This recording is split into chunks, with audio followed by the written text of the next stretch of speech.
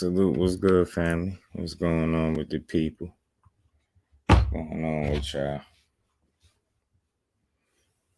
Back with another one, man. Do a little fight recap of the one fight, two fights that happened this weekend. Couple things to talk about. We're going to get into Joe Joyce, man.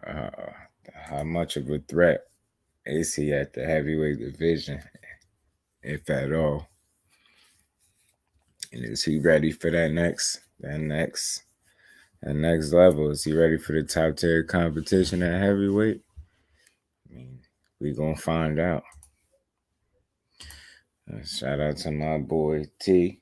Appreciate you for sliding through. Demetrius was good, bro. Appreciate you for sliding through. How you feeling, bro? We gonna talk about some things, you know.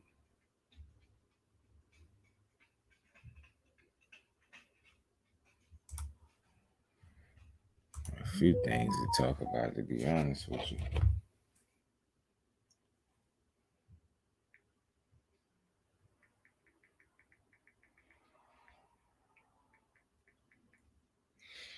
My bad, y'all. Kenneth was good, bro. How you feeling? What's good with you, bro? Appreciate you for sliding through.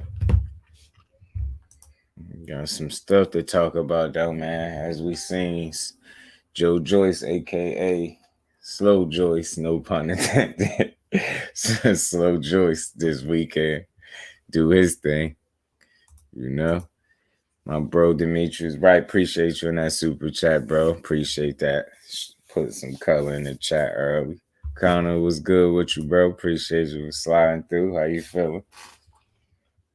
I know y'all seen that fighter, you know. I want to know.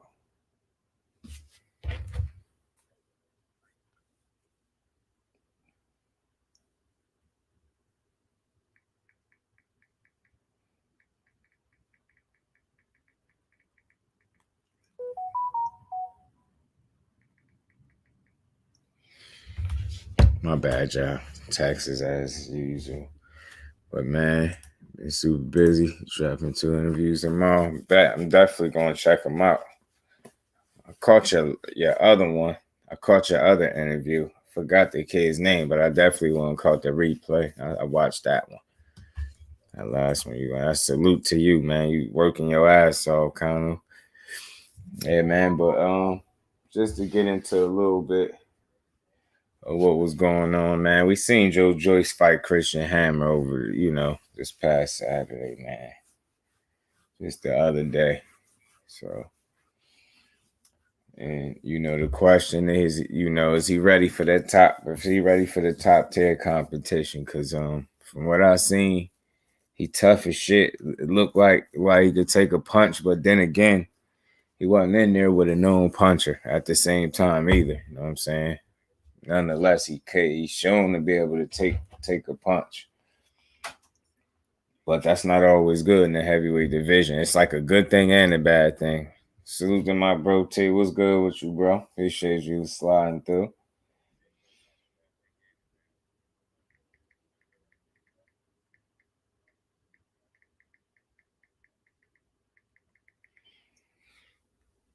Yeah, man. But even though he got the stoppage, he got the 4th round stoppage, dropping this dude with body shots. It was just a matter of time. Christian Hammer wasn't going to be much of a threat. He didn't pose much of a threat at all. We all knew it was pretty much was going to happen going into that fight. But, we just being real based on what this dude head is and what he think he ready for. He think he ready for that upper echelon, that heavyweight.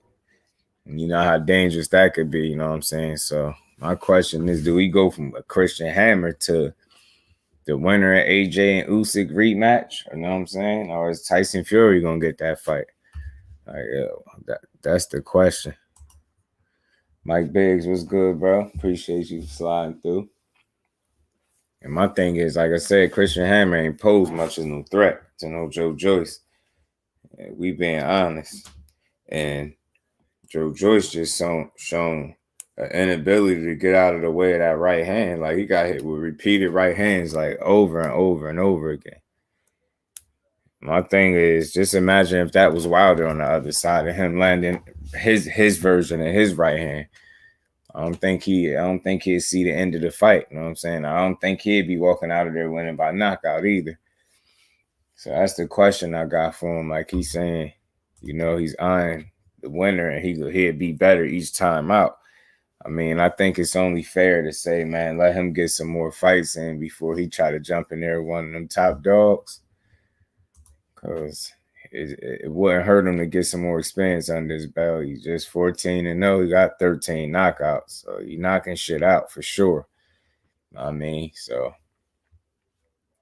power is definitely not an issue, but he is a little on the slower side. You know what I'm saying? The thing with him is he do come to fight. He will fight, but he's just on the slower side, and he's just not that defensively responsible to me.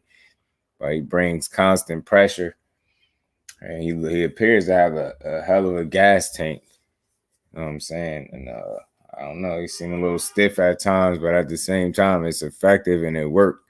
It's like a slow and steady, but, you know, he wear you down kind of, you know what I mean? He got to wear you down kind of style. So, but my thing is, I don't think Johnny Q was good with you, bro. Appreciate you for sliding through.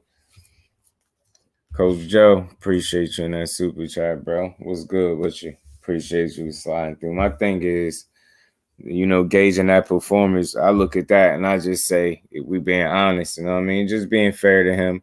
He ain't ready for that upper echelon just yet. You know what I'm saying? And in just 14 fights, shouldn't be in that much of a rush, but at the same time, he's 36. But, you know, for heavyweight, that's not so old, you know? So, hey, he got a little, I think he should take his time, at least try to get some more experience under his belt before he get up in there. But at the same time, if the top is what he want and that opportunity present itself, I ain't into protecting no fighters. If they say they ready, then they ready. But my thing is, I just seen some glaring holes in his game that lets me know right off the bat, like he ain't beating the Alexander Usyk. AJ, that's a different story because, you know, we're gonna get into that too. That AJ be a different story. I think that's a more winnable fight for Joyce. But you know, I seen Usyk and Joyce fight once before with no headgear, and I see how that played out. And I just don't have no doubt in my mind that based on what I seen out of Joyce, not even just in the last fight, just in the fights that I seen him in his career, I ain't see him make enough improvements where I could say I think he'd be able to beat Usyk. Like his best bet is to be able to get lucky and land a shot. And the thing is, he ain't really no one shot knockout artist either. He kind of grind you and wear you down and get you out of there.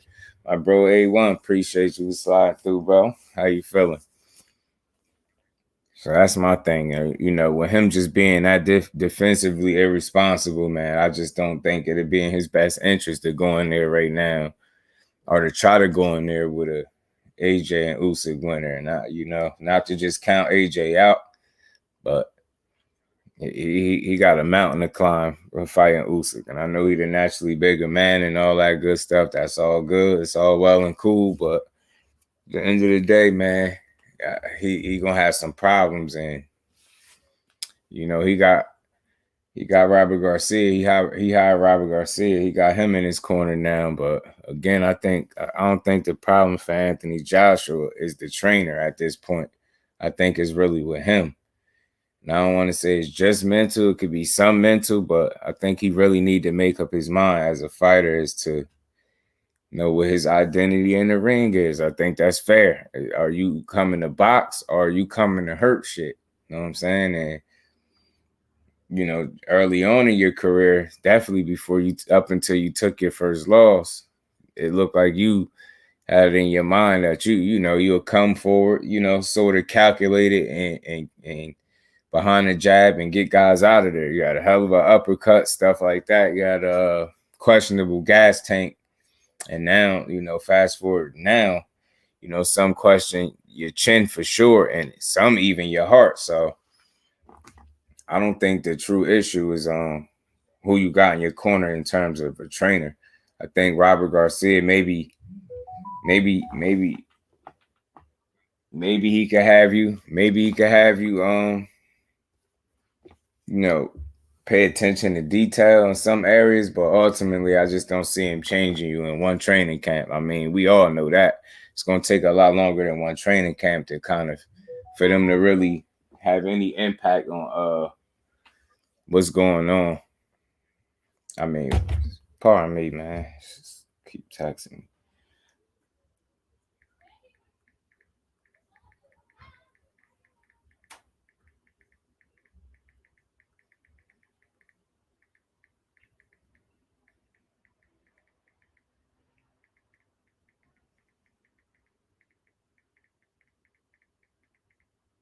My bad, y'all. Damn. So yeah, man. That's my thing with Anthony Joshua. It's not a matter of who in the corner with him. Like, and it's gonna take more than one training camp for them to get their shit together. And bro, typing fast. It's gonna take more than one training camp for us, I think, to see any true impact on Robert Garcia training or his input on Anthony Joshua. I think that's just being fair. They just need more time. At one training camp is just not going to do it. He got rid of Rob McCracken and picked up Robert Garcia.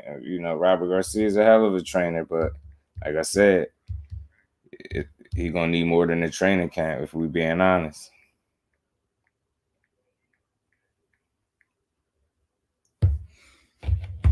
So if Anthony Joshua is not able to make up his mind as to what his approach is going into that ring in this rematch, then he could kiss them belts goodbye. And to be honest with you, I think even if he do come in there with his mind made up, I honestly think Usyk gonna beat him again. I mean,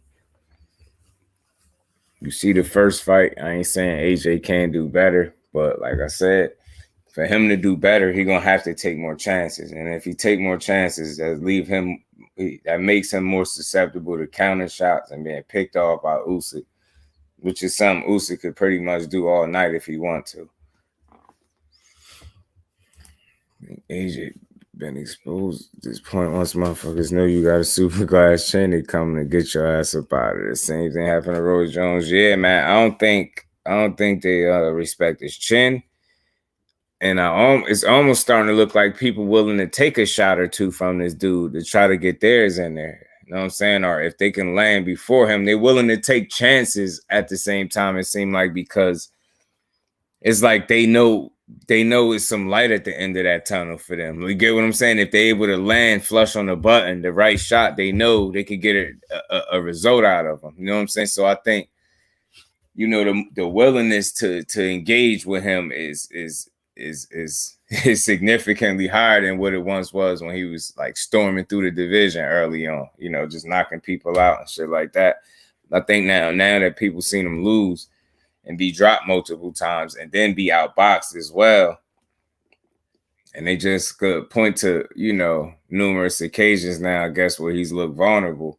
I think people are on to him to some degree, and I think they see some of the same stuff we might see, like maybe they question his heart, maybe his chin, maybe his will, like a little bit of all that. You know what I mean? How much do he really still want it? And like I said, I think because of that, people got a willingness to engage and take risks against Anthony Joshua, whereas before, a little earlier in his career, there was a little more cautious in there with him because of what was coming back. Now it's like, the hell with what's coming back. I've seen you hurt before, and I know if I could get my shit off, you get what I'm saying, then I got a shot at getting you out of here and getting an upset, or, you know what I mean, winning big against you. You know what I'm saying? So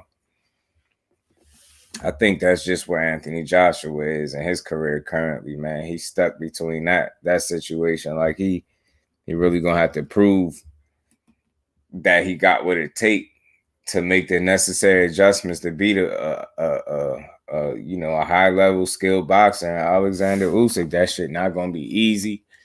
And although the simple answer would be, yeah, well, just come forward, be more aggressive, cut the ring. Like that's definitely easier said than done. It's, Usyk got real good footwork. You know what I'm saying? He's smart as hell himself, so he ain't just gonna let you walk him down and do whatever you want either. So, you know, with that, with every risk that this dude take, you know, it's a high probability and possibility that he get countered or hit with something meaningful. So, you know, who's to say Usyk ain't gonna switch up something for this fight and say, you know what, let me be a little more aggressive. Maybe if I'm a little more aggressive earlier on and I push the pace, I gas this dude out a little earlier, I get him tired again. Maybe I could stop him. Get what I'm saying? That's a two-sided coin. So it's gonna be interesting to see how they both approach the fight. But I like Roland, no doubt, bro. I like what I like reading real quotes and stuff from fighters and listening to, you know, especially when it's a real one.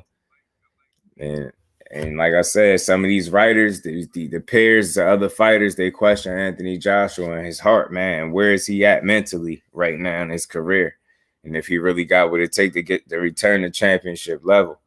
That's what I'm saying. I think it's gonna be more, it's not Robert Garcia. It's although he's a hell of a coach and trainer, it's a good addition maybe to your team, but that's not the quick fix. I don't think that's gonna be the X factor. That's not gonna be the deciding factor or nothing like that. I ain't saying it don't matter, but I am saying I don't think that's gonna be the deciding factor at all. Salute to my bro in commentary. How you feeling, bro? Appreciate you sliding through. And then, you know, it's interesting because in one of these articles, they saying at some point Joshua might figure out that it doesn't matter who's at the helm of his troubled ship if he lacks the ingredients to become a world champion. You know what I'm saying? They saying the respect is still there. Rob is welcome into the training camp at any time to give his 2 cents. So they saying Joshua and Rob McCracken is still cool, but Rob McCracken was never the issue. Feel like every fighter should be able to go out into the world, learn from other people. Joshua continue. Yeah, that I understand. But it's funny how Joshua said, you know, he felt like as a fighter, one should be able to go out and learn from other people. And something that I thought was interesting and funny is that Tyson Fury, now I don't know if he was trolling, but he made it seem like he was dead serious. I don't know if he was trolling him, but he offered to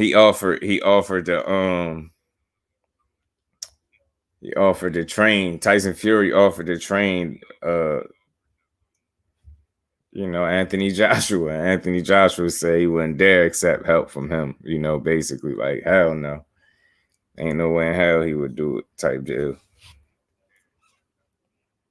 And then, you know, the writers were saying, yeah, he was trolling. You heard? He said that's his problem. I think I might have a quote from one of them. That shit be funny as hell, bro. I'm telling you. That shit really be funny. Like Tyson Fury really a whole nut. Like, why would that man even feel comfortable though? Like getting into a camp with you in the biggest fight of his career because it's for the marbles against, for them belts. And a loss, back-to-back losses could truly hurt his career. Like he gonna get a potential enemy, a foe. To get him trained like on some Rocky shit. Like on some Rocky, like they been watching too many, Tyson Fury been watching too many fucking movies, bro. They've been watching too many movies, bro. Tyson Fury's a whole damn asshole. I'm telling you, he trolling that man like that, yo. He said, man, but he said he'd never accept no help from him. And you know, a question that they posed was also a good question. Ain't nobody about with the Furies right now. Hell no, right? Not even a desperate AJ. Not even if he desperate right now. You know what I'm saying? Not even if he desperate right this minute, bro.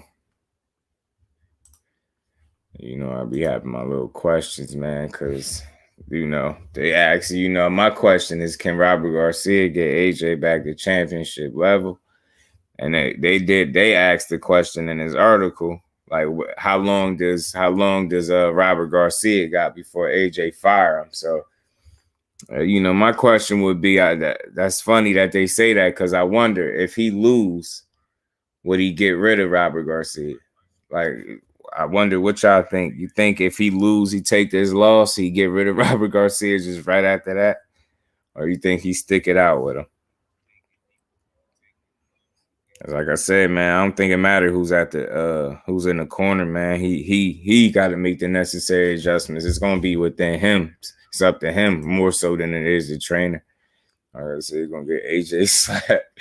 He go cause and you know what's funny, Johnny Q. He trying to I think they're saying like he wanted to come forward more and be more aggressive. And the question that they have for AJ is, do we have the chin in the gas tank to make those necessary adjustments? Like they really want to know, do we got the the ingredients to get that shit done again? Because return, like I think this is a big fight for him. And one thing right off the bat, I'm just due, so I try to stay true to my name and get a situation as a whole is just due. Although I see this being an uphill battle for Joshua, he still has a chance. You know what I mean, like he ain't got no chance in hell, but it's gonna be a tough night for him. And back-to-back losses is gonna hurt. I see it going. It's going funny. It's funny how everybody cool with AJ moves, but Wilder got attacked for making coaching changes in CC, and that's just to add to the points that bro was hitting on earlier. G5 when he was talking about the double standard. There go one more of his my bro St. Louis. I'm glad you brought that up because that's all that is. He a sore loser. He can't take a loss. It's all this and that. And you know what? Just while we on it, because all conversations on deck over here. You know what I mean? We talk about whatever we want that's boxing related, topic to topic. It's funny how they did that because they focused more so on him making a change, but they didn't when they got the reasons potentially why he made the change. Like just imagine you having an agreement as men that if I'm hurt, let me go out on my shield, bro. Don't throw no towel in. And then you got the nerve to damn near let dudes influence your decision other than what we just discussed. You think I ain't got every right to get rid of you and look at you as a snake? You snaked me. I told you not that. We discussed this. Like, just imagine that. Like, you pay him. You get what I'm saying? I don't care what he think he trained you to do. You pay him. So we have a discussion and I tell you don't do something. I get in that same exact predicament. Unfortunately, that predicament came sooner than what you would have wanted it to. But then you going to throw the towel in anyway. Now I got to stick with you. You don't even listen, bro. Who's to say the next time I'm in a situation like that, you don't do it again? Because if you did it once, you would do it again. That means you ain't listening at the end of the day. Feel me, Jack? You feel me, Johnny? You know what I'm saying, bro? Because it's like, what else the fuck you want him to do? Yeah, I would have been mad too, man. Get your ass up out of here. And then I hate to feel like, it's not that I take Wilder's side, it's how it transpired. And the way I look at that, the stuff that he had to say after the fact, after it was no longer cool, Wild would look at him with a side eye, because if it was that much issue like that, like, oh, he didn't want to listen, and depending on what kind of mood he was in, determine this or that. Like that started to me indirectly sound like you was just cool with the money. Because if the relationship was damaged to the point where you can't get the fighter to respond, then you should have stepped away. But instead, you was along for the gravy train until it got halted. You know what I'm saying?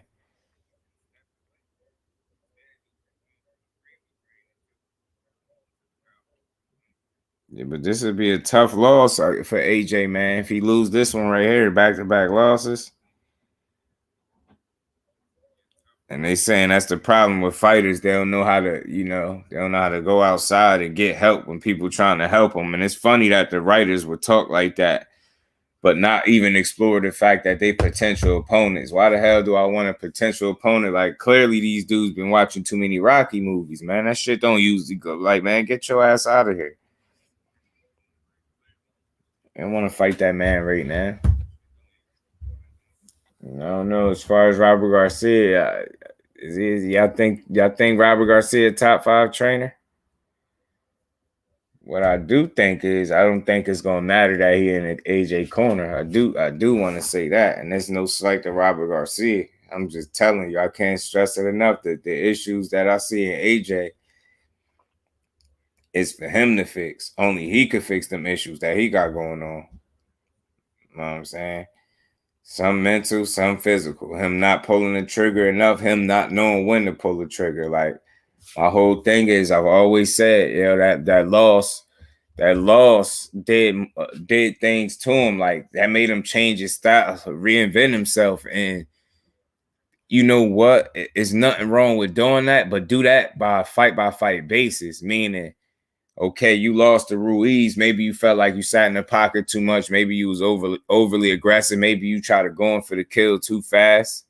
You know what I'm saying? But either way, when you made them adjustments in that second fight, which served you well in that fight, you pretty much turned into a boxer. You get what I'm saying? He didn't really want to sit down and engage. It was a little odd to see a guy that you used to seeing just coming forward and, coming behind and jabbing power shots and blasting dudes up out of there. It was a little odd and weird to see him moving so much.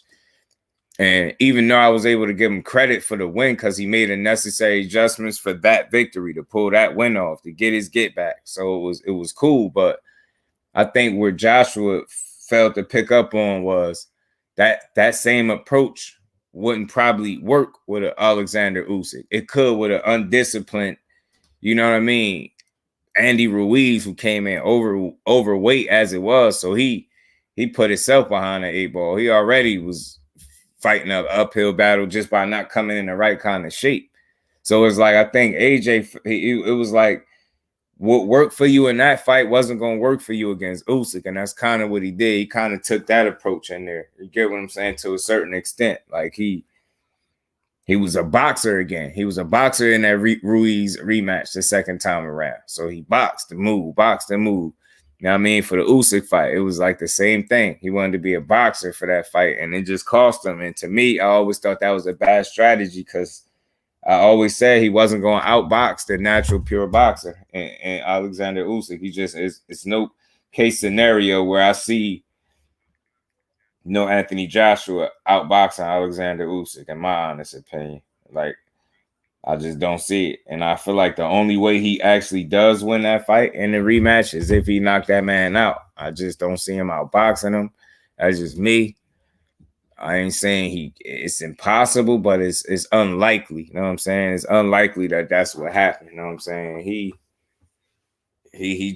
gonna be in trouble, man. I really think he's gonna take back-to-back losses, and I don't know where his career gonna go from there. But like I said, it's gonna be interesting to see if he actually do get rid of Robert Garcia. But again, he ain't the issue. Trainer is not gonna be the issue. I don't think it mattered. He could have had any trainer y'all thought would have served him best in this situation. I think the outcome would still be the same or very similar. You know what I'm saying? Maybe he proved me wrong. Maybe he catch Usyk with something early and hurt him and get him out of there. Or you know what I'm saying? But it remains to be seen. But I'm leaning towards Usyk, and that I revisit it as it get closer. But I just wanted to come touch on this and touch on that Usyk fight because, I mean, not the Usyk fight, my bad, the Joyce fight, because, he's screaming. He ain't screaming, but he talking like he want, he eyeing the winner out of Usyk and AJ. And I heard a little whisper about, Fury being, in the runnings for that. But then with us knowing what we know with him and what's going on with that situation, I seriously doubt if he be fighting anybody anytime soon. So maybe that pushes somebody else to the forefront and gets somebody an opportunity sooner than what they would have gotten it, if it wasn't for this situation going on. My bro Crush was good with you, bro. Appreciate you for sliding through. TWT, you know it. Appreciate y'all, man. Y'all smash the like button for your boy. We gonna keep rolling. Yeah, man, but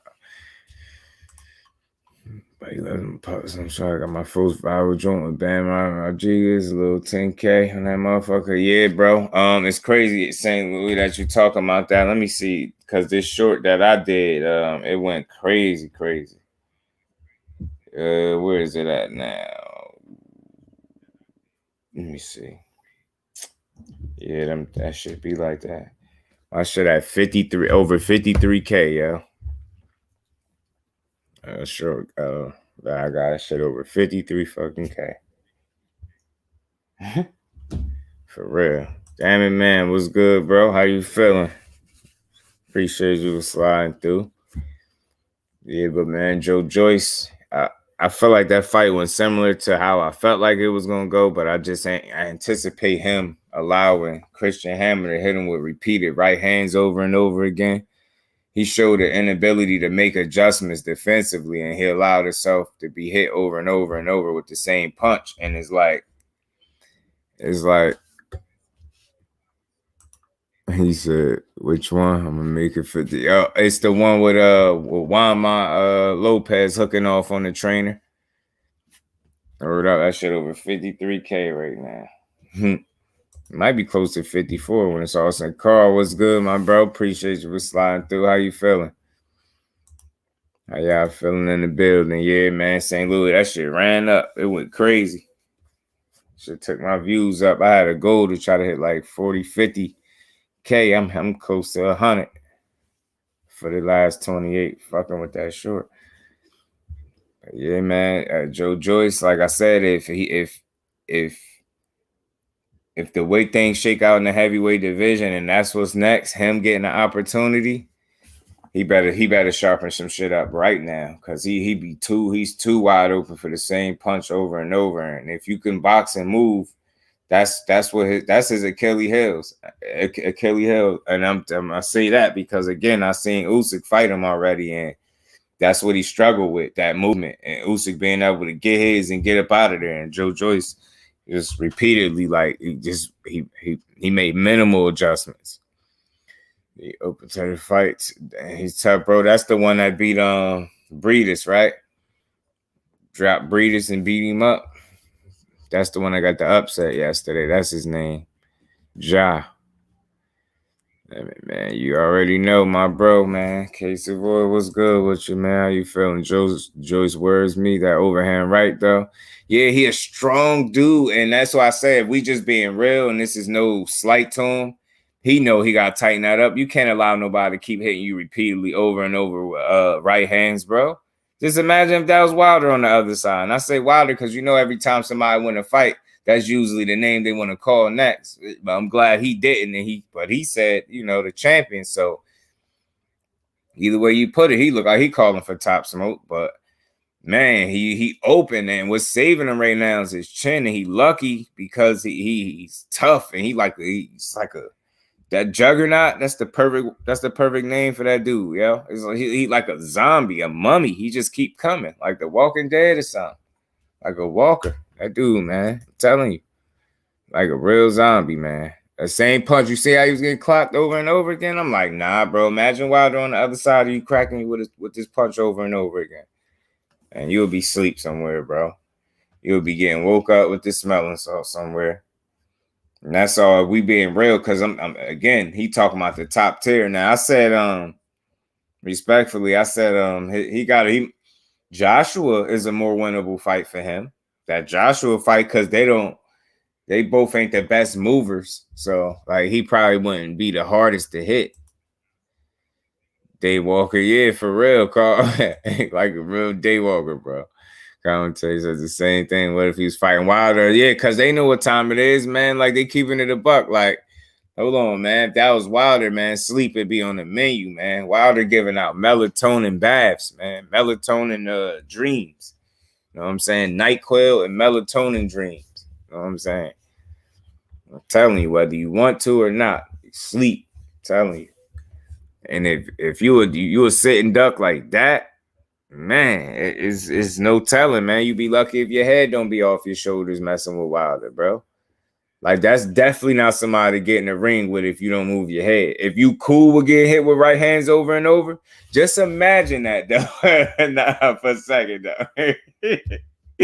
The way he was getting hit with the right hands is almost like he was saying he was cool with this shit. Like, so that's just like, so I think it's safe to, let me just play hypothetical real quick. Hypothetically, Wilder on the other side. He like, fuck it, Wilder, go ahead and hit me with them right hands, see what you got. Like, you know what I mean? Like, he gonna be sleep, bro. He gonna be sleep. You know why I like him, T? He is tough. He in shape. I like people that got gas tanks, like big guys like that. He a big guy, and he's stiff, but It's weird, man, because he has some athleticism about him, but he's still stiff. He comes off a little stiff and predictable at times, but it's just like you still can't stop it. It's effective. You know what I'm saying? And he's hard to stop because he's strong. Offensively, I fuck with Joyce work. Reminded me of a heavyweight EJ. Yeah, I keep hearing that comparison. Yo, his work, he be working, don't he? That dude be working. Look, yeah, people keep saying he EJ a heavyweight. He ain't as technically sharp though as EJ, but I get what y'all saying. But he ain't, you know, hell with that. He ain't as technically sharp as bro. But I get what y'all saying. He impressive, man. His work rate is impressive, man, and his gas tank. And then he got a beard, but again, I think that will come back to haunt him. I don't think testing your chin that way, like, it's cool to know that you got that in your back pocket if you need it, like you got a beard on you, but you damn sure don't need to be testing it out on everybody you fight, allowing everybody to test that theory to just see how hard they can hit you. Because let's be honest, Christian Hammer ain't had the power to hurt that dude. That's why he was walking through him. And then again, to be fair, I ain't saying nobody getting hit on purpose, but maybe that's why he didn't show a real urgency to make an adjustment to that punch. But again, that's just not a good sign to get clipped over and over and over and over again. And I ain't even exaggerating. He got clipped over and over and over. Like, dude was just winging them shits at one point because he knew he couldn't miss. And he was damn near hitting them every time with them shits. I'm like, damn.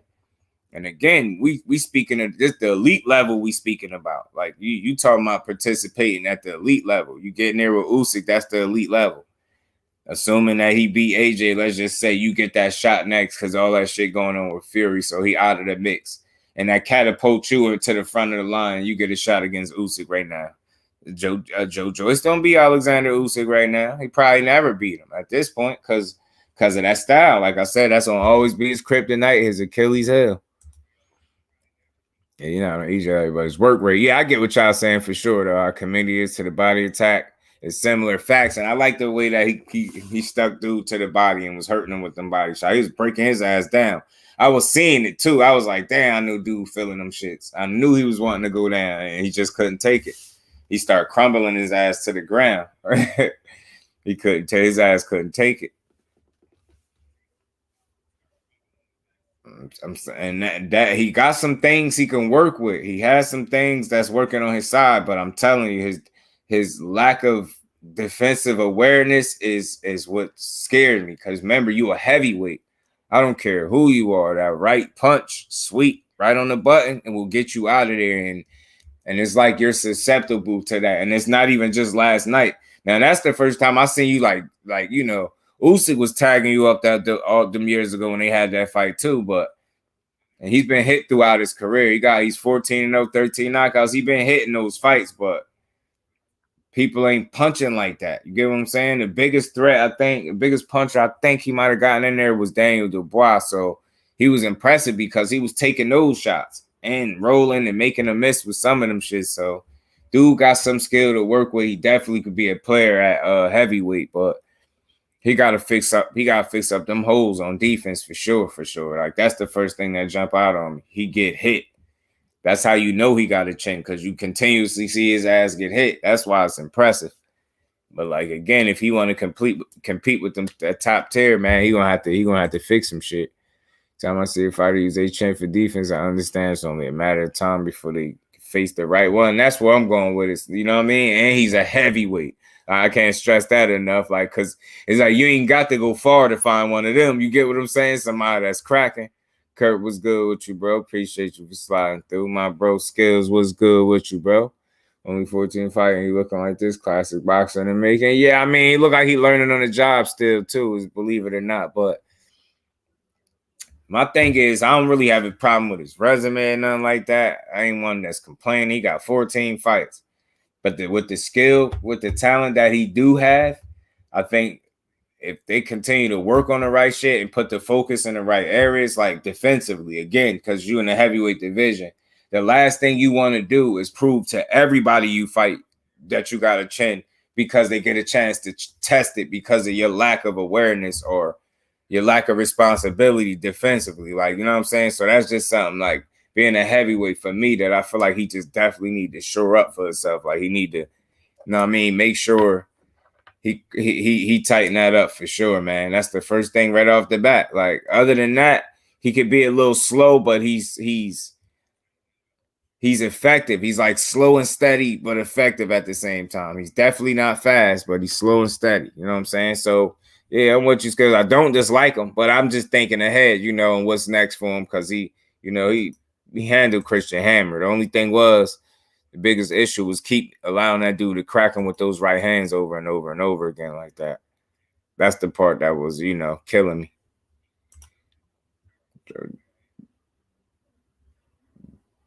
Drew just want to do that shit against Wilder. He better not. But see, my thing is, you go to any of his fights that you can find tape on, he get hit in each fight. Like if he still end up getting your ass out of there, but that's just a problem he has. He gets hit.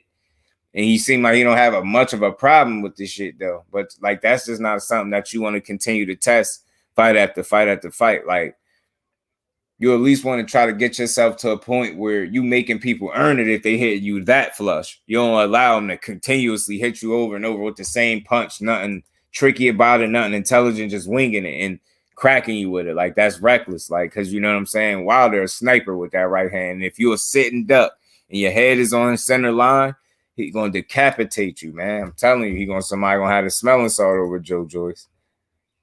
He like Tank. He doesn't respect your power. I believe that too, though. I believe that too, though, bro. I believe that too, and that's why I said it's like we see how tough he is, but for me, just thinking ahead and him being a heavyweight, a big guy, and being in there with those dudes that will only take one punch, you just want to shore that up a little bit, make them work for those clean shots because you are a big guy. Like roll with some shit, take some steam off it. You know what I'm saying? Block some shit, make it roll off the glove, the arm, some shit like that. Don't just be letting them hit you. You blocking shots with your face and chin. Like, dude, what you doing? Because I know you. I know. Like I got a clip on a little short on my channel of him getting dropped and the amateurs getting dropped real bad and then getting hurt with a body shot. I think that was that Chisora or Takam that he fought. Takam, one of them dudes hurt him with a body shot. So he can be hurt with the right kind of shot, but it's like don't test your chin in that way. Like we get it. We seen you get hit enough where it's like you need when you get in the gym, one of the first things on your mind is like, yo, let me improve defensively, yo. Because just think about this right now, right off the bat. If Joe Joyce is a much harder target to hit than what he is right now. Just think about that. If he'll improve nothing else off what we seen last, but his defense, just think about how much better he is right off the bat. Get where I'm going with that? That's why I think it's fair to, over here, y'all know I'm just due anyway. I try to get fair assessments, you know what I'm saying? Not emotionally driven ones, you know what I'm saying? Like, I don't have no issue with Joe Joyce. Think he's a solid fighter. He's a strong dude. But he could be a little stiff, robotic, predictable, but it's slow, steady, and effective at the same time. Like that's just the proper way to like. It's like I could critique it, but I also gotta be honest and say it's effective for him right now. It's working. You know what I'm saying? Yeah, over a 90% KO ratio. He's sleeping shit, punching on dudes, stopping dudes, whatever they want to call it. Like it's working for him. You know what I mean? But again, I'm just a firm believer in understanding that his levels. And Christian Hammer is he only caps off at a certain level. You get what I'm saying? And that's just he's not the upper echelon. So when you saying you eyeing the winner of fighters like Usyk and Joshua, I start to thinking, oh, all right, well, if that's where you want to go. I ain't thinking protect you, but I start thinking like, are you ready in terms of not like I want to protect you, stop him from getting his ass beat. Nah, throw him in there, but just having a conversation on it and breaking the fight down. Is he really ready? Like. Based on what we seen from him, like physically. Now, you know what I mean? We know if given an opportunity, he probably get his ass right in there. But you know what I mean? Is he ready for that top tier? You know what I'm saying? Well, if he runs in a Wilder, the test will be over. Yeah, man, you already know. You already feel me, Jake? This could be really good then. Yeah, big on Wilder's return. He was killing Fury's midsection until he got hit with that temple blow. Yeah, stop until we have another ruling. Yeah, I mean, for me, skills is like it's hard. Like if he ain't got to be coerced or convinced or like gonna have to take some drastic shit that make him feel like the hunger is still there, then I'm with seeing him another time or two. But Again, I'm completely cool if he never boxed again because he ain't got shit else to prove. You know what I mean? Still gonna be one of my favorite heavyweights of all time. Like this, wait till he's in the top 5. Yeah. Wait till he hits the top 5. Yeah, you gotta be careful. And that's all I'm saying at the end of the day. Wow, there's nothing to prove. See, before I even read your comment, you see what I was saying, Skills. So we thinking the same thing. Got shit else to prove, man. No, it's filled with controversy, facts, and then you know what? At this point, Skills have been so long. It's like if y'all want to take them funky ass losses and run with them, or wins, whatever, take them and run with them, man. At the end of the day, no loss on his resume is gonna change the way we rock with Wilder, and that's what they hate. You get what I'm saying? Even after the losses, the people didn't really stop rocking with him. If anything, it seemed like people rock with him now more than ever. Even some of the ones that might not necessarily been rooting for him early on seem like they rock with dude for some reason now. Because you can't break him. You can't break him. You gotta think, man. Like I say, man, I always say this about Wilder. When it come to Wilder, bro, we all know. You think about how late he picked up boxing. What he got into boxing for, what was his circumstance, man? You know, take care of his daughter, her situation. Like, we all know the story. For him to become an Olympian, get a bronze medal, get in boxing, and discover that he had a right hand that was like a heat-seeking missile, bro. And to be able to knock everybody down or out that he fought, and only still to this day, it was only one dude in the heavyweight division that was able to beat him, and that's filled with asterisks and controversy and, you know what I mean, all that black cloud over it and all that shit. Just think about that, man. Like, if you really look at it, what he couldn't do. And that's what I ask people. I urge people to think about what you're saying when you say how limited he was and how he couldn't box and all this and that. He only had power. Just think about how much you limit him because you want to criticize him, and then think of the success he was able to have with such limitations. And you tell me if that's not great. If you don't know that that's great, you just don't know what you're looking at when you watch Wilder. And it's so much more than meets the eye. It's so much more than breaking down how he hold his feet or how he deliver his right hand or how he shoot the jab. It's just deeper than that, yo. It's deeper than that. The circumstances and what he stood for, the reasoning for getting into it and actually taking that shit that far, like that. You probably won't see that for a long time again. He was like an anomaly, knocking people out like that. Damn, people damn near seizing up on the ground. His knockouts was going viral, yo. In a sport, just think about what he did to the sport and how many more eyes and people. I don't think enough credit get given to him for that. Just think about the eyes that he brought to the sport because you had an American heavyweight damn near doing everything but decapitating you in the ring. You get what I'm saying? He gonna always be the champ. Okay, I'm with you on that. You know, once a champ, always a champ. Especially when you move like one, like in and outside the ring. Like, and that's what I'm saying about that belt shit. Don't get me wrong, having that belt to solidify as you being an actual champ is always good, but he had it. He had several title defenses, almost had that record. You know what I'm saying? He had to damn near pretty much get, bullshitted to lose.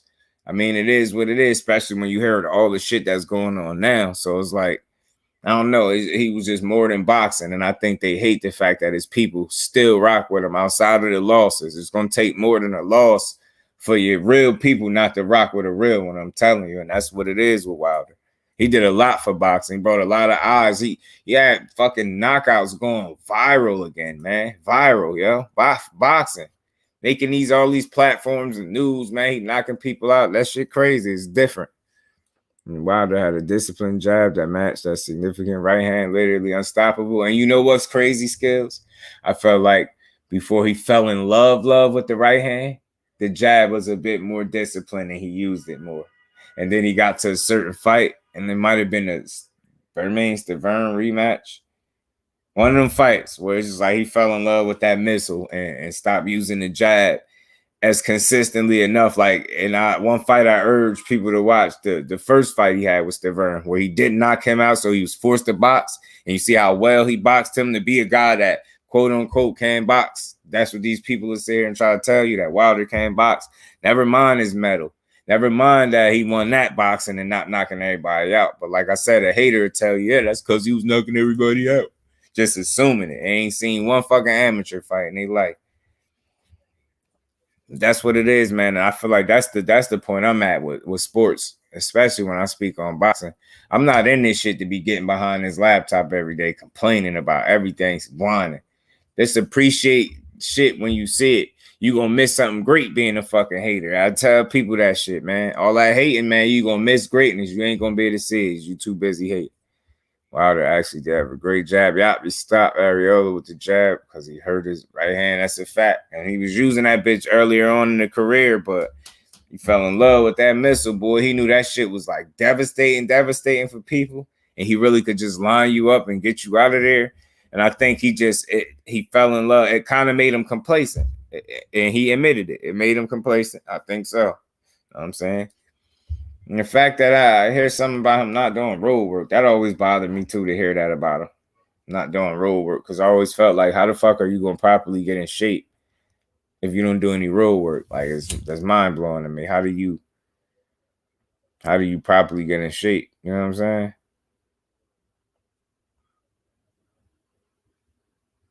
And because that was the biggest issue in the last fight. He was more to me, he looked more gassed than he was hurt. Once upon a time, he looked more gassed than hurt. And it was frustrating to see because I'm sitting there, remember watching this shit like, damn, this dude looked like he gassed, man, like early, like, you know what I mean? And it's like he was going to the body well early. And it's like once he got clipped, he reverted back to what he know. And he went away from the game plan a little bit. And Fury was able to capitalize, big sloppy dude, but tip my hat to him. He won, man. Anybody that could get up from them right hands is a different kind of man. I will say that, just to be real.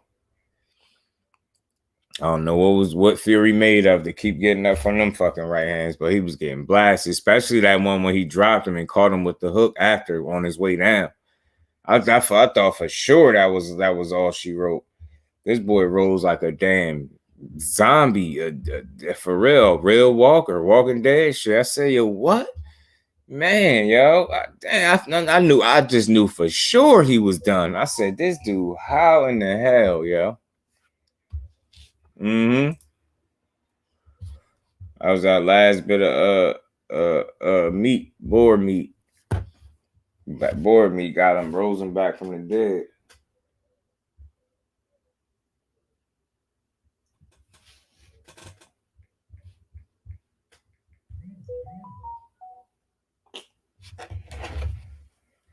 You got Usyk and AJ. K, I got Usyk in the rematch. K, I just think he gonna have to. I feel like the only thing AJ could do differently is, throw more caution to the wind, take more chances. But I think in doing that and taking more chances, I think that leaves him more open and make him more susceptible to counter shots. And we know Usyk could box all night at that pace. And I feel like if AJ pushed the pace, it's two things that he could run into. Although he could find himself having more success, he also could deplete his gas tank even more by trying to push the pace. Now, him pushing the pace, Usyk could fight at an accelerated pace, I believe, if he need to, more so than AJ. You know what I'm saying? So I think if he, two negatives if he pushed the pace is the fact that he'd deplete his own gas tank and he'd leave himself and be more susceptible to getting caught. You know what I mean? By Usyk. And Usyk could box all night.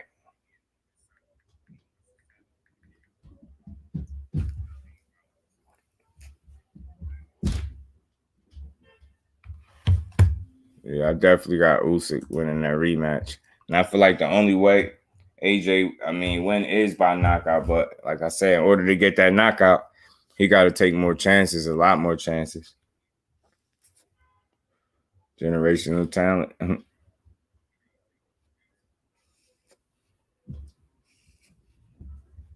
It's a fact, Scales. And if you talk about Wilder, if I'm still right. Again, when we say generational talent, remember, everything ain't about skill, especially in the heavyweight division. You ain't required to have as much skill, just to be fair, in the heavyweight division, because all it takes is one punch. Facts, T. That's what it was. That was residue from that last 8-ball waking him back up. So it was like a shot of Narcan or whatever that shit is that they use to get him up. So AJ will go for it this time, and I kind of want to see that because I think that's more entertaining for the people if he actually go for it. Now, again, it's two problems that he face if he go for it. He make himself more susceptible to getting caught with counter shots, and he run the risk of depleting his gas tank earlier by fighting at an accelerated pace. Now, for his counterpart on Usyk, I don't see stamina being an issue for Usyk the way I see it being one for AJ. And we all know we seen him guys. We seen it more on one occasion. So my question is, you know, he already tried to box him. That really didn't work. You know what I'm saying? Now I think his only real option is to actually go for broke a little bit, but be calculated and smart. He gonna have to be smarter than Usyk as well, and that's a tough task. It's not impossible. None of this in boxing is impossible. If you come up with the perfect game plan on the night, there's no telling what he could do. But at the end of the day, he gonna have to take more chances. And like I said, I think Usyk gonna be ready for that. And I like the way Usyk explained, you know, how he got to fight this dude. And he said, I like the way Usyk explained AJ's mentality. He said the problem with AJ is he too worried about winning. And I know some people will be like, well, damn, how you too worried? That's the whole point, is to win. Nah, you hear what he's saying? He too worried about winning. Whereas Usyk, he said he worried about the next move and what he should do if this happened. You get what I'm saying? So the way he explained it is basically like AJ is too concerned with losing, whereas I'm comfortable with what's going on, and I'm too busy worried about what I actually got to do to win. You see the difference? AJ is focusing on that he has to win. Usyk is focusing on what he has to do to win. You see the difference? And I think that's real interesting, the mentality between both fighters.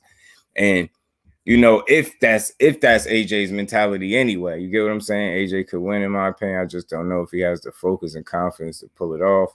People forget Usyk's face was marked up too. Yeah, nah, he got his licks in for sure.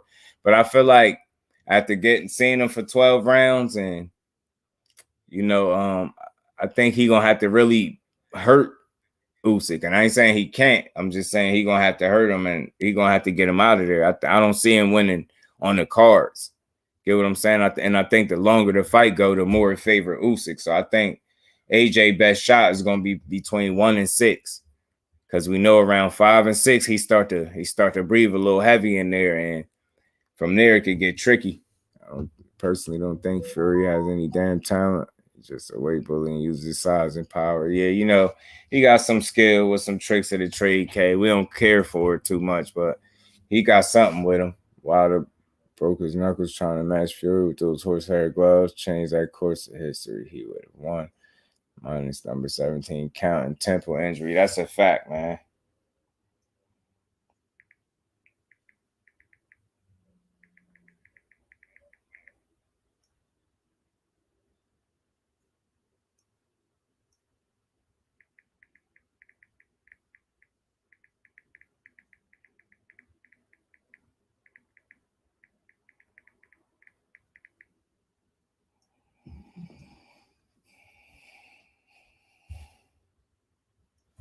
No, Brian. Yeah, but I'm with you on that skills. Yeah, man. That temple injury ain't nothing to sneeze at. Fury bum. Yeah, he ain't feel. He don't like no Tyson Fury. Man, bald headed bum. He don't like no Tyson Fury. I feel you, K. I mean, once a cheater, always a cheater. I mean, you know. And at the end of the day, you know, him and Joe Joyce got something in common. They both fought Christian Hammer. The difference was Joe Joyce ain't get this fight held up at the beginning of the fight and had to rewrap his glove. Tyson Fury did, because he was doing some funny business there when he got caught.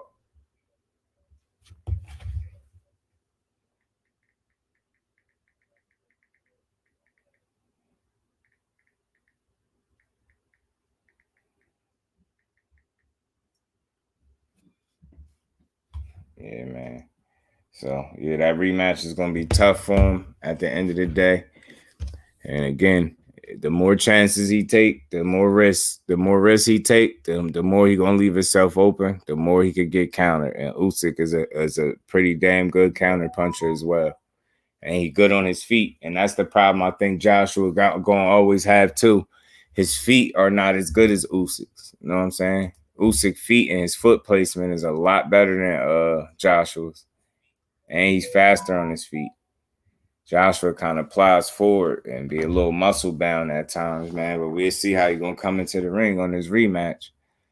It's for many fighters, but damn, I hate Fury has because it's the cheating, okay. It ain't like it's just for no reason. If I sat here and asked you why, you will have an explanation. You won't just be saying you just hate him just cause. You will be able to say why though. I agree with K in the sense of it. Fury wasn't too damn big. He would have been successful. Now, that's a fact. This size definitely helped him out. And the fact that he actually knew how to use the size and had some pretty nimble feet for a big dude like that.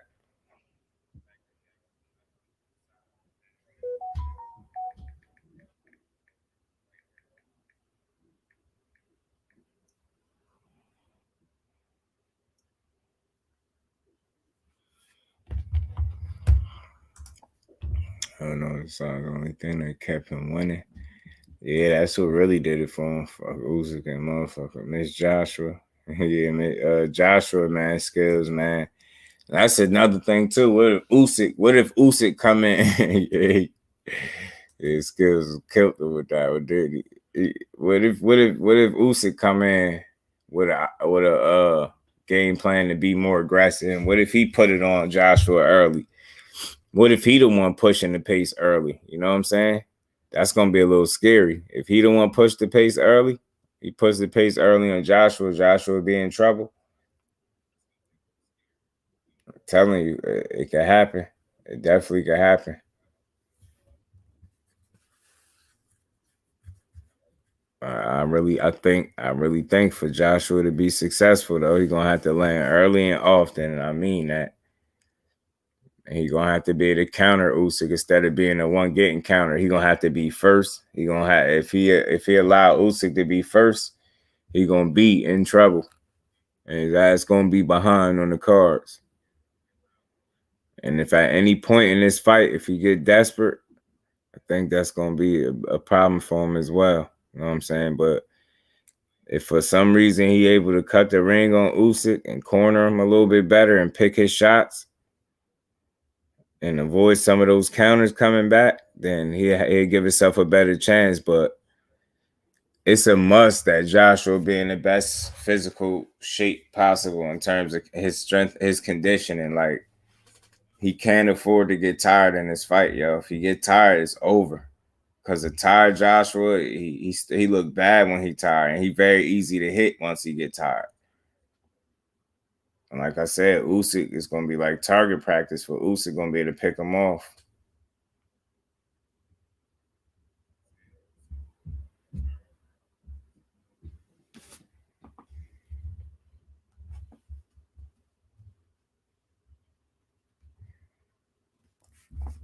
If Usyk comes out pushing the pace, then it's gonna be a short night. And that's what I'm saying.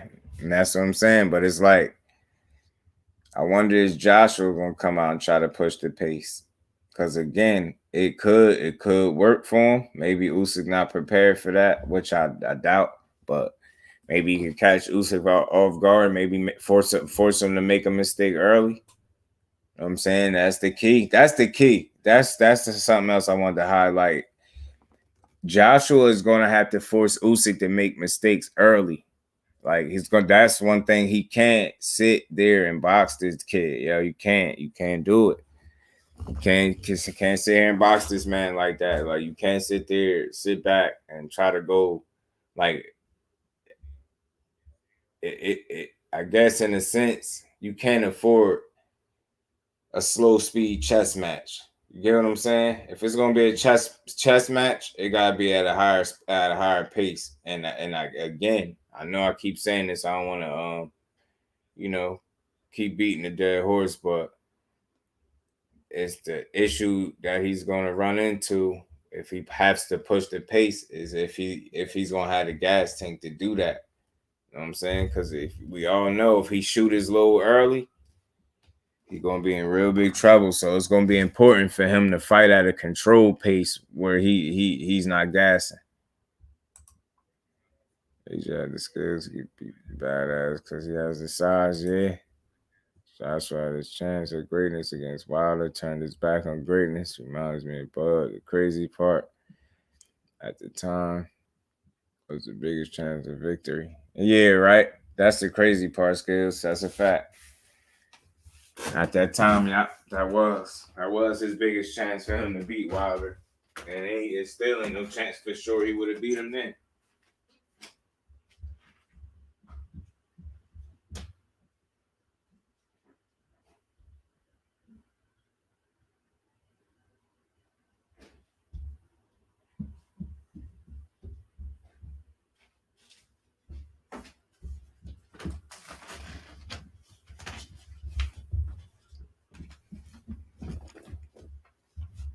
Yeah, he turned that down. Try to make them demands. They got that bag for him. And that boy was like, nah, I'm good. That boy was like, nope, I'm good.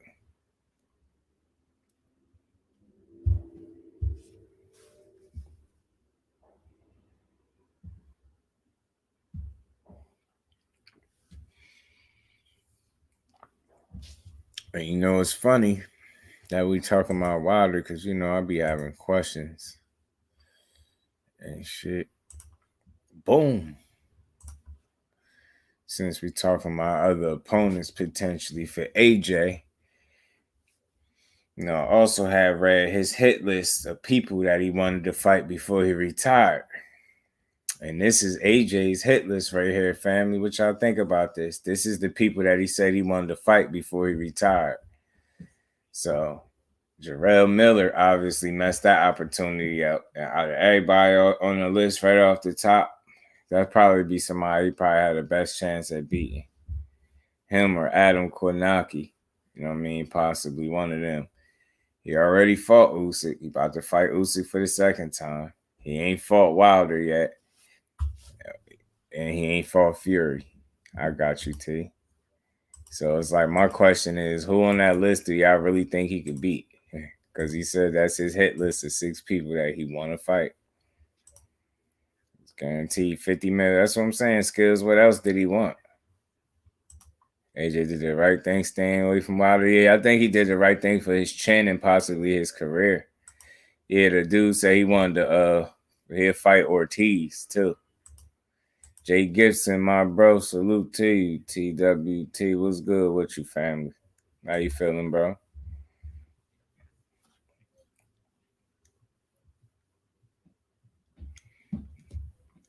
Yes, sir. Shout out to my boy Jay.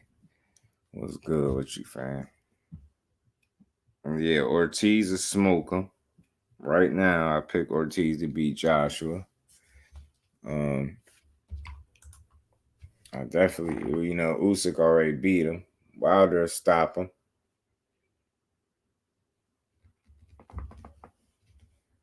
Mm.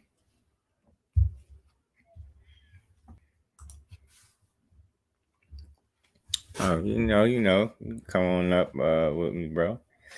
Thrill, what's good with you, bro? Appreciate you sliding through. Imagine walking away from 50 million for a fighter you claim are even good. It's preposterous.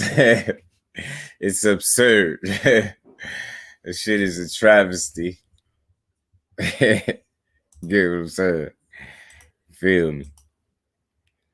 You know, a salute to the whole TWT family, man. Wilder was going to shatter the AJ shit, but even still, shin smash, he would have been looked at as a completely different fighter. In fact, the respect he would have really gained for that would have been insurmountable, along with a hell of a bag. Till he fight Usyk again, the jury's still out for all those people he wants to fight. JJ, that's a fact. Salute, bro. Appreciate you for sliding through. Smash that like button for your boy and subscribe to the channel if you're not. If you are, I appreciate you in advance, bro. I don't believe AJ. I think his list was promotional. Yo, you know what? That's a good point, man. It probably was because the names are too good, right? The name's too good to be true. That shit like perfect, right? It's like if you went in the bag and you could pick out the perfect heavyweights. Like that's he picked out all the names that sound like they'd be the best challenges for him. Yeah, but I think Jay, I think when he fight Usyk again, I think he in trouble. We was just talking about that. I think he gonna be in trouble. I think his only option is to try to knock Usyk out and be smart about it, and he gonna have to be smarter than Usyk. Now AJ part time Hugo Boss model. You know what I'm saying, bro? What's good, Quick? What's going on, sis? Appreciate you for stopping through. TWT. Yes, yes. Plus, you don't lose no prestige for getting slept by him. It was a win-win, and that's a fact. But when you think small, like AJ, you know what I mean? You can't see it that way. You know what I'm saying? That would have been no loser. Nobody would have frowned at you for losing, getting knocked out by that dude. Who's to say? Maybe you would have called him first, which I don't think so. But you know, it still would have been a good try. You know what I'm saying? But I guarantee you, getting slept by Wilder wouldn't have been as embarrassing as getting slept by Ortiz. I mean, getting slept by Ruiz, getting knocked out by him. Belts took and you know what I'm saying, dropped all them times. Well, Wilder, he might not even have to drop you that many times. You know what I'm saying? Wilder might not even have to drop you that many times. Yeah, uncompensated, my bro. It was definitely a win-win. He ain't want that. He ain't want no nap. I guess he wasn't sleepy. He ain't want no nap or he ain't want no money.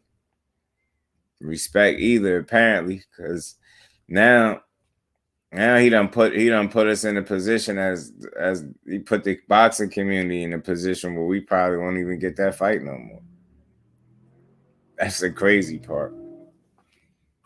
And you know what's so real with him? He in a blessed position because, to be completely honest with you, I think if he lost again to Usyk, which I'm leaning towards him losing again, if he lost again to him, he was to fight Wilder after that, it'd still be big. It'd still be big.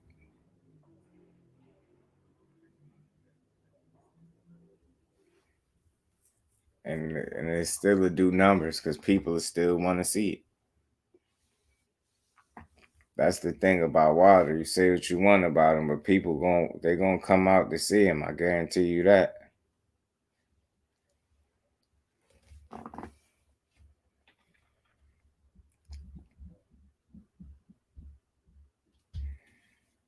People gonna come to see you.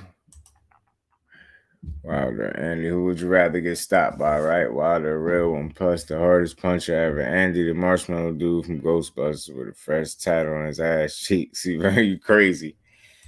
And apparently, St. Louis,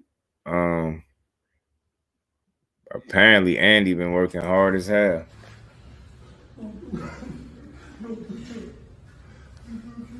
No push-ups.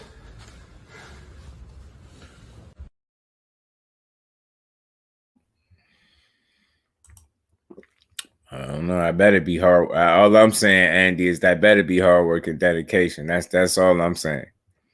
AJ beats Usyk and somehow beats Fury, then maybe he could retire with a Wilder fight. That's far fetched. Yeah, that'd be a perfect world. Too much like right, Johnny. But still, hey man, don't hurt the dream, right? With division on fumes, need a shake up or juggernaut proportions. Pun intended. Oh yeah, okay. Hey man, Joe Joyce, but like I said, man, it seemed like Fury might be out of the mix because of the shit that's going on. So, you know, you got people like the up and coming Joe Joyce. He's saying he eyeing a potential winner. Like he said, he ready. So my thing is, over here, we don't protect the fighters when they say they ready. They ready. My question is just when I ask, yeah, Anderson coming too. Okay, yeah, I want to see more Anderson for sure. My question is just like when I say is he ready? I'm just saying in terms of conversation, like when he say he ready, he ready. But I'm just saying in terms of skill and things like that. Like, is he really ready to step in there with the top tier of heavyweights, or is he rushing it? Yeah, you see what I'm saying, Johnny? So he might be really out of the mix. So now, you know, it's only he out the mix with one of them young guns. Somebody gonna get a chance to shake something. I got a feeling because of that. And if that is what it is, we could potentially see somebody get a shot that probably wasn't going to get one right now. That could be a good thing or a bad thing. But I'm leaning toward it being a more of a good thing. If somebody, because of what's going on right now with Fury in that situation, I wonder if it's a chance somebody could, get a meaningful opportunity that wasn't going to get one. You know what I mean? Had it not been for what's going on right now. It's not ready just yet. Yeah, because he only got, 10, 11 fights? Yeah, let him at least get 15, 18 good ones up in him. You know what I'm saying? Ain't gonna take him too much longer to get that amount of fights either. Be fucking shit up the way Jared Anderson be coming. Stop back on Andrews. I seen that video of him pulling his shorts down to Canelo. Could massage his left. The first tap. I'm good. Y'all do y'all thing. Yeah, he tripping.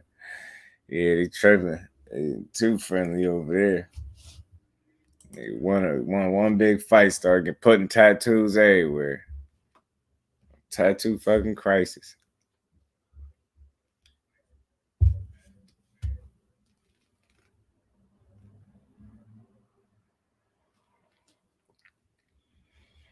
We're gonna see though. We're gonna see how he look against Ortiz. I'm rolling with Ortiz against Andy. I think Luis Ortiz could pull that off.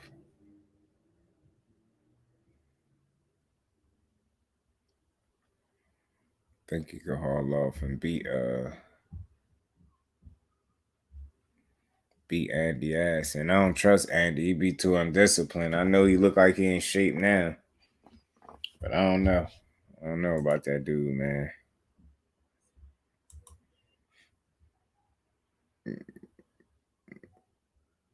Yeah, he was bugging, right? Tripping. Friendly as hell in the gym. Like, bro, that's what y'all doing in that gym? What else y'all doing? So y'all have training and rubbing ass cheek tats. Okay, bet. Oiling each other ass cheek tats. All right, bet. And y'all not training. So y'all not training hard. All right. So y'all doing all bullshit over there. And motherfuckers PED'd out over there. Now you fast forward now. Bros. Now they all splitting up and shit like a fucking R&B group. Who's still over there from the Reynoso camp that was there besides Canelo now, right? Everybody going. DS, my bro. Salute, bro. Appreciate you sliding through. How you feeling, bro? I got asked a question about a heavyweight division earlier, and I literally got stuck because I don't give a motherfucker about it anymore. What's the matter? Fury won the belts, too questionable.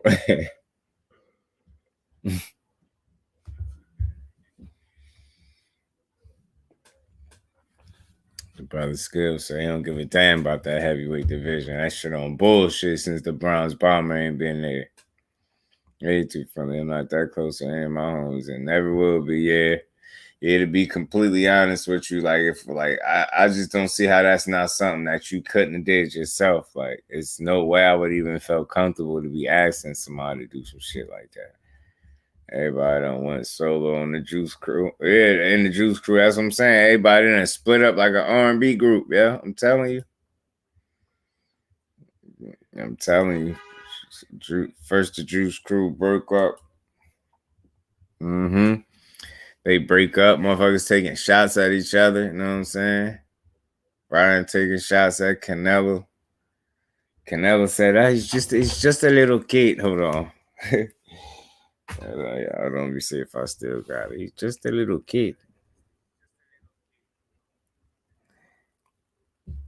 You have done nothing in your career. Damn, I deleted it. Fuck, I deleted it. That shit was funny though, man. You done nothing in your career.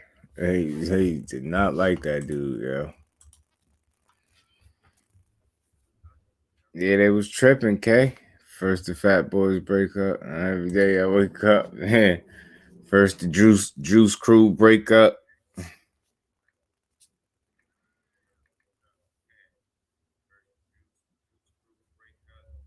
Juicy.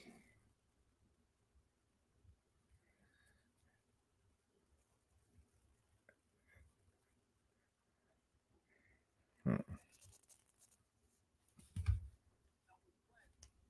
was bad. It was pretty bad, but he showed respect even during the fight. He was showing you respect, but afterwards, you showed him some love. Yeah. Do you think there's an inclination that? No, they ain't the one. I don't care about that. I like when he was talking shit. He was talking about Ryan. That shit was funny. It was bad. It was pretty bad, but he showed respect even during the fight. He was showing you respect, but afterwards, you showed him. Do you think he can beat Gervonta Davis? I don't think so. I don't really think so. Not yet? Or not yet. Not yet.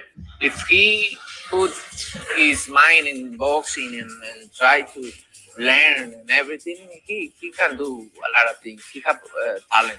Yeah, he does. He have talent. Big Texas was good, bro. Appreciate you responding, bro. Some love. Yeah. Do you think there's an inclination? So you think he could beat Gervonta Davis? No, not right now. I don't care about that. I like when he was talking. Not shit. Right now. What's wrong with that other one?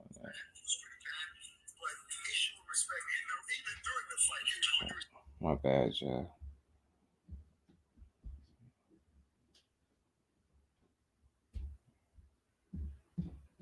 You've done nothing.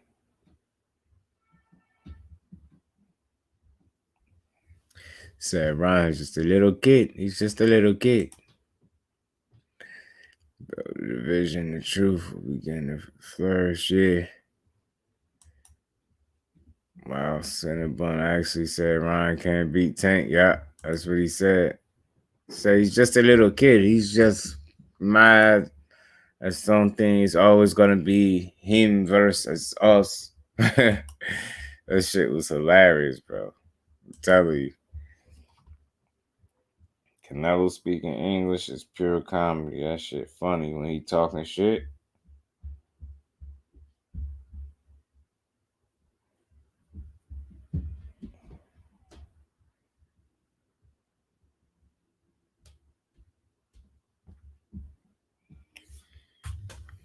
I wonder who's going to fight Demetrius Andre. Yeah, that's a good question. DS. That's a good question, man. Klenko cheating ass, you know it. I can lie about it. I already know Canelo on the full Ryan up. Yeah, he want to beat him up.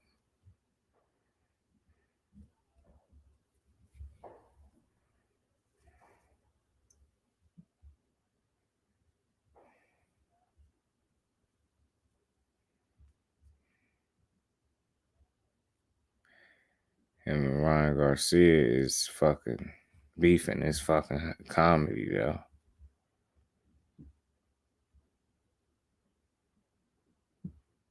He's a little kid. He's a little kid. He's a little kid. He said he need to focus on my advice to him is to focus on his career. Focus on his career. Win a championship. Then he can call out the other guys. That shit funny as hell. Canelo, funny ass dude, boy.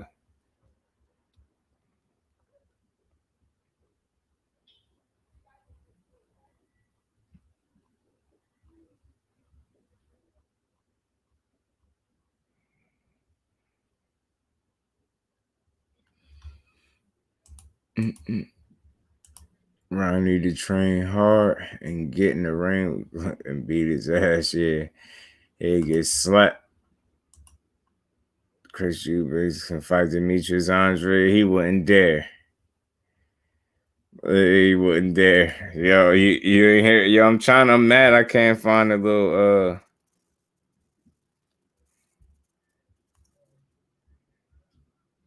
the interview where he was talking about Ryan Garcia.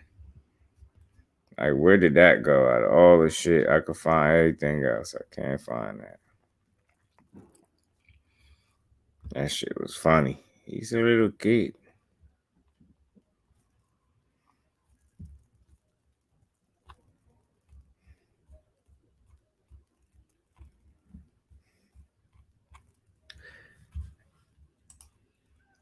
Everyone wants to get in the ring with Boo Boo. Yeah, that's the big problem, yeah. And it's like his prime years is just being wasted, and it's unfortunate. That shit suck. And he get criticized like he don't want to get in the ring with people, but in reality, it's like these dudes not wanting to get in there with him.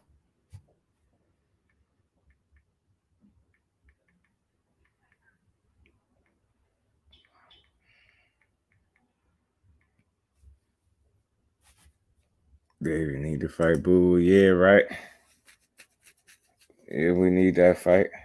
Hell yeah, we need it.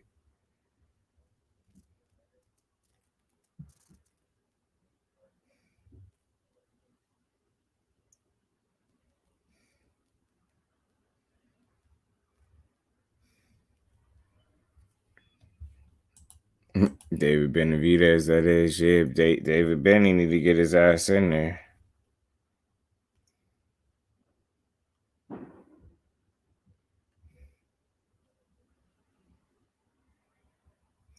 Yeah, right. Demetrius the real boogeyman, yeah. Ignoring him. Arizlandi Lara versus Boo Boo. Shit. Lara probably actually get in there with him. They won't ever get in the ring with Boo Boo. Uh-oh, you say that too many times, Flossie gonna appear on your ass. Watch Flossie come in. Boo Boo gotta do something to take a payout or something. Yeah, rapidly faded away. Yeah, Andre and Maul put too much stock in chasing Canelo instead of fighting each other. And Canelo ain't shit. Yeah. But a payday at the end of the day. Lara probably will fight him. Lara get in there.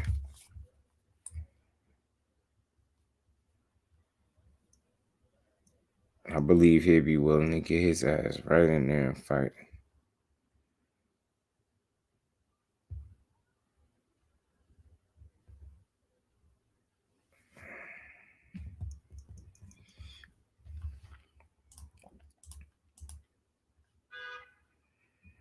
Lara getting old, man. He probably gonna get try to get a few more fights in before he hang him up.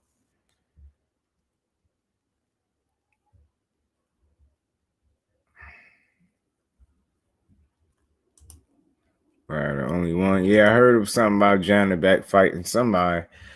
Was it Johnny Beck and I did hear about Johnny Beck and Boo Boo. Was it Johnny Beck and Munguia?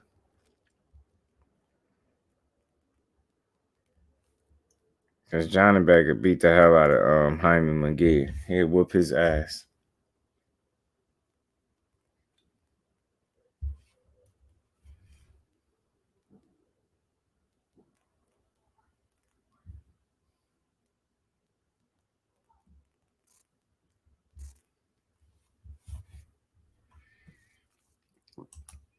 It was Munguia. Yeah, Munguia don't want none of that. He don't want nothing to do with no Johnny Beck. I'm sure of it. If he actually signed on the dotted line to fight that dude, I'd be shocked.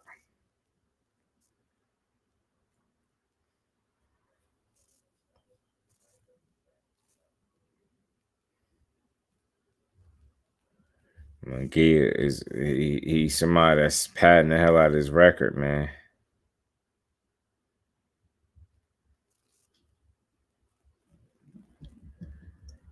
And if they continue to do it, it's going to cherry pick, going to go wrong. Shit is real. That shit going to backfire because they going to stagnate his growth. Cause he only 25 and they not properly testing him. He going to end up getting thrown in there with somebody and getting beat.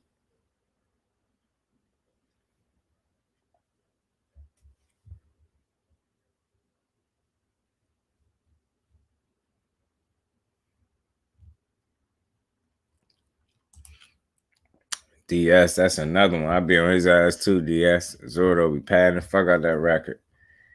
I think they were saying he was going to fight somebody credible next too, I thought. I be forgetting these names, but let's hope he do because he been running his record up too. He been running his show quietly too. Jumped the weight class and everything. I want to see him fight somebody of note, man.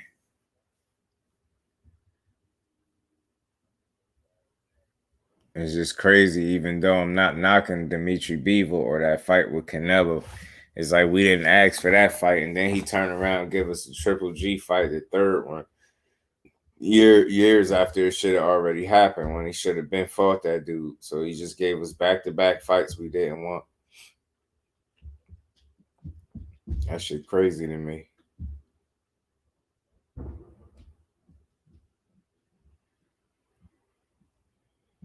There they go with the fireworks. There they go with the fireworks. What y'all good people, with the family, what y'all doing for the 4th?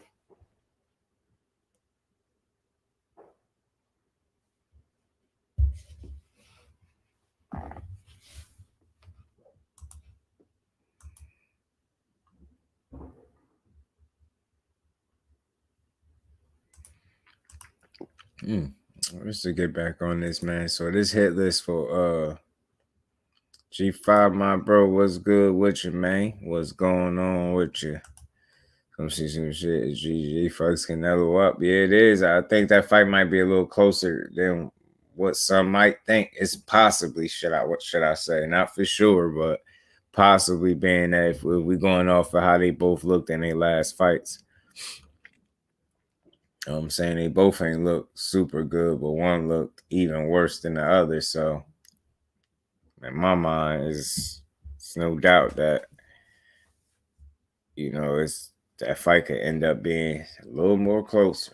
And if Triple G is able to do something just a little different or have a little more success in one area or another earlier than usual, we might see a different fight.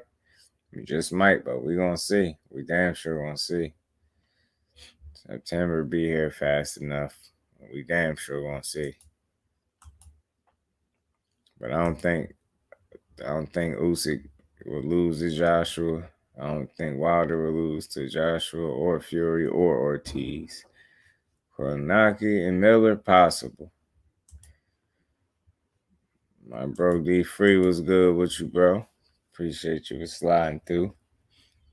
Yeah, so that little hit list of his, like we were saying, that shit is in a perfect world. You see Joshua fight all them killers like that. Just think about it. Like, when you gonna find time to fight all of them? And it's crazy because he already fought one of them out of the people in the league. I got Usyk. Miller fucked it up. Kownacki, Ortiz, Fury, Wilder, hell no. They all beat his ass. Boo GGG, and Maul, Chase, Canelo. Neither guy is significant wins, just a waste of talent. Fighting B- to C level at best. Yeah, we supposed to feel sorry for these guys. Nope. That's the thing. We don't, because at this point, it's to the point that where they got to show me they willing to do something different than what they've been doing that's not been working. You get what I'm saying? And I'm not really seeing that. You get what I'm saying? Although I understand they can't make people fight them, I think it's other things that seem like that they could do. It just seemed like it's something else that they could potentially be doing to get these fights, and they're not doing it. So I think for Maul to get the fights, I think he got to move up. Boo Boo, same deal. Move up. You know what I'm saying? Think moving up. It's crazy. It's just that simple. I'm starting to think like just move up. Boo been calling now. Yeah. Now, okay. You just got to officially get the 68, and I truly think he'd get some smoke. I think it'd be some smoke for him at 68 for Boo Boo. Fuck 60 and fucking Gennady Golovkin at 60 because he ain't getting in the ring either. Jaime Munguia don't seem like he getting in the ring with nobody either. Yeah, Boo Boo be on it, man. I'm telling you. But it's like that shit ain't enough. It ain't getting them in there. D-Man was good, my bro. Appreciate you sliding through.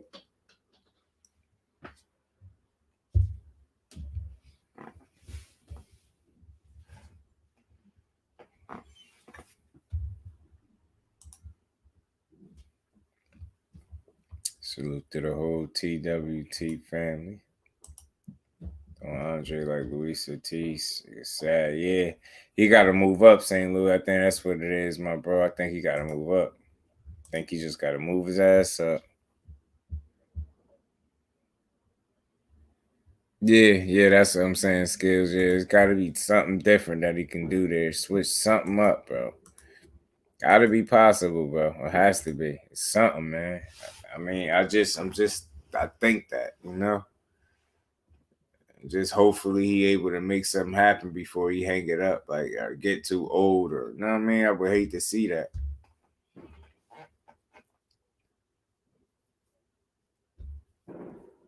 Oh, which one is Boo Boo? Because I think that's where the smoke could be at, K. That's what I'm saying. Him and Jamal both need to take their asses at 68.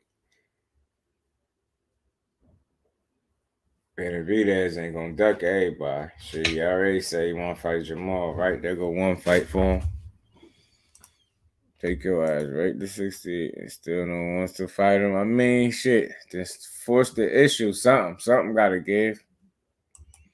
Something gotta give. Some of them dudes can't continue to duck, then they gotta vacate or something.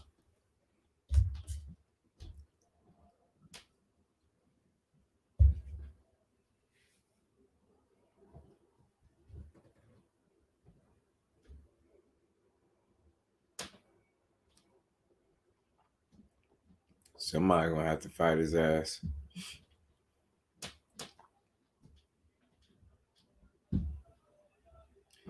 It just ain't no reason at this point that the top dogs ain't mixing it up in any of the weight divisions. It's gonna get old. At some point, somebody gonna have to make something happen. One of these dudes gonna have to get in there with each other, or it's gonna get real obvious that ducking is like it's too much of that shit, avoiding each other, politics and all that. Who at 68 now? I don't think he is officially. I'm not sure, but I know he had that, you know, he had to pull out of that fight or whatever. They don't even know what they're gonna do with that fight no more. That's the frustrating part about it. You don't know what they're gonna do, and that's why I said sitting around just don't make a whole lot of sense right now to sit around. It really don't.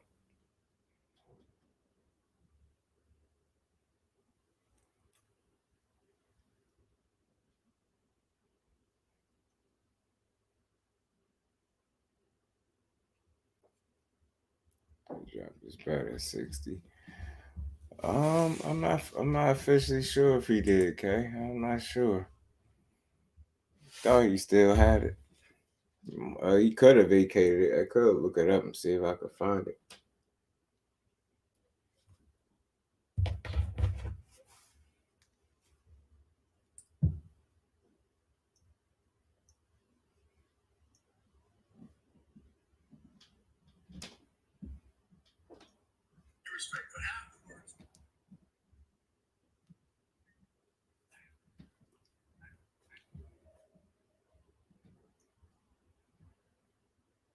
Not bad, Joe.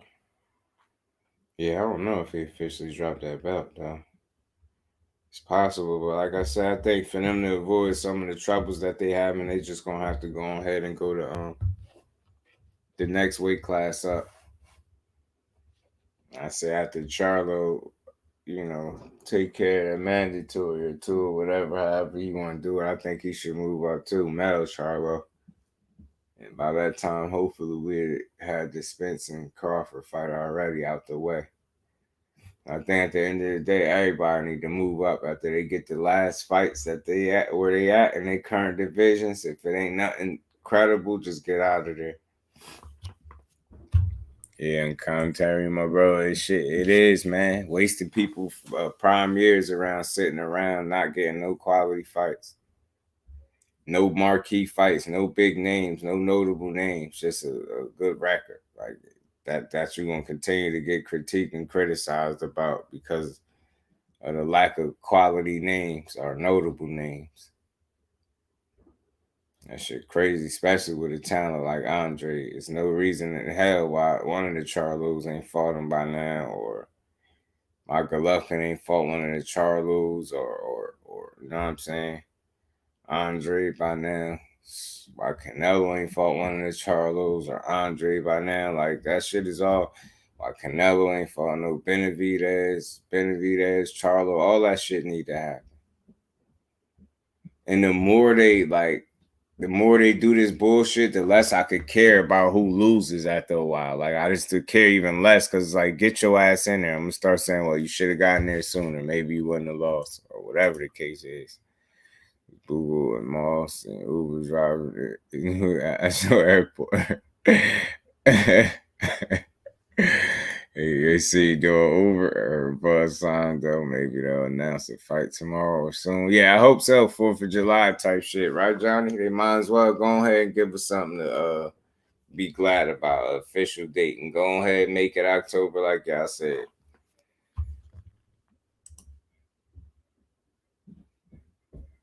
You ain't really trying to be the best. They out here stealing and trying to see who can steal. Yeah, seeing who could get the biggest bag for the least resistance. And it's like, I'm not knocking you about getting paid. And that's what we want to be clear on. We don't knock you out. You go ahead and get how much money you get your money. But we're going to knock you about your strength of your resume or the quality or lack thereof on your resume. So, I mean, you might get away with some big paydays and shit like that, but the people going to know you ain't fought nobody.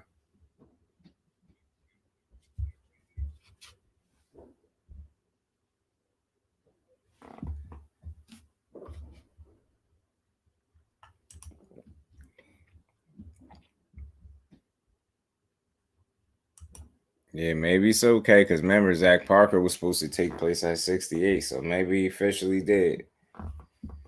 Might did. Like, man, for everybody available. Yeah, right? And 54 is just a different division, man. They the prime example of, you know, the top fighting the top. You know what I'm saying? The prime example of that. They willing to mix it up. And that's what I'm saying. Like, I don't understand what these other dudes doing, dancing around each other like that and not fighting. Shit just not making no sense. And a lot of time is being wasted. And people are blaming everything but themselves, man. Start holding these fighters accountable because they allowing all this petty shit to keep getting in the way instead of sitting down with each other and making that shit work so that they could go ahead and make that money together. They're allowing each other to become fake ass enemies and shit like that. You know what I'm saying? Mara sucks. You feel me? These Maras. They gotta start getting in the ring with the top tier competition.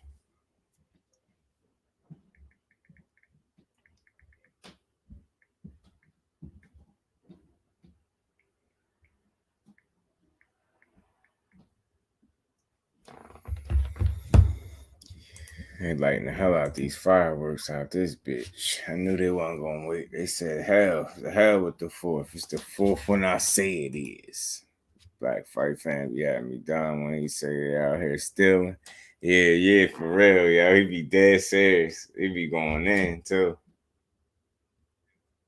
That shit do be funny because that's what it's like. That's what it's like. Some people say Mikey Garcia was doing it. So he said he been stealing since the Spence fight and Mikey Garcia. Well, you knew you could. You can't win, Rock. You can't win. I'll never hate on the man getting his bread, especially if he had a family, but don't expect to get the same type of pedestal as dudes and Devin Haney type moves for legacy. And that's all we saying on commentary. Your bag is your bag. You do what you want with that. And we damn sure gonna be on you about your resume and the moves you made as a fighter. Eddie never tried to get Boo Boo those fights. Yeah, Eddie a duck for making us feel like he was gonna really do something to get him fights and didn't do nothing.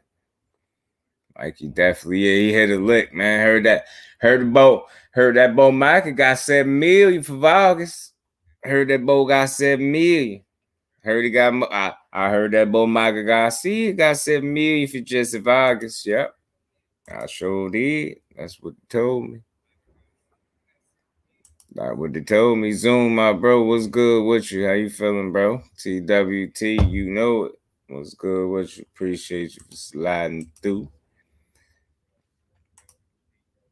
Tired of him. Maybe he will get the fight. Yeah, right. You might as well just say the hell with him. And I think once people treat him like that and ignore his ass and just do you, maybe he'll come around. Because I think people will get tired of paying for garbage. I think Canelo running out of options too. He right, Eddie Hearn at gunpoint. I'm telling you, might as well have, right? Heard that boy Michael Garcia got about 7 million for fighting Jesse Vargas. Yep. Heard they paid the boy 7 million. Heard they paid that boy about 7 million, man. On the real.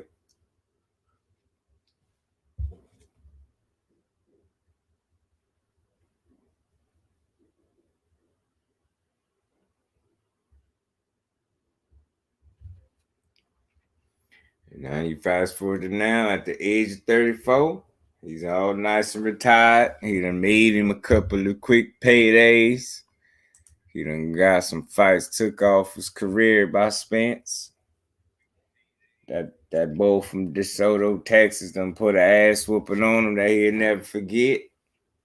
That's crazy. That Spence ass whooping had that boy, killed that boy hunger. His drive made him rethink careers, turned that boy to amateur NASCAR driver out this motherfucker. Exotic car racing motherfucker.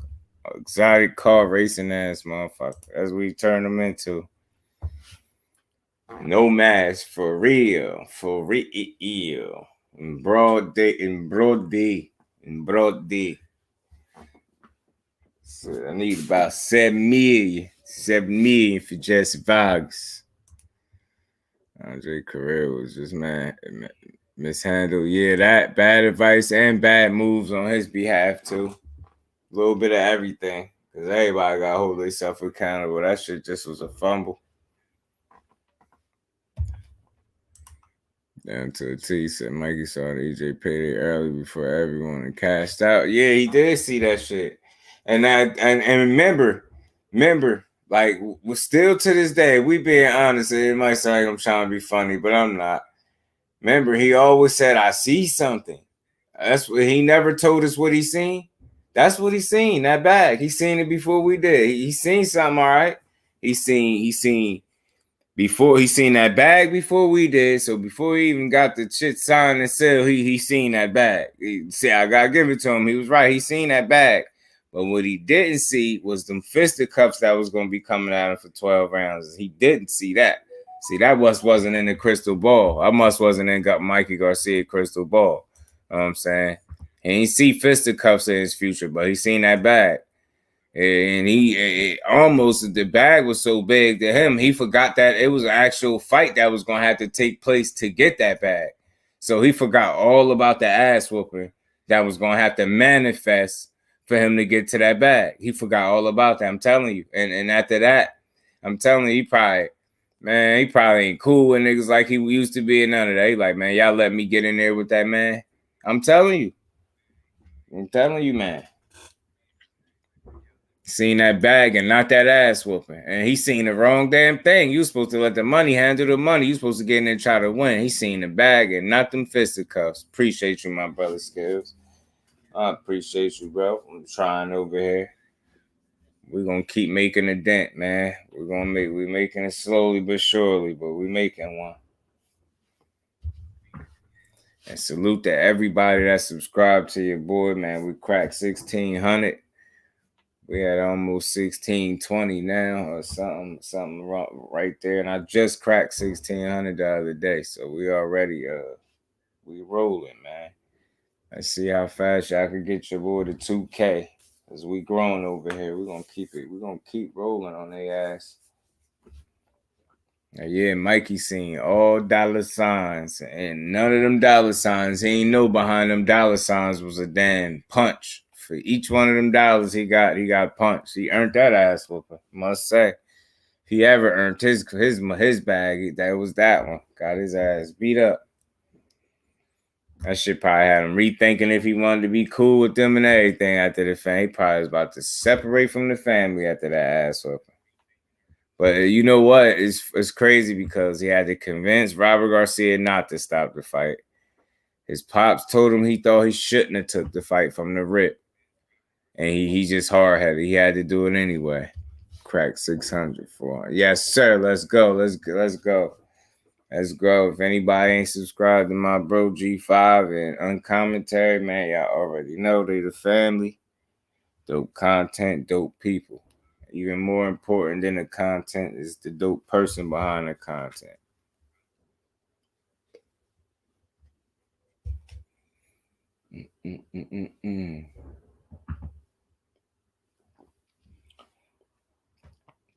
We gonna get there. We damn sure gonna get there. On everything. On everything. We gonna get there. Hold it.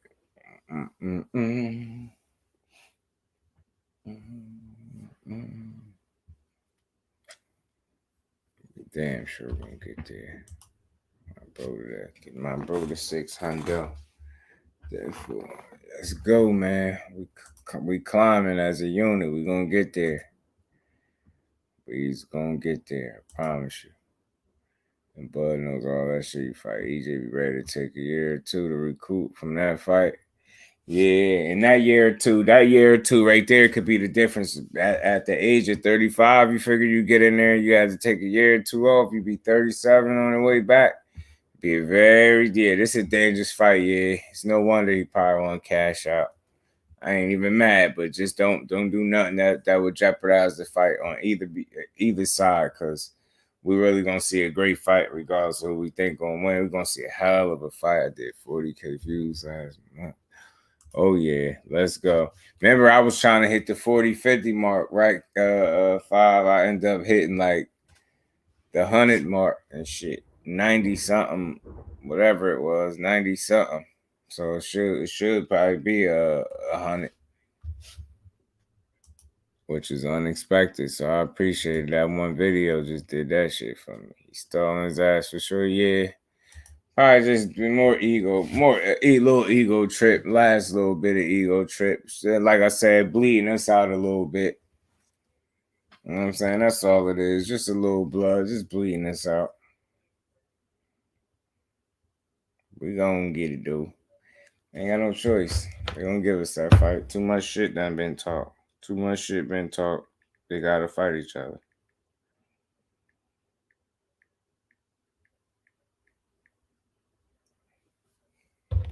Yeah, smash the like button if y'all haven't, man, for your boy. Subscribe to the channels. Appreciate everybody in the building. AJ getting his ass whooped by Usyk, I think. If he get overly aggressive, he might get stopped in his rematch. Being aggressive might put him in a position to win. But if he want to win, his best shot is to knock Usyk out. I don't think he wins on the cards. I don't think he wins a decision. And not because he's going to get robbed, it's because I don't see him outboxing Usyk for 12 rounds or outthinking him. If he is to win, I see him hurting Usyk between 1 and 6 and being able to get him out of there. The longer the fight goes, the more it favors Alexander Usyk. I mean, if he fights at a faster pace, he run the risk of getting tired and getting stopped. You know what I'm saying? If you take more chances, he run the risk of getting countered more and getting, cracked in his shit. But he also gives himself more of a chance or opportunity to land something that he can hurt Usyk with, because that's the way he's going to beat him. He's going to have to hurt him. All that trying to box him, and if it's like a slower paced chess match, that favors Usyk. You know what I mean? The faster the pace, you know what I mean? Maybe you could create a mistake early. Maybe you could force Usyk into something early, catch him, hurt him, maybe get him out of there. You know what I mean? But that's still a tall order. You know what I'm saying? But you gotta have it. He gotta have his identity made up. When he get into that ring, Joshua got to know what he in there to do. Whatever game plan him and Robert Garcia draw up, he got to be able to execute it from a mental and physical standpoint. And if he's not able to do that, he's gonna be in trouble. He's gonna be in big trouble. And again, it don't matter what trainer he got. Because at the end of the day, if he don't fix the problems with him, he gonna continue to lose and back-to-back losses. I don't think his career gonna be over, but it's definitely gonna take a big hit. That's all for the shorts and AM cleaning up facts. Yeah, them shorts hit different, bro.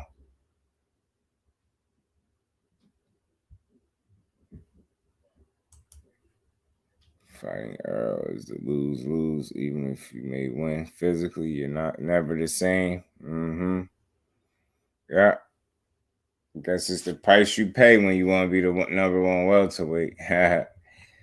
Especially in this era, you gotta get your ass in there with big fish and see what you could do with them. And it's real. It's like, I think when we say that, people think we be making that up. We got enough evidence where we could really say, like, people don't be the same. I think people think we just say "ooh, guys." Like, nah, man. Just look at the track record. They've been doing that shit for years too.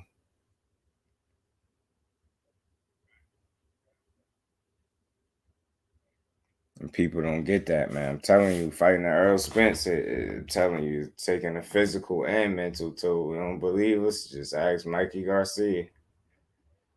What did that man just come out and say?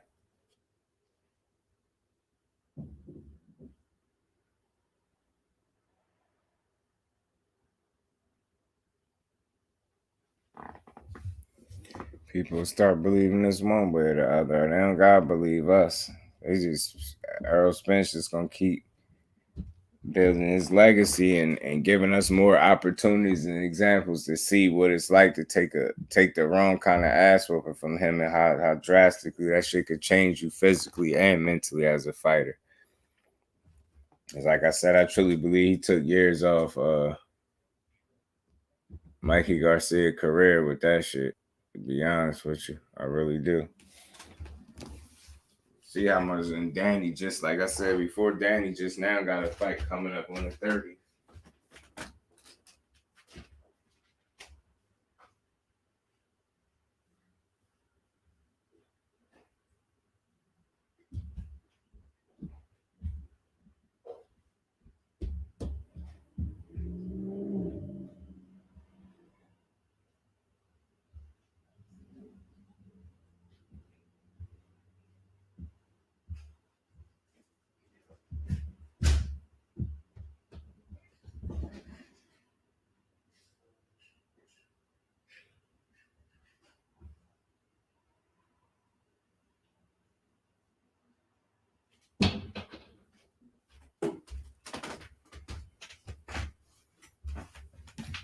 My bad, y'all. Went back and watched all the EJ fights I could find, and then all the Bud fights. And EJ is definitely different. Yeah.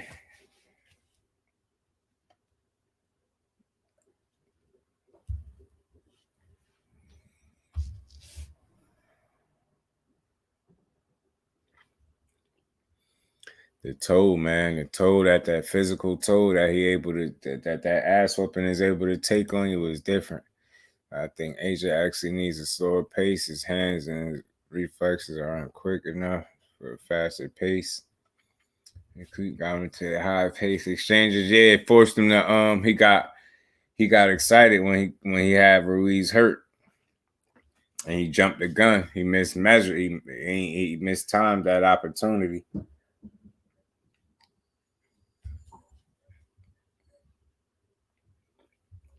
And again, at a faster pace, he just run the risk of depleting his gas tank even faster. And we all know he slows down. He got a tendency to slow down his fights. If he slow down in this fight, he in trouble.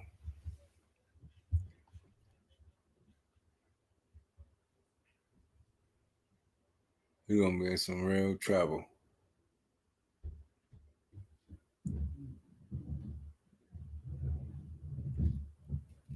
Doesn't matter on pace, AJ beat Usyk. Shit, I mean, I guess when I speak of pace, I talk more so in terms of the gas tank.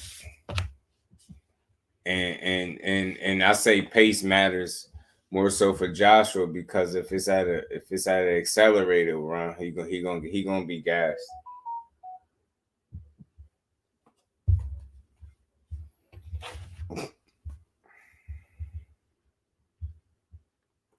Usyk, on the other hand, he good. He good either way it go.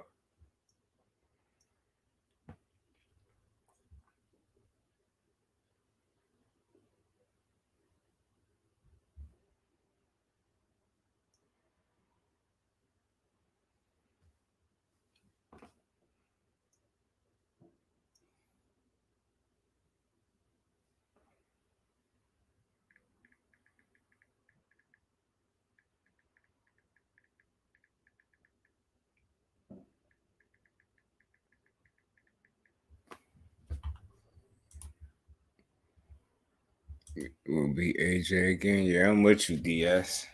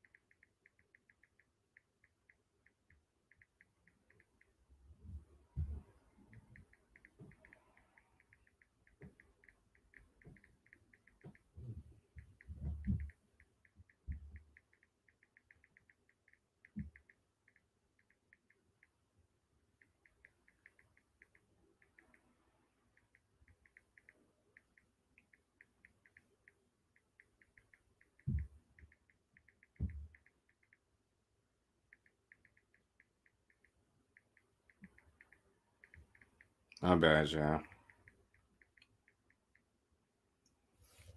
Responding to an idiot. Too much muscle. Yeah, that's a fact. Yeah, I had to respond to this idiot in my comment section, basically telling me not to tell people, not to ask people to subscribe. Like, how do you interact with people? You think they're gonna do it? You think I had more success or less success? If I'm doing something, I've seen that it works. It's engaging. It's like I respond to somebody comment and I say, come join the family.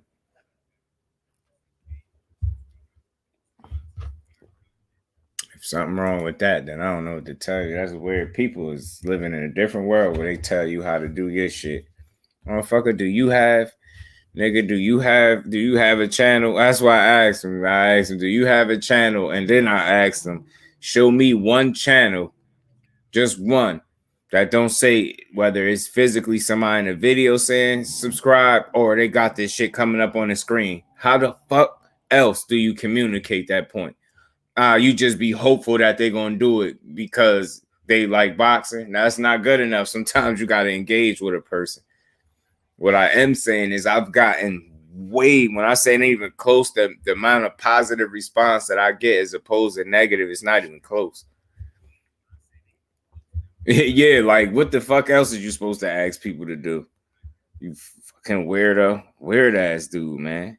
You interact. And like I said, it ain't like I ignore what the person is saying when they leave a comment and I just go right to subscribe. Only time I do that to people is when they write in other languages, when I don't know what they saying. So I just say subscribe. I can't comment. I don't know what you're saying. But if you say something like such and such, according to the video, I either be like, yeah, you right, this, and that, make a comment, then I'll say that. It ain't like I'm ignoring what you saying and then going right to that. Like, people are fucking dumb, man.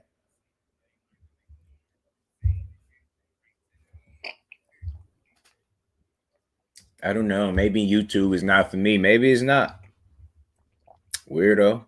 Get your ass on out of here with that and tell me talking about something. He said fans. He called people fast. I said, first of all, I ain't got no damn fans. I got supporters.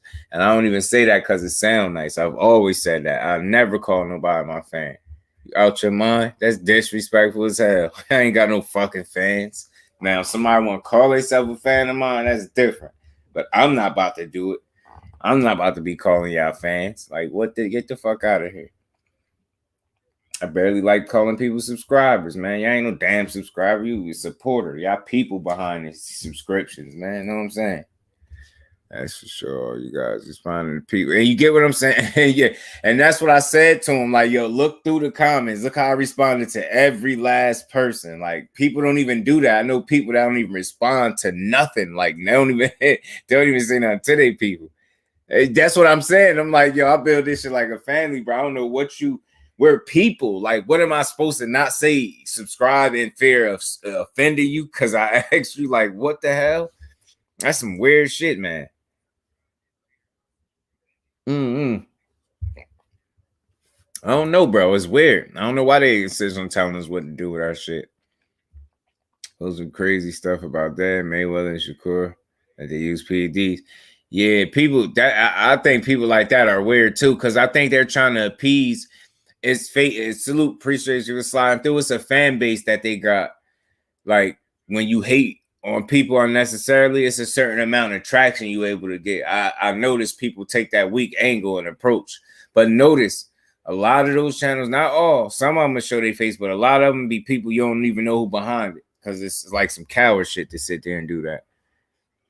Now, yeah, you know, I appreciate you, K, but you know, I'll let people call before. I feel like it's big-headed of somebody for me to start calling people like, yeah, my fans. Like, what? Motherfucker, like I ain't nobody special like that. I'm somebody that like to talk boxing with my people, shit. And you will never hear me hating. You can call me what you want. You could say I got this prediction wrong, got that one wrong, but you could never say I was up here hating on somebody. I do not do that shit. Damn, bro. Niggas really sick out here telling me how to run my goddamn show. All right, so damn these PDs ain't calling pillow hands still. Yeah, right. Something ain't adding up, right, Fate? Something ain't adding up, bro. Is it pillow hands or is it PDs? Because those two things don't go together. Get what I'm saying? Some people still won't stop saying Floyd and the IVs. They won't let that live to save their life. I don't watch any channels that post that weird shit soon as I see a suspect. Do not recommend. Yeah, I had to do that to a couple channels too, bro, because they was hating on people that I watch every day. I'm like, nah.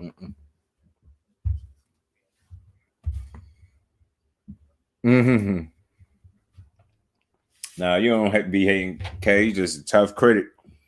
You know what you like and what you don't like. You know who you like and who you don't like. That's just what it is with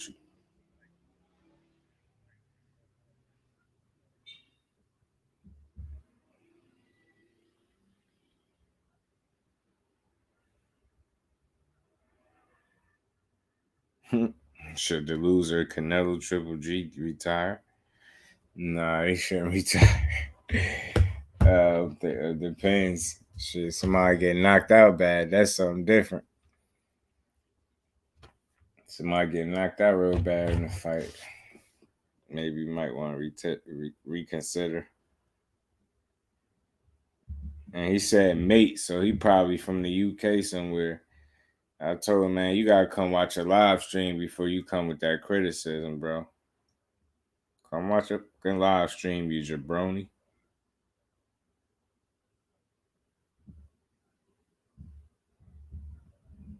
Oh yeah, man. My bad. I almost forgot to mention that. You know, I had slipped Ryan Garcia in here. What y'all make of Ryan Garcia pops talking about he promising an early knockout within 4 rounds after what we seen. I like when people come at me, yeah, K, you before. It makes my damn day. K like talking shit. The winner should retire too. Kind of St. Louis said, fuck that. Either way, get your ass out of boxing. Y'all ain't fighting nobody but each other, and y'all holding up the line. Right, so Joyce fight, how you do? Offensively, he like a little juggernaut, man. He kind of slow. It's Joe, aka Slow Joyce. No disrespect to him. He just seemed like a slower dude, but it's effective, it's sturdy, and it works for him. But he left a lot to be desired defensively, like because he allowed Christian Hammer to hit him with overhand rights over and over and over and over again, like repeatedly. Like it's just dude didn't have enough mustard on them shots to shake no shit up. So Joe Joyce is able to really walk through them shits. Yeah, Ryan Garcia pops Henry Garcia saying he promising, he guaranteeing an early KO within 4 rounds. Yep. So my question is he putting unnecessary pressure on Ryan? Like he on his Teofimo senior shit right now.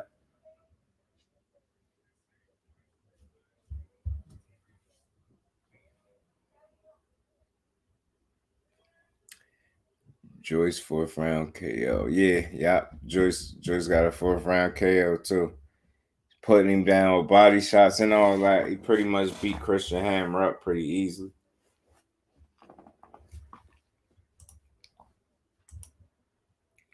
Edgar Vampire Berlinga still talking like he at the top. Yeah. I don't know what if delusion, if that's the worst thing that can happen to Berlinga right now, him be out of touch with reality and not know where he is in terms of skill level and where he fit at in that pack, because he's not showing much improvement. And you literally bit a dude and got yourself suspended for 6 months and fined 10 grand, you damn idiot. And you better not. And I'm telling you, this 6 months it could make him or break him. I'm telling you, if he don't stay disciplined and he start fucking off the training and shit like that.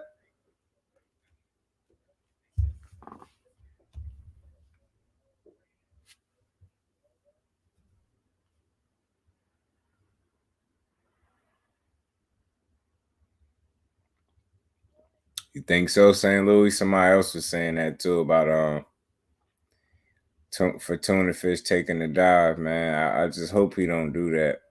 I hope he actually come to fight and win. After Ryan last fight, I want to say shit about a KO. That's what I'm saying. Where's Pops get off just talking crazy like that? Maybe they feeling like, and that's again, man. I wish people would realize when y'all get to a post-fight press conference or a fight get over with, and y'all claim the reason why, my son wasn't able to get the knockout, or the reason I wasn't able to get the knockouts because the dude ran. All y'all doing indirectly is telling the people that can hear that you don't know how to cut the ring off. Like, notice, the only people that felt like individuals run is people that can't cut the ring. When you could cut the ring, you don't say that. You just find a way to do exactly that, cut the ring, and make something happen. So Ryan Garcia Pops was trying to say Emmanuel to go move too much, but Fortuna got to come forward style. So he gonna be there to be hit, and you think Ryan gonna do better and KO him at 4. Okay. Yeah, that's what I'm saying. He might get put out himself. Now, Johnny, you think so too? You think he gonna take a dive? I was hopeful that he ain't gonna do no shit. We definitely gonna be paying attention. We gonna see. O's for running. Yeah, if he was so good, he wouldn't cut the ring off, and he tries to buy his next fight. Yeah, he needs to get the guy. That's what I'm saying. And one of the worst things for a young fighter, I'm telling you that people don't talk about it enough, is being in touch with reality, knowing where you at skillfully, like where you fit amongst the pack. You know what I'm saying? And he can't honestly say that he progressing. Because if he is, then what did he show? I mean, he showed the ability to stay behind his jab in that fight. I ain't saying like he showed like he worked, he tried. He did box more. I give him credit, but it's not what you expect. Yeah, and you got that Gatorade commercial too, so.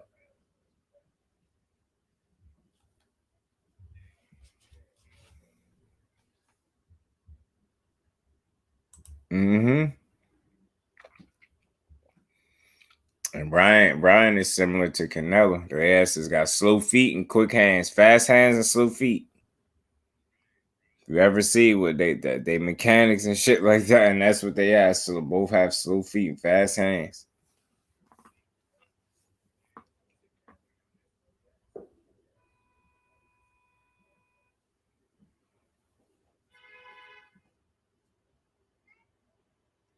You're gonna see though. You better, instead of calling for early knockouts, you need to make sure he don't come in that fight with his chin in the air. Because if he do, he fuck around and get slapped. Then what? Doing all that shit talking.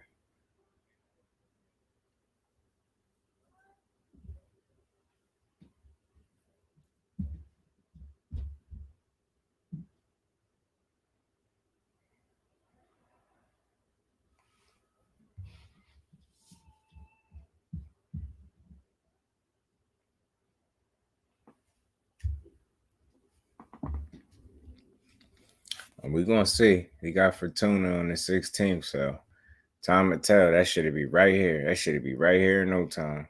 A couple weeks, and we're gonna see what if he made any improvements and if he gonna get an early knockout. I'm gonna pay especially close attention to Fortuna to see if he sell out or some shit like that. Great for Fortuna if he beats Ryan's ass. Yeah. Sky's the limit again. He put himself back in the conversation.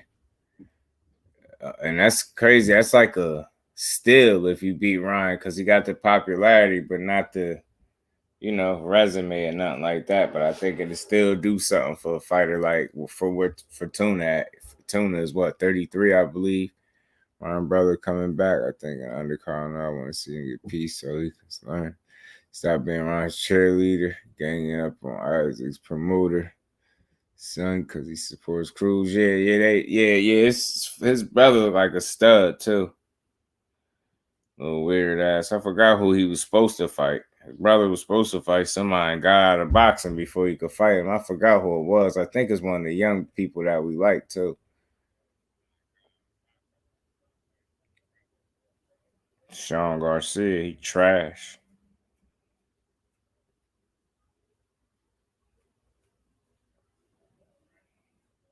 That dude he Garbito Basura.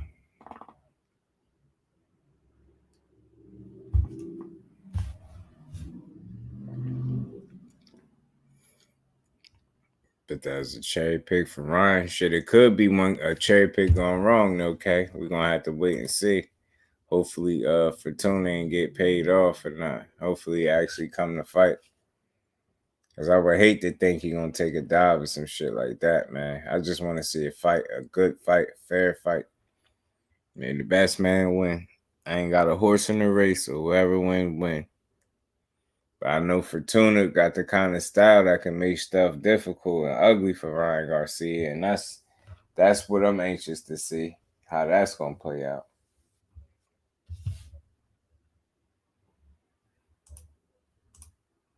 We need some damn fights. Start coming. Yeah, I hate when they get like this too, bro. I hate when they get like this. Cherry pick because he's so fortunate. Okay, now we're glad Fortuna getting a payday.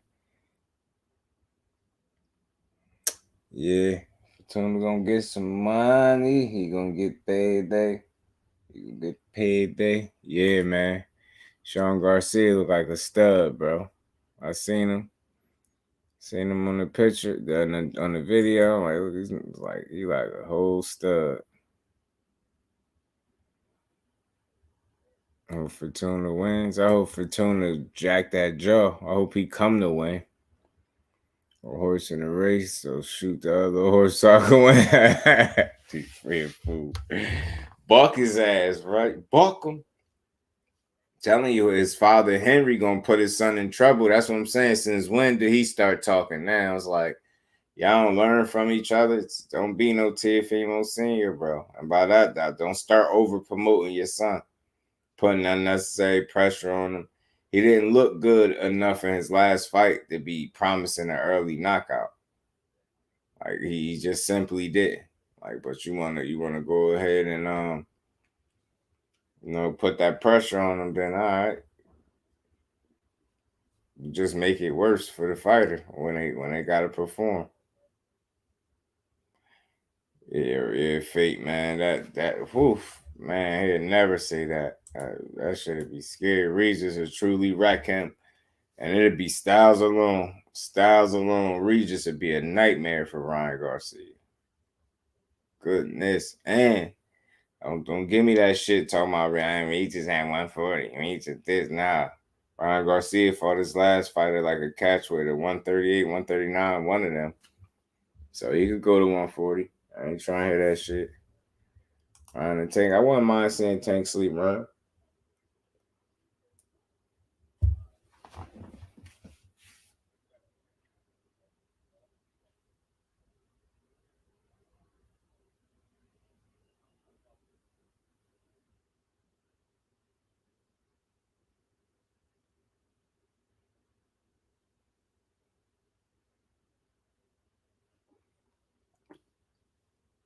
Yeah, Tank knocked Ryan off. Hey, I mean, he can't complain about that too much.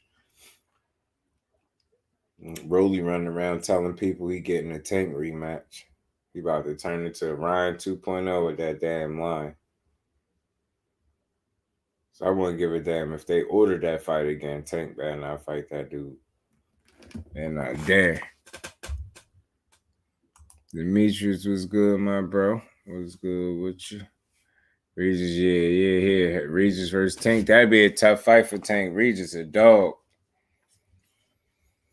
Regis a dog, but still in all at 140. I say Tank still got the skill set and the power to be able to compete at 140. So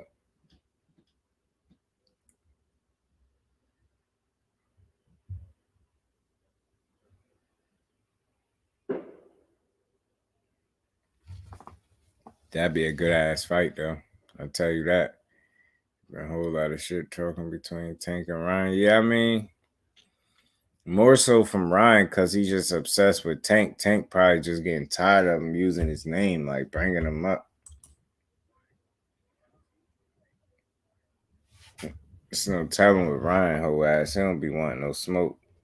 He good at talking about it.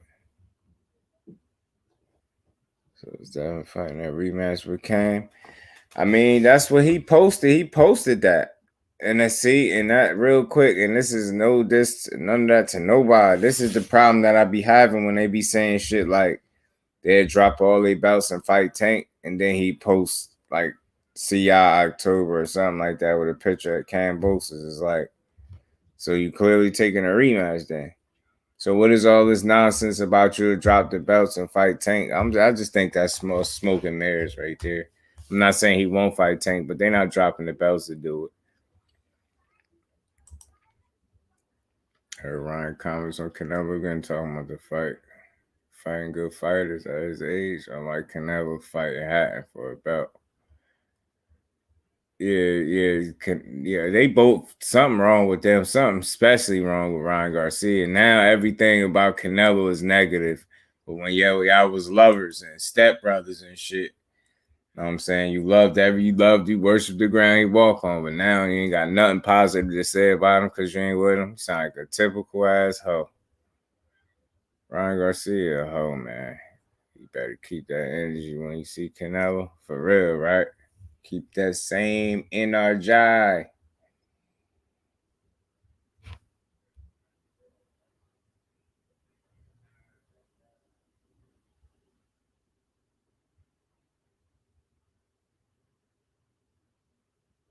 And that's what Knockout probably talking about too. Y'all go say to the people, y'all let the people, you hear your dad say, like, y'all drop the belts. Notice, I don't think it's coming from Haney. It's his dad saying they'll do that and fight Tank. It sounds good. That shit sound good, but it's not happening. How are y'all saying that and then posting about Devin Haney? I mean, Cambosis in a rematch in October. That's the shit that's confusing. And it's like, as from the outside looking in, when you ask the questions that need to be asked and you answer them honestly, you get a lot of the answers as to what be bullshit and what's not. I'm telling you. Me too, St. Louis. I want to see him sleep his ass. Love to see him sleeping. I feel like Canelo gonna press Ryan. As you know, he don't like when people talk shit like GGG, right? But maybe Ryan might get off the hook because he feel like he's a little kid. He says he's a little kid. You'll take her Karen dumbass again, then Dad can fight anyone. Yeah. But I think that's what he gonna do. But all that whole notion when your dad coming on platforms talking about y'all drop the belts for Tank. You see what I'm saying?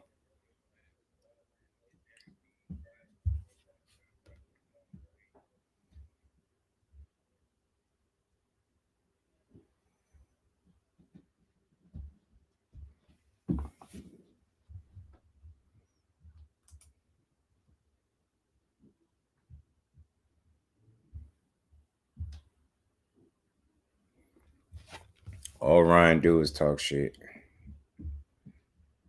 Tons of it too.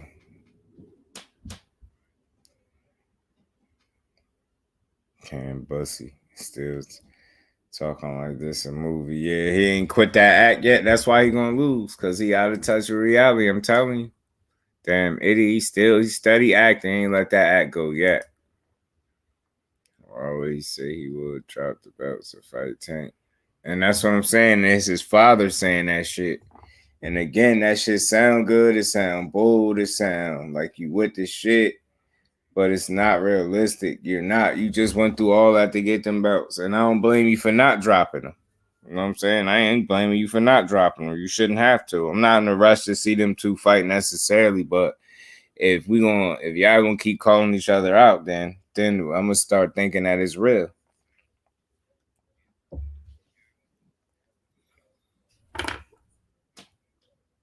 Would that be an undisputed fight for Tank? I mean, granted that he'd still be, you know, had the belts, but not if he talking about dropping them. That's what I'm saying. Why would he drop them? That's why I said a lot of times, man, and this is no slight to nobody. People just listen to what be being said and you use some common sense sometimes. We don't have to have definitive answers. Just use your common sense. Do you really think you're going to drop the belts? It's just like when they said they would have fought Tank on a 2 weeks notice. Like, all right, yo, come on. That shit, again, that's certain shit when it's said out loud. If you don't put no real thought into it and you just take it as is, you know what I mean? Then you could probably run with it. But if you really listen to what's being said, you think they're going to put him, think Devin Haney going to go into a fight with Tank on a 2 weeks notice? With the lack of preparation for somebody of that caliber, and you expect to go in there and be victorious, that shit sounds good. This shit sound tough, sound like you really with this shit, you eager, you'll fight them. But in reality, you're not doing that. You're not jumping in no ring on no 2 weeks notice with nobody like that. You're not doing it. Because y'all make smarter moves than that. It wouldn't even be smart. You wouldn't make, less of a man for not wanting to do that. You want a full training camp, same way he got one.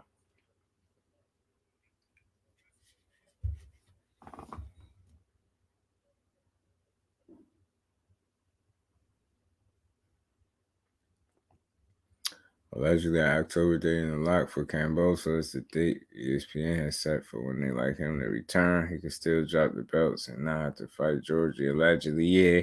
Now, I hear you saying, but I don't think, you know what I'm saying? I don't think, given the circumstances and what they had to go through to get them belts, I don't think they'd be that quick to just get them shits up, because I don't see what sense would that make when you could just keep the belts and fight Tank. You know what I'm saying? Or are you saying maybe drop the belts so you could get out of the rematch with Cambosos and just go to Tank, which I just don't see them doing it. See, Tank said, fuck the straps. He'll fight you without them.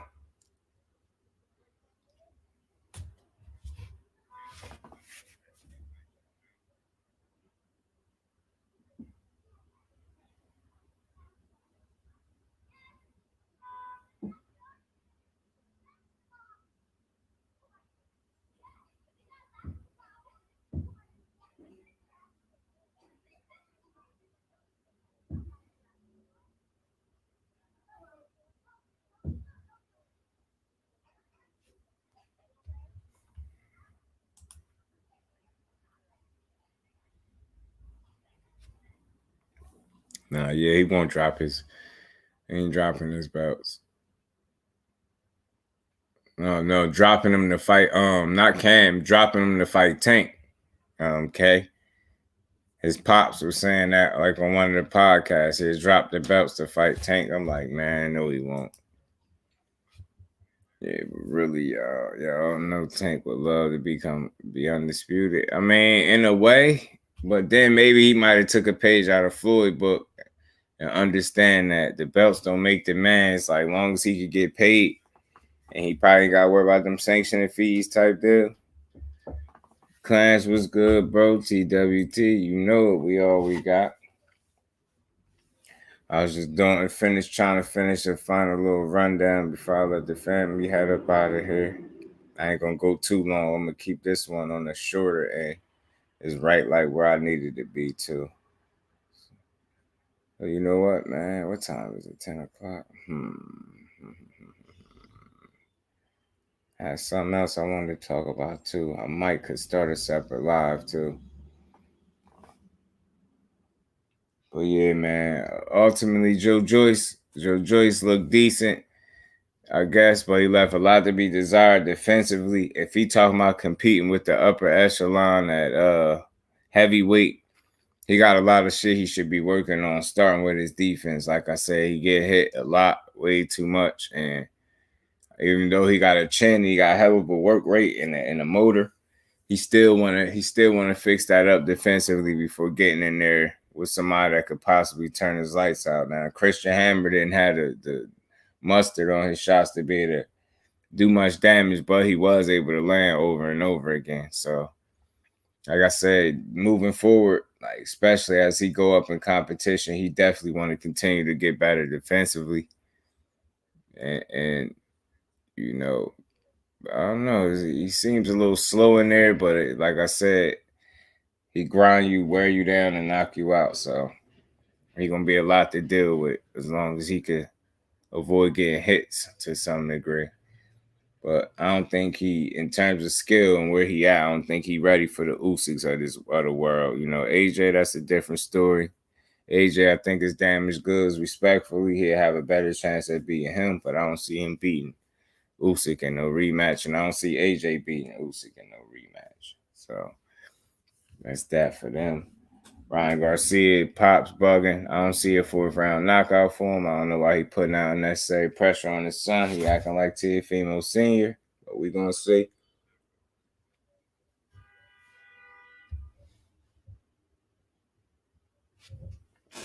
We gonna see how that fight turn out because we ain't got long.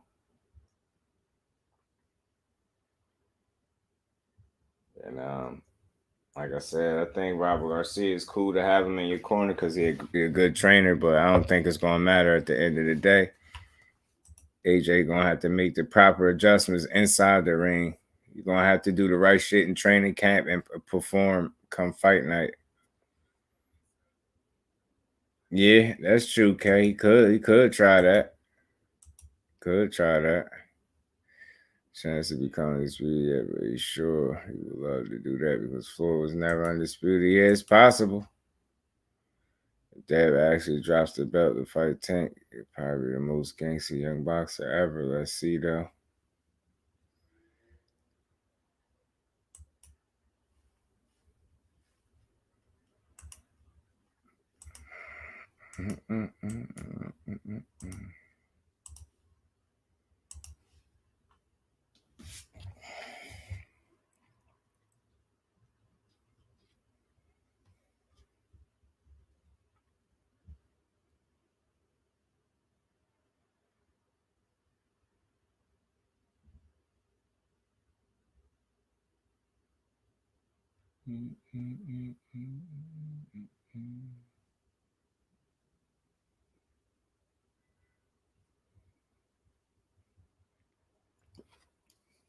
Give me massages and call me. My bad, y'all.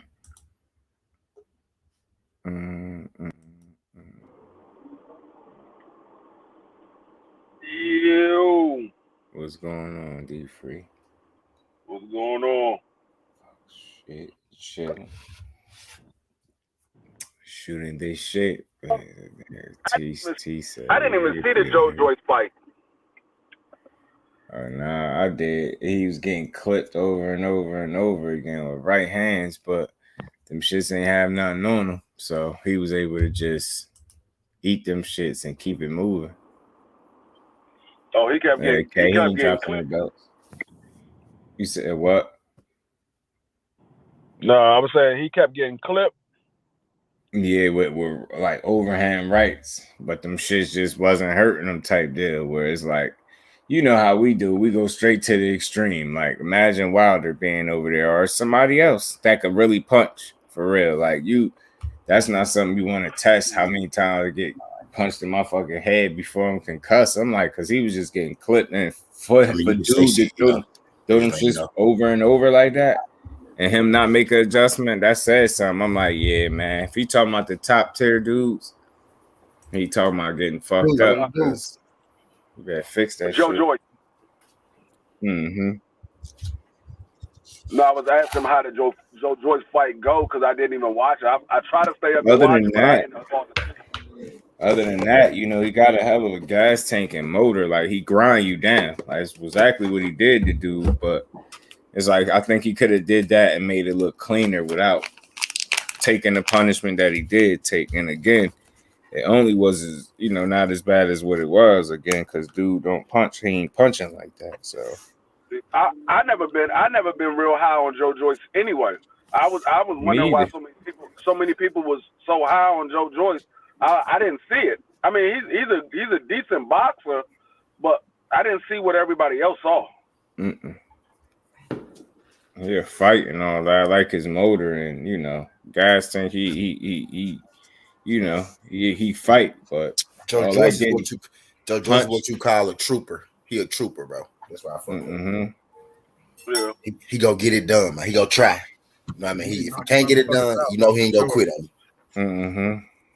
But Joyce one of them dudes you gonna have to knock him out. Like you go like I get the right hand wild and shit. I get it, trust me. I get it. But you gonna have to do this what I'm getting it like, you know what I mean? Now why the dude to be playing with, but you know what I mean? Outside of him, who finna do it? Yeah, it ain't too many though, because he like who finna do it? He's gonna be able to walk through quite a few of them dudes, I believe. I'd like to see him and Anderson. Him and who? That'd be a good fight. Me too. Shit, Big Baby. Big Baby. Man, that'd be a good fight. That'd be two pretty much undefeated fighters, man, that knock out motherfuckers. Oh, Anderson and Wilder? No, Anderson and Joyce.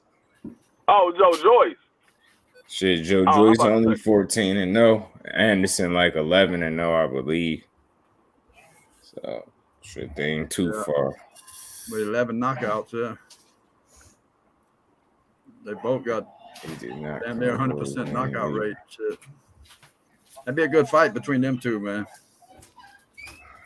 I guess. I don't know.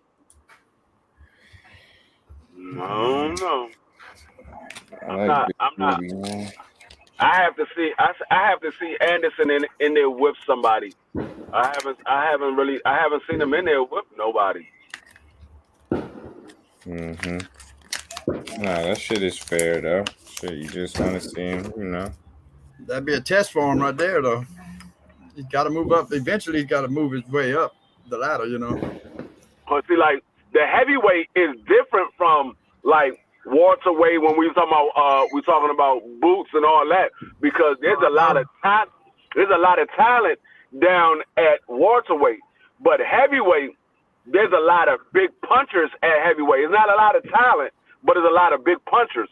So when you like 14-0 or 11-0 and everybody putting you real high, yeah, I'm like, oh, y'all got to slow down because this is heavyweight. This is totally different. That's the same thing that happened with what's the dude? That's what I said about Anderson. He's not ready for no top tier guys, man. Hell no, nowhere near ready. What was the dude that they was real big on?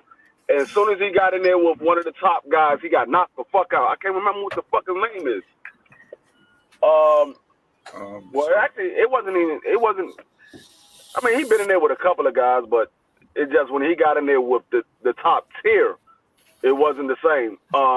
The nigga that got knocked out by facts, D man, he don't by AJ. The nigga that got beat by AJ. Brazil. Huh? You said what dude that got beat up by AJ? It's a black dude from the United States. Wasn't Brazil, was it? No, not Brazil. Chop Hell no, D man, he ain't gonna go that wide today. You know better than that. I think his name is Trevor. Trevor Bryant. He ain't lose to AJ. No, it's somebody I can't think of his name. Hold on, I'm gonna look it up. Hold up, I'm gonna look it up. He got like an Indian name or something, start with an I. That's what I'm saying. Anderson's not ready for the top dogs, man. He's nowhere near ready, man. But that'd be a good fight with Joe Joyce, though. Joe Joyce ain't ready for them top dogs either. Heavyweight with 11 I don't think he is. No, you gotta let him develop.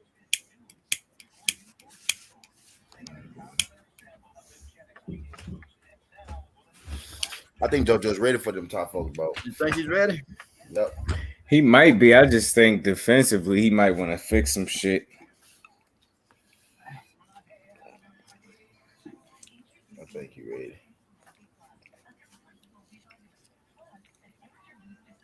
He get hit a lot, man. If he wasn't calling for them, if he wasn't calling for him, he get hit a lot in the face, man. Call for him, he calling for him, man. I think he ready. You get them top dogs that hit him in the face. I thought he was ready before yesterday. Like yesterday, a guy like Christian Hammer, I knew that was gonna happen. Like JoJo's is a lot more defensively sound than that. He do get hit, but he a lot more than he showed yesterday. He just didn't have to show yesterday because dude ain't got nothing for him.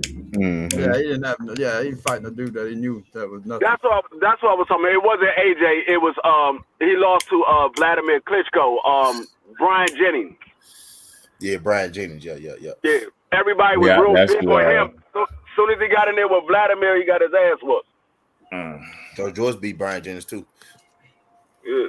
But that's what I'm saying. You can't get real high on these heavyweights because they don't have as much talent at the heavyweight, but there's a lot of big punchers. You don't see no talent until you get into the top tier of the heavyweights. Yeah, I know. That's why I'm saying that Anderson ain't ready for the top tier yet, man. He Nah, still got some no. work to do, man. He still got a lot of work to do before he gets up there with the big boys. Hell yeah, because I hear a lot of people talking about, oh, Anderson could take Wilder. Yeah, okay. Y'all keep sleeping on Wilder. Y'all see Wilder get beat. Y'all see Wilder get beat by one person, and y'all automatically think that everybody can take Wilder now. Y'all got to remember that motherfucker that Wilder lost to was also the heavyweight champion of the world. He was undefeated. He's the one that took the belt from Vladimir. That boy ain't got nowhere near ready for no fucking Wilder shit. He know that he knows that though. People might be talking that shit, but he knows better than that shit. Joe Joyce didn't call out Wilder's name either this weekend. Ain't nobody calling out goddamn Wilder name and stuff unless they trying to get a payday or they retarded. You ain't calling out Wilder name. Oh no, man. Joe Joyce like, hold up, I only got 14 fights. I'm not calling that nigga out. That nigga fuck around, fuck my career up for the rest of my life. I won't have a career no more. Look what happened. Look what happened to Dominique Brazil. You ain't hear shit about Dominique Brazil since he got knocked out by Wilder. Wow. He's done, man. That nigga got put to sleep. He was over. That was a career-ending sleep right there. That's like the other dude that he had twitching in the ring, and they had to take his ass out on the stretcher. You ain't heard shit about his ass neither. That's why AJ fucking turned that fight down, man. He knew. AJ was like, fuck that, man. 50 million? Fuck that shit. I like my face too much. Fuck that. That's why a lot of people like Eddie Hearn. I give it to Eddie Hearn. He be making all these big fights, except for when it comes to Wilder. He ain't trying to make that big fight.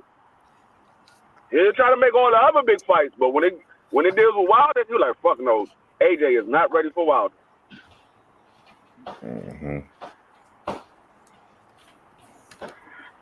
AJ gonna have his hands full with fucking this fight coming up, man. I really don't see AJ winning this fight. No, I don't either. He's big enough to win it, though. I mean, he's big enough, though, man. He should. I mean, if he had more skill, man, he should beat this motherfucker's ass, man. If he had the skills. If he knew how to box and if he had the boxing ability. If he knew how to box and his chin wasn't so weak, he'd be able to win. But his chin's too fucking weak. AJ, you look at him, man. You look at AJ, man. The way he's built and all that shit, man. You think he'd be a bad motherfucker, man. That's the thing about AJ. AJ was big and he's tall, so he got the arm reach over majority of the people that he fight. So it's not, they really couldn't touch his chin without getting hit themselves. So by the time you get a chance to even hit his chin, he didn't already put your ass to sleep. But just so happened he got in there with that damn Mexican who had a chin on this motherfucker. Joe, he like, fuck it. I know he gonna touch me, but I'm gonna touch his ass too. Yeah, Joyce is old. Joyce is what? How old is Joe Joyce? Like 30 something. He's 30 something. 38. Yeah, he's up there in age, man. Shit. He's somewhere around there. I was just looking at. I think 38. I think we was talking about that yesterday. I think he's 38. Time is definitely not on his side. Hell no. Yeah, he's somewhere around there. I know he's in his mid to upper 30s. Yeah. 36. 36. That's what I thought. I know it was somewhere around there. Yeah, I know it was somewhere around there. I know it was like mid to upper 30s. T20, what's up, brother? What's up? Yeah, but no, Joe Joyce, I don't see him going too much further in his career. Because you got to look at the people that he in order for him to be a champion, you got to look at the people he got to beat. He got to beat a Usyk or AJ or a Wilder or Ortiz or Andy Louise. I don't know if he's gonna get past. Now Andy Louise and Joe Joyce will be a good fight. Yeah. That'd be a hell of a fight. Neither one of them niggas is real fast. Both of them boxing ability is about the same. Joe Joyce is a little better boxer than Andy Louise, but both of them can punch. Mm-hmm. I would actually favor Andy Louise in that fight. Over who? Joe Joyce. He gonna knock Andy ass out. He might. I would just favor Andy. Andy don't hit hard. Andy don't hit hard. He more quick than strong. I think Joyce got a better chance at beating AJ than Usyk. I've seen what Usyk did to him already. Box circles around that big fucker. To me, Usyk ain't all that shit, man. He ain't all that either, man. Oh, Usyk? Yeah. Usyk is he's not a. See, the thing with Usyk is everybody expects Usyk to be a devastating puncher. He's not that. He's a hell of a boxer for his size. He boxed better than the average. He boxed better than most of the heavyweights in the heavyweight division. Yeah. He's a hell of a boxer. He's not a devastating puncher, but he'll box the shit out your ass. And you're not used to seeing that when it comes to a person with his size. You're not used to seeing somebody that can actually box, because he can box. He boxed like he would be a middleweight. He boxed like a middleweight.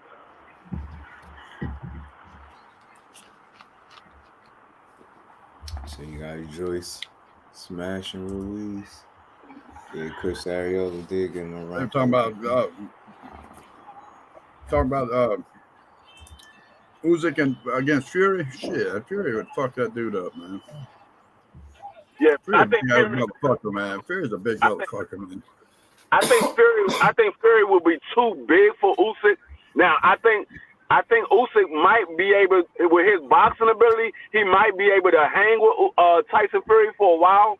But I think the weight that Tyson Fury has will wear on Usyk, where he'll be slower. He's a weight bully, man. He'll be slower in the later rounds.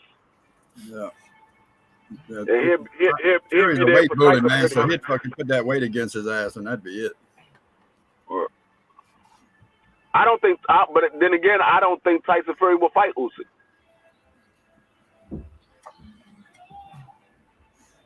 Tyson Fury, man, if he can't fight nobody right now because he can't get in the country, man, they need to strip his ass for that belt, man.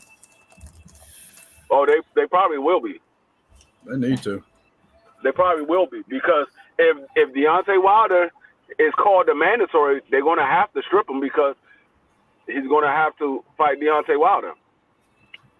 And he said he don't want to fight Deontay Wilder for a fourth time. And for two, his ass can't fight in the States. Yeah, can't come in the country. Mm-hmm. Be good for his ass. They take that shit from his ass.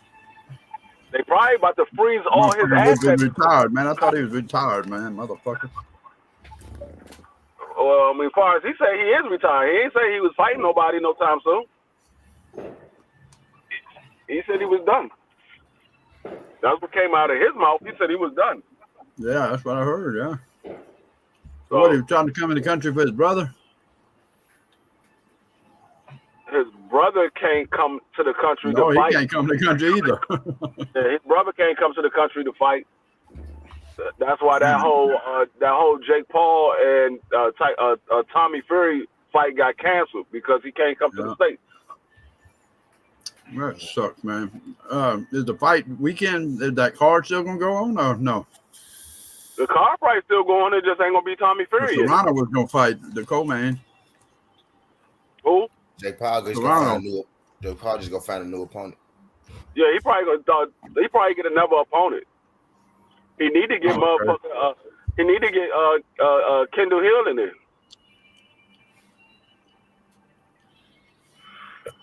Kendall want to fight his ass. You get Mike Tyson.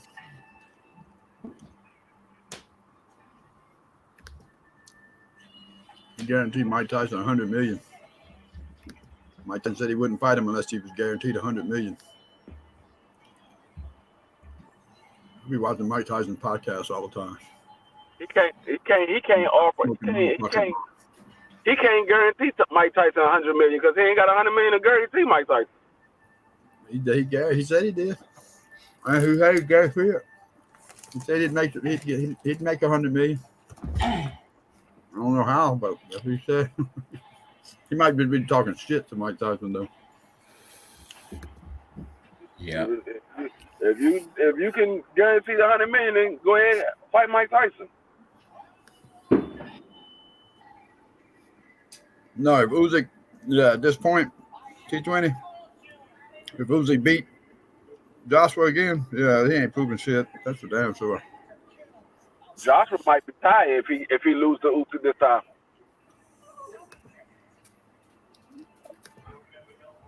Who we gonna fight? Who we gonna fight? I mean, it's other fights for him to fight, but I mean, at this point, everybody know the blueprint on Joshua. Hit his ass in the chin. He'll go to sleep. That's hell. You're a big motherfucker like that. God damn, man. That's disappointing. There's a lot of niggas I know like that. Them niggas is big for nothing. When I first seen him, man, fight, man, I was like, damn, boy, that's gonna be a heavyweight champion right there, man. Fuck yeah, man. I know a lot of niggas like that that's big for nothing. Motherfuckers big as shit. Can't take a punch for nothing. Yeah, most of them big motherfuckers take punches though. Damn, man. Big soft. A lot of them big motherfuckers can't take punches, because they ain't never been hit before. Right, that's what I'm about to say. They never been hit before. Yeah, that's true. They've never been hit, so they can't take punches. Yeah, going through life, you'll be a stupid motherfucker to hit a big motherfucker like that. You get all you gotta do is get one motherfucker to hit that nigga one time. The motherfuckers be like a big ass tree falling in the middle of the woods. Real. Yeah, back in school, I watched bullies get their ass beat by little bitty dudes, man. Sure. Big old motherfuckers get their ass beat by little bitty dudes. I know a nigga like that in New York. It was my ex-wife old boyfriend. And the nigga used to always talk shit. The nigga was like 280 pounds, like 6'6". Damn. He was like 6'6", 280 pounds. The nigga used to always talk shit about me behind my back. And so everybody used to come tell me, they were like, hey, D, this nigga saying this, this nigga saying that. I said, yeah, the nigga saying that shit, but he don't say it when he in my face. When he in my face, everything is all cool. So one day, they happened to bring me around the block. And he was outside talking shit. But he didn't know I was there. I was sitting in the car. And the dude that I was in the car with had tinted windows. And they were standing right beside the car, and the nigga was talking shit. I jumped out the motherfucking car, and stole the shit out of his ass. That nigga dropped and took off running. They were like, damn, this nigga running. I was like, he know what the fuck to do. He ain't trying to see me. I hit that nigga one time. He dropped. That nigga hopped up and took off running. They're like, damn, I ain't never see that nigga run before. I was like, that because y'all niggas was scared of him. I ain't scared of nobody. I'm gonna knock the shit out your ass. Yeah, the big motherfucker be trying to intimidate people, man. That's how they get around. Yep, it's mostly now we run across a big motherfucker that can fight, then it's different, but it's mostly intimidation factor. You know, they ain't never had to fight because most people just back down. Yeah, most people back down. Yeah, I found that out. Noticed, I be firing off on people though. I found that out. Most people just go, at least coming up, especially in school, they go ball up for the most part. They ain't gonna fight you back. Yep. Now you hit them hard enough. They start protecting their face and shit.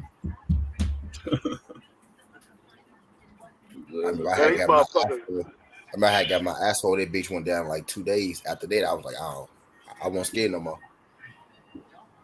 These motherfuckers shooting fireworks like a motherfucker. Yeah, they going Yeah, crazy. if you ain't never been in a fight, man, you're scared to get in a fight. But once you get in a fight and get hit a few times, then you're not scared no more. Because you know that shit, you know, it ain't shit. It ain't nothing to be scared of. You either gonna fight or you gonna get your ass whooped. Yeah. If you get hit, it ain't no big deal. I mean, it hurts for a little while, but it don't hurt long. You know, goddamn. You know. Yeah. The only thing I ever been when I was younger, like in my my early 12, 13 years old, the only thing I ever been scared of was getting knocked the fuck out. I was like, I don't want to get knocked out. I saw a nigga get knocked out and then they stomped the shit out of his ass. I was like, man, I ain't trying to get knocked the fuck out. I don't know what the fuck these niggas gonna do out. Wake up in the motherfucking hospital, jaw broken and shit. I'm like, I ain't trying to get knocked the fuck out. So I always been the motherfucker, I'm not gonna let you hit me. I'm gonna hit your ass, but you ain't gonna better hit me. I'm gonna be moving like shit. They were like, this little motherfucker moved too goddamn fast. I'll be moving like a motherfucker, hit your ass and run behind you, and then hit you a couple more times and run to the other side. They're like, this little motherfucker be moving like shit. No, you're not gonna hit me. Until that one time I caught a nigga, and the nigga spit around and caught me. Motherfucker dazed the shit out my ass because I wasn't expecting the punch to come. That nigga dazed the shit out my ass. I backed up. My mother just happened to be out there. She was like, you better swing back. I backed up because I was a little dazed. And then I was like, fuck it, it's on. We just started throwing punches left and right. I was like, fuck it. Once I got that one hit, that one good hit on me, and I saw I didn't drop, he just dazed me, but I didn't drop. I was like, oh shit, I could take a punch. Fuck it, it's on. Once I realized when you fight, you don't even feel the punches. You like you know you got hit. Cause like you feel it'd be like a little shake, but I don't even feel it more. I just feel a little shake. You know what I mean? Like my face move. I know I got hit, but I don't really feel it. It just be like you hear it, and it just be like a little boom, boom. I know when my shit start changing colors and shit. Then you know what I'm saying. Now I know. You know, right. Quite a few fights at school, man. Shit. But I didn't master. Yeah, I didn't master that shit though. I remember I got in a fight. I got in a fight in the 6th grade. From a motherfucker. Bro said I got mastered that shit. I you got know not to panic when you see them colors. I know which colors to look for. Which colors to look for, bro. You gotta know white, gray, and black. You see white, you good. I got in a fight in the 6th grade because I moved from my old neighborhood. I moved from my old neighborhood and then moved back to my old neighborhood. And I went back to my old elementary school that I left. But I'm in the 6th grade now. When I left, I was in the 4th grade. I came back in the 6th grade, and these little girls started liking me because I was a new kid in the school. So the niggas was like, man, they want to fight you. I'm like, who want to fight me? They're like, them niggas right there, they want to fight you. I'm like, fuck, they want to fight me for? I ain't do shit. They're like, nah, because my motherfucking girl like you. I'm like, what the fuck I got to do with that shit? Because she like me. I don't even know who the fuck your girl is. So I'm walking home from school with the normal little friends that I walk home with. So somebody tapped me on the back of my shoulder. I turned around. The nigga stole the shit out of me. And I looked at him. I like, really, nigga, you just gonna sneak me like that? They was like, oh, shit. That nigga didn't even drop. I just looked at him, and the nigga took off running. When I turned around and looked at him, the nigga took off running. I was like, Damn that. And I got home, I was like, that nigga stole the shit out of me. But I was so mad because the nigga snuck me. I was like, damn, you had to sneak me, nigga. We could have just sat there and fought. I was like, I didn't even want to fight you. You wanted to fight me. But the nigga snuck me, and I was mad because he snuck me. But when I got home, man, my motherfucking jaw was hurting like shit. I was like, damn, that nigga stole the shit out of me. I was like, God damn, this nigga stole the shit out of me. But I was like, fuck, I ain't going to let him know. I just looked at him. I was like, damn, nigga, you going to sneak me like that? That nigga took on running. Shit, I got my ass beat in front of the whole fucking school, man. Shit. Playing that shit after school behind the football field. Me and this guy, man, planned to fight. Shit, the whole day, man, everybody was talking shit to each other the whole day. All the rumors getting spread, you know, then the whole school was going to show up. I just thought I was going to beat the fuck out of this guy. He's a little bit smaller than me. Shit. That dude beat my ass. The whole fucking school, man. In front of the whole damn school, man. Goddamn, K, how come every time we talk about fight, your ass always get your ass whooped? Hey, man. I've been in a lot of fights, man. Fucking going up, man. A lot of fights, man. Nigga said a little motherfucker beat this shit out of me. I won a few and I've lost a few, man. Fuck.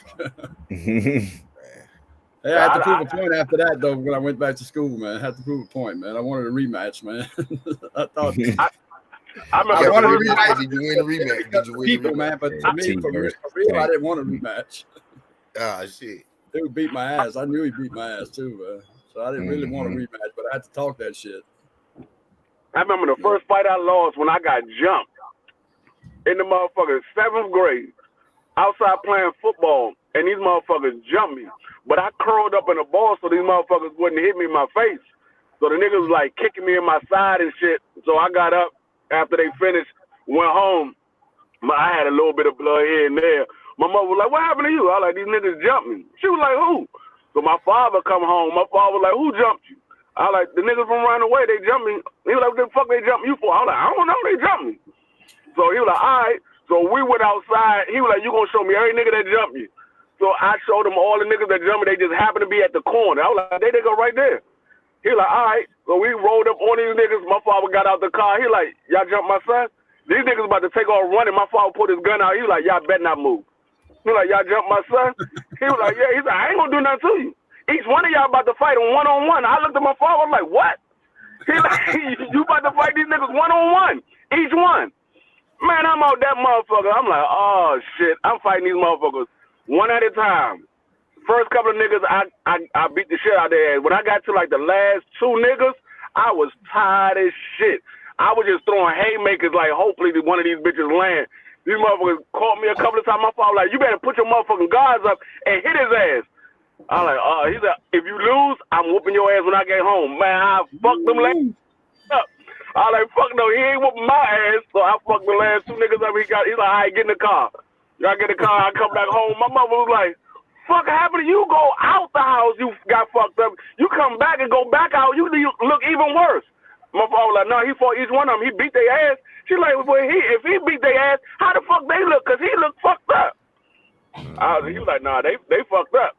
So I was like, nah, he like, nah, you ain't running from nobody. I said, I ain't run. They jumped me.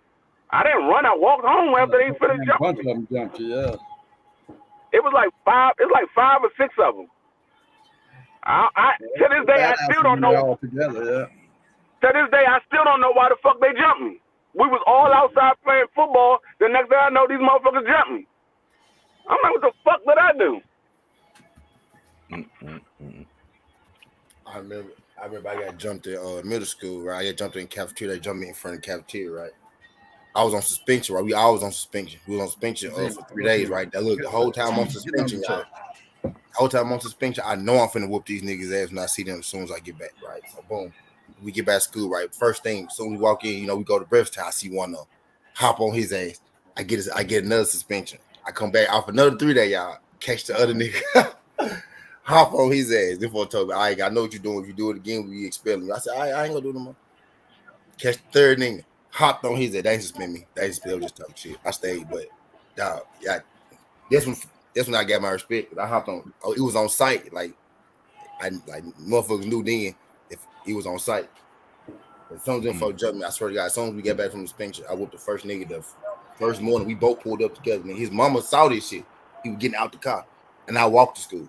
He was getting out his car, nigga. I ran up on him, getting out the car. His mama was like, "Get out my baby." I ain't gonna lie, I swung her. I missed though. I missed. I was a young nigga. She was old. She was grown. Like she was grown as hell. Type shit. I swung her too. I ain't gonna lie. That's why I got into boxing, man. Because of that.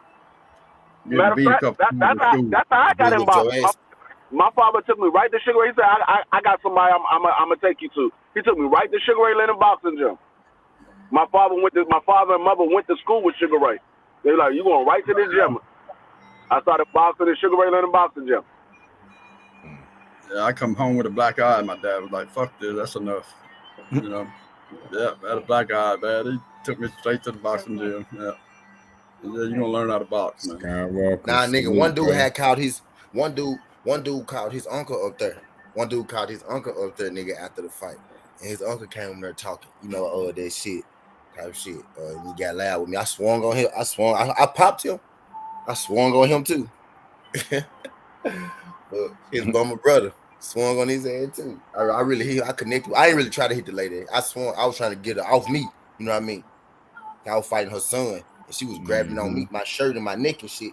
And I kind of, I swung back at her. I ain't trying to hit her. I could have hit her. I pulled up. You know what I mean? I pulled up. I could have hit her. Shit, a mother jumped out on me while I was fighting her son. My mother came out the house and beat the shit out that lady. No, my mother was whooping the lady so much that me and the dude that was fighting, we stopped and started watching them fight. My mother was beating the shit out of that lady. Noise. Yeah. My mother beat that bitch all the way up under a car. Literally. She beat this bitch under the car. I'm like, God damn. I was like, Mom, she's like, nah, I saw her hit my baby. I'm like, nah. I got roughed up. I got roughed up by the school police officer in the office. The nigga was taking me to the office because I was about to fight somebody, and then they snatched us up and we walked off. But he had my pants, bro, and he was yanking up on him like he had my shit in my ass, bro. I'm like, bro, they got my clothes, they got my pants, and then he pulled up higher, and I elbowed his ass, and he flipped my motherfucking ass.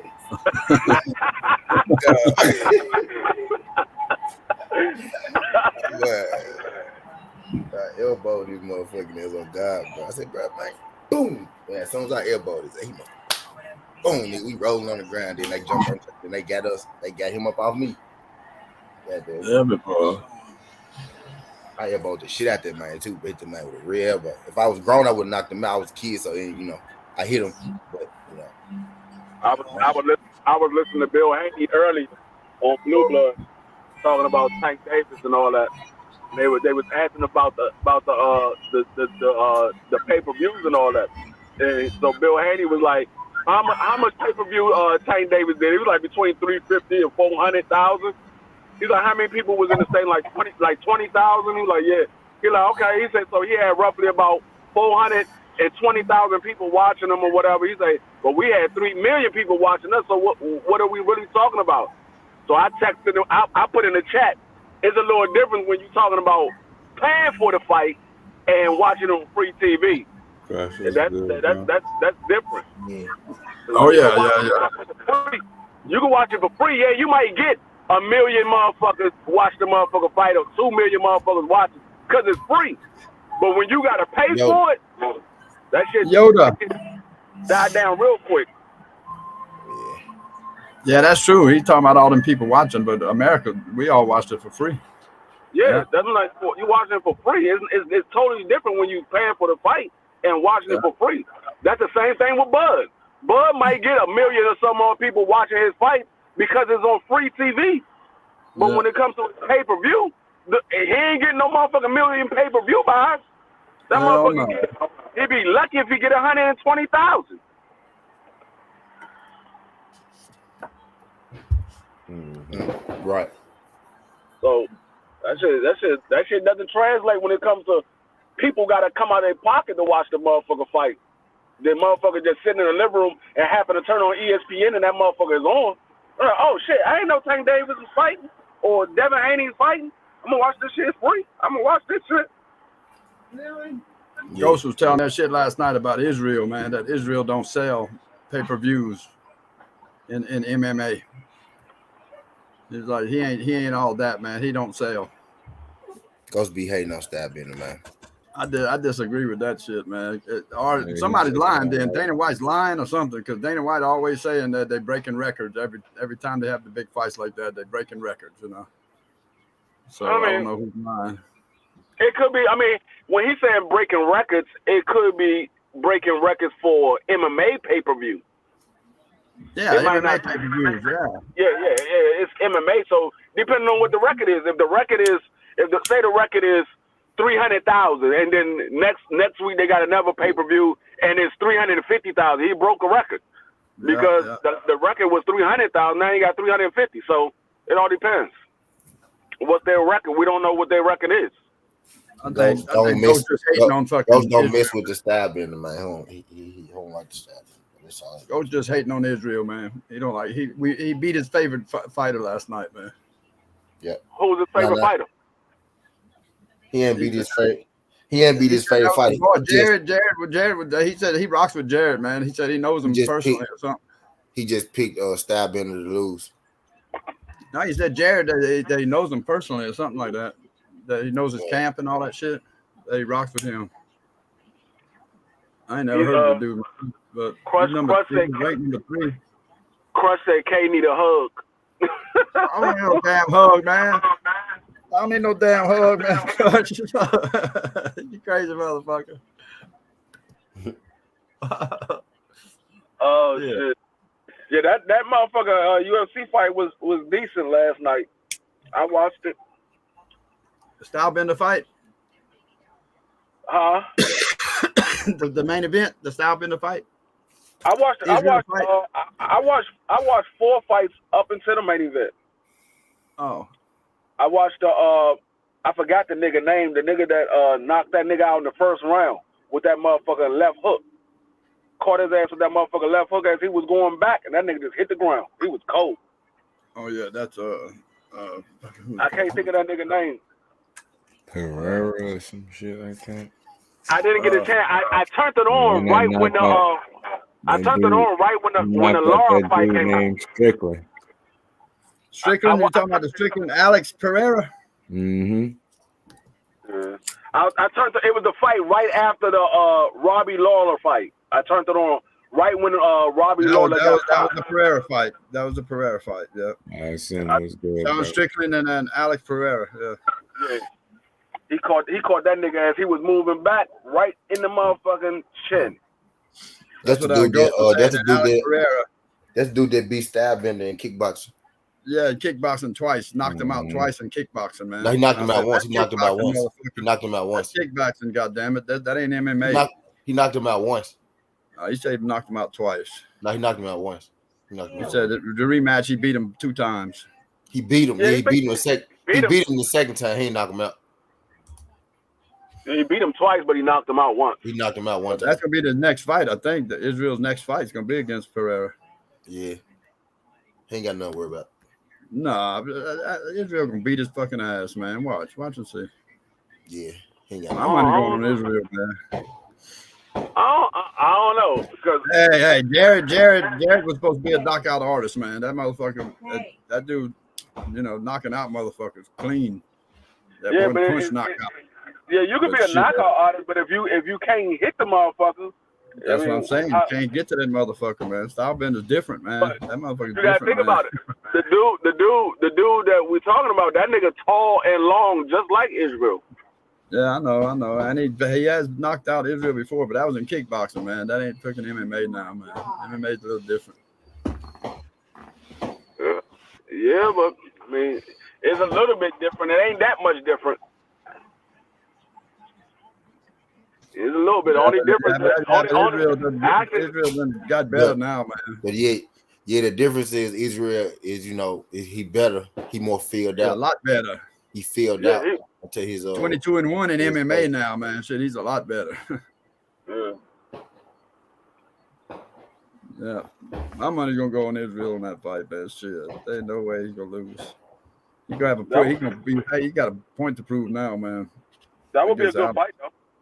Oh, it's gonna be a good fight. You're damn right. I want them to build it up, though. But I think he gonna make Sleep. He's working, dude.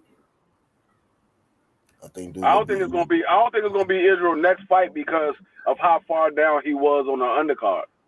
It's gonna be next. Yeah, he was only third. He was the third person on the undercard. It's gonna be fight. next. Third fight down from Israel. I mean, he wasn't the co-main, but he was. Only fight that was in front of him was Max. Yeah, Max. Max and was the co-main. He ain't fighting Alexander. That's for damn sure. Volkanovski. I don't know. Volkanovski. So it's gonna be Pereira. I think so. Nah, Volkanovski little as hell. Yeah, Volkanovski's not even in his division, huh? Yeah, no, he'll beat the shit out of Volkanovski. Yeah, Volkanovski little. Volkanovski little compared to Max, and Max average size. Max just wasn't into it last night for some reason, man. Max old man. Max 34. Max 34. Yeah, but normally he fights, man. You know, normally he's aggressive and he fights, man. This time he just didn't fight. He didn't have it in him, man. I don't know what it was. It felt like I did 100 hours this week.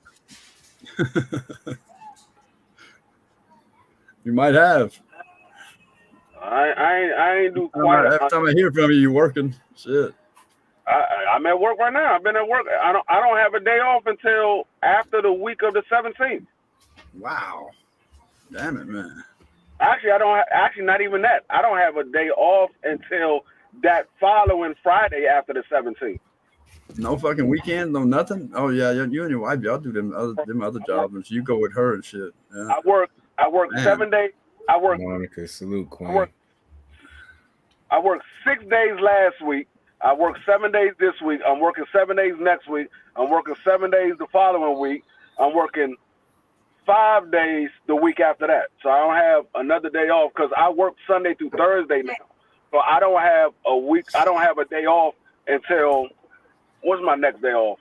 My next day off is going to be. Me neither, man. I don't have another day off either, man. Me either. My next day off won't be until July 22nd. We only July 3rd now. My next day off. My next day off won't be till July 22nd. Damn it, man. No, we ain't got no days off, man. No days off. Nothing. Shit. I work overnight, so I'm at work every night. Damn. That's crazy. Yeah. I'm hearing that too, Monica. I'm hearing KD might be possible. He might be trying to go. He's trying to go to the Suns. KD a prostitute. He going everywhere. He's trying to go to the Suns. That would be a nice ass person to go to the Suns. KD a prostitute. You give him a little money, he'll go anywhere. A nice ass person to go to fucking New Orleans. God damn it. Get KD a little money, he do whatever you want to do.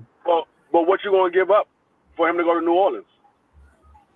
You got to give up one of your superstars. You gonna have to give up like Brandon Ingram or somebody like that. You might have to give up 2 superstars for KD. I think they were talking about it. Who they were talking about giving up? Brandon Ingram. Ingram and 4 first-round picks. They might end up giving up Brandon Ingram and Zion for KD. No. They were talking about that it would be a hell of a match with CJ, Zion, and KD on the team together. Boy, that'd be some shit right there. What position is KD gonna play? I don't know. Small forward. Every position. Zion gonna play the 4. You shoot from anywhere. KD ain't gonna better check none of the small forwards that he's playing against. On defense, he gonna go to the paint. This is ridiculous. He's gonna let. Shit. Yeah. Who they got? They got that Hayes dude from Texas down there. I mean, they can try to make it work, but the thing is, KD is one of those type of people that he's too big to play small forward, and he's too small to play power forward. He started the. Sorry. Yeah. I don't know, but I hear the talk is that CJ and Zion and KD would be a hell of a match together, man, on the team. Them folk gonna get put out in the first round. They ain't even gonna make it. Yeah, KD won't go over there. He won't go. They gonna get put out in the first round. They ain't gonna get put out. If we had fucking shit, man. We'd have made it to the finals this year if we had KD. I'm gonna tell you, y'all might end up having to get rid of two of y'all stars in order to get KD. No, just one, man. One in the bunch of first Brandon round Ingram picks. to Memphis. That's what you want. Brandon Ingram and Let's send him to some Memphis. other picks. No, what I'm saying is that's what you want, K. But that's not No, what. that's what I'm reading. That's what I'm reading about. That's what I'm reading about the trade thing. That's what I'm reading. That's what Just they send say. Brandon Ingram to Memphis. And what I'm saying is that's why they haven't made that trade, because they like, nah, that's not enough. Actually, KD ain't even mentioning fucking New Orleans. No, KD ain't, because he ain't trying to go to New Orleans. He's trying to go to the Suns. He want to go to the Suns or go back to Golden State. That's where he want to go. There's only two teams out there that's actually that he's mentioned. Yeah. KD need to go to Boston. Nah, hell no. He go to Boston. That'd be some shit. He go to Boston. He gonna fuck up all their chemistry. Hell no. Nah, he gonna fit right in. He gonna fit right in. Nah, fit in where? What position he gonna play? He want to be on the team where he ain't got to do no hard work. No way. Put his ass on Boston. Nah, he'd be better off going to Phoenix. Yeah, he ain't going to Golden State. That's for damn sure. Nah, he not going to Golden State. They don't want his ass. They already said no. That rookie that they picked up, Pat Bowen, that nigga played just like KD, but he got a better handle. I was watching him last night in the summer league. That nigga played just like KD, but better handle. Where he from, D-Free? Pat Bowman. Pat Bowen. Bowen, whatever. Where he from? Where he from? He playing. Yeah, I wish he would, man. That'd be awesome. Now, what college he went to? Huh? What college he went to? I don't know what college he went to, but I was watching him play. Vanderbilt. I watched the highlights of him in college. Vanderbilt. And I watched him play last night. That nigga played just like KD with better handle. Yeah. I think he transferred to Vanderbilt or from Vanderbilt, something like that. And what, he's on Golden State's team now? Hell no. Yeah, he's on Golden State. They just drafted him. That nigga, he nice. I give him that. He's nice. He can shoot the three. He can play down low. He can play mid range. The nigga nice. I know he ain't going to Miami because Miami already said they'd have to give up half their team to get him. Yeah, and that's the thing. You gotta remember how much money KD is getting paid. That's why I say that's not enough for motherfucking what New Orleans is trying to give him. That's not enough. They're like, we giving y'all a superstar right now. I mean, although he's a good player, but Brandon Ingram is not on the level of a KD. They also stated that KD's still under contract and it's really not KD's choice where he goes. Yeah, it's not his choice. No, it's not his choice. They can trade him wherever they want to trade him to. It's not his they choice. Can trade him wherever they want to. He's under but contract. whether he plays for the team or not, that's a different story. You know, if he goes somewhere he don't want to go, then you know the shit's gonna happen. He's gonna cause a whole lot of controversy. Not necessarily, because KD ain't that type of motherfucker to be causing havoc in the locker room. He quiet and shit. He ain't that type of person. You don't think they sent him somewhere he don't want to go? Nah. He just don't want to be there? He probably just ain't going to show up or something. That's what I'm saying. Yeah, but it's not going to cause no havoc to the team. It's just going to be they traded for a person that don't want to play. Yeah, that'd be some shit there. What happens then? He won't get paid. He won't get paid no money. Oh, he don't get paid. Okay. Yeah, he don't get paid. Like it's not like now if he was on the team and they cut him, then he would still have to get paid because the NBA your contract is guaranteed. It's not like the NFL your contract is not guaranteed. But in the NBA, if you get cut, you still get paid. But he's not getting cut. He just didn't show up, so then they don't have to pay him if he don't show up. The same way in the NFL. If you don't show up to the team, you don't get paid.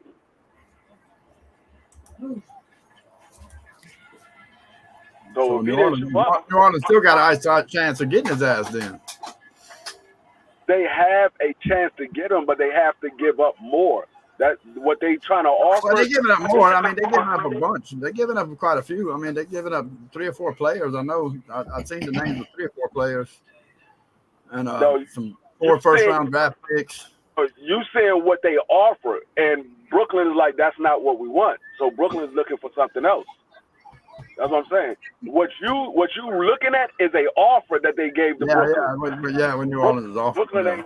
Brooklyn ain't taking that. Brooklyn like, nah, we want something else. We want something better than that. Because we giving you a top player in the NBA. We're not taking just some bullshit ass deal. Well, they're looking at all the offers right now. They're gonna pick the best offer, I guess. If he don't stay, he might end up staying over there. Who knows? That's what I'm about to say. Because Brooklyn can say, you know what? Fuck, we're not gonna trade you at all. Ain't nobody give us what we're looking for. We're not trading you at all. You're gonna either play or you're not gonna get paid. I know Irvin's leaving. He's gonna be gone. The Lakers is trying to get his ass, but I don't know. The Lakers trying to get him.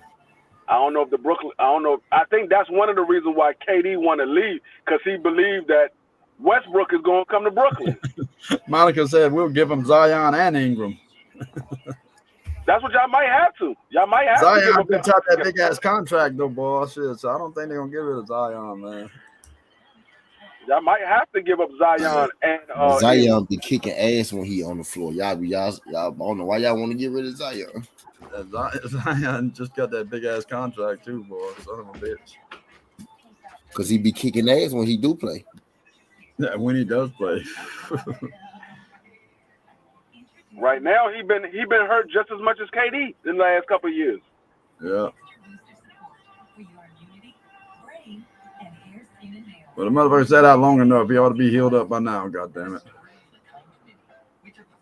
He sat out just as long as motherfucking Michael Thomas sat out.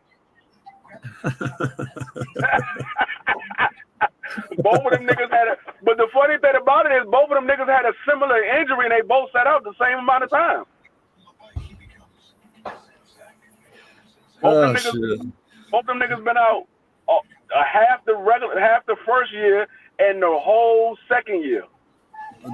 Clarence, that would be New Orleans, man. Yeah. If he wants to go somewhere where he don't have to shine, he can shine without 5 or 6 All-Stars. Shit, that's New Orleans right there for you. Clarence said, "Hell no, keep Westbrook." Nah, that's what the Lakers is trying to trade Westbrook for Kyrie. And they get rid of Westbrook, man. And I think they offered him like 3 first-round picks or some shit like that. They gave him a nice deal to trade for Kyrie, so it's just a matter of we don't want fucking Westbrook, man. We don't want his ass. They offer Brooklyn a nice ass deal. So it's just a matter of is Brooklyn going to take it. Yeah, he better be ready, huh? That son of a bitch, Zion, he better be ready. Motherfucker didn't even come out for the playoffs, man. Son of a bitch out there dunking the ball and shit, showing off, and then not even playing. Motherfucker, man. You go out there and play, show off to the fans that you could dunk the ball and all that shit. Why your ass ain't dressed out on the court? We in playoff time, man. Goddamn. Get your ass in there. If you can do all that shit, get your ass in there. How long can that motherfucker leg hold up when you get in the action? That's the problem. I mean, that's the question. How long can that leg hold up? He's looking good right now, though. He lost some weight, man. He was looking good when he left Duke too, and then he ended up getting re-injured. Yeah, well, chance you got to take, man. Like AP and all them motherfuckers. See, he got to drop some of that weight. And see, the thing is, the position that they got him playing, which is power forward, he got to keep some of that weight on because he's too small. He's only 6'6". So 6'6" playing power forward, he's trying to keep some of that weight on so he can go against those bigger guys. He'll be all right next year, watch. He'll show y'all. He's going to show all y'all critics. I ain't clear. I'm saying I'm trying to figure out how long his leg going to hold up. They're going to hold up next year. All right, next year. He done took his year off, man. Was a pussy for a year, so he'll be ready next year. Me personally, I think y'all did better without Zion than y'all did with him. No, I think if we'd had Zion for the playoffs, we'd have went deeper. I don't know. But you gotta remember, a lot of times when they got that superstar on the floor, a lot of people they slack up. They don't play as hard because they got the superstar back on the floor. They play harder when the superstar is not on the floor. Zion play Y'all off consider him ball. a superstar. I don't consider him a superstar. Yeah, he play off ball though. You know what I mean? So he kind of. No, I know that. But I'm talking about the other players. You know, like when Kobe goes down. I mean, when LeBron go down, niggas come and play. But when LeBron is on the court, motherfuckers ain't playing as hard because LeBron is on the court now. Yeah. I know what you mean. Zion got to prove himself though now. Yeah. He's gonna be that player. That's why sometimes it's better for your superstar to not be in the lineup for a couple of days to get the backups and get the experience to play. No, we don't want no Westbrook. Hell no. Oh my God. Fuck no. Nobody want Westbrook. Too much controversy with that motherfucker there. Nobody. He can play, man. That's the thing, man. The man can play, man. The thing is with Westbrook, when he's off, he's off. He fucks up the whole team when he's off. Yeah. But when he's on, hell yeah, he's a hell of a player when he's on. But when that nigga have a bad game, he fucks up the whole team when he have a bad game. The nigga fussing at everybody like it's their fault. Nigga, you the one missed the motherfucker open shot. Fuck you fussing at me for? I gave you the ball because you was wide open. You getting mad at me. Oh yeah, he'd be saying you should have gave it to me quicker, goddammit. Oh yeah, this motherfucker. That's why I don't like you know I that. can't shoot. See, Westbrook remind me of that player that he made it to the top, and now you can't tell his ass shit. So when motherfuckers trying to coach him, like, he ain't trying to hear that shit. Nigga, I already know what the fuck to do. You ain't got to tell me what to do. All right, motherfucker, that's why your ass looking like some shit right now. Nobody wants you. Yeah, T20, delusional as hell, man. Yeah, he can ball though, man. He's good. He's good. With Zion on the floor, yeah. With the team we got right now and Zion on the floor, yeah, I think. I mean, it's possible. It's possible. It all depends on what. It all depends on what team you're gonna have on the floor. Like I said, it also all depends CJ, on Brandon, and Zion. That's three good guys right there, man.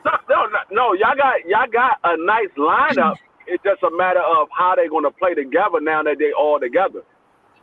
Yeah. That's what the off season's for, man. Get that shit together. But a lot of times, I mean preseason, yeah. But a lot of times the off season, them motherfuckers don't play together. They practice together, but they don't play together. That's all for the younger guys, the rookies and niggas that's on the D League to see if they're gonna bring them from the D League.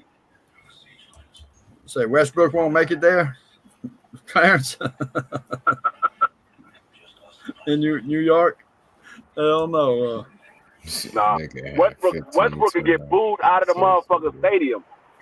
Westbrook need to go to Miami, man.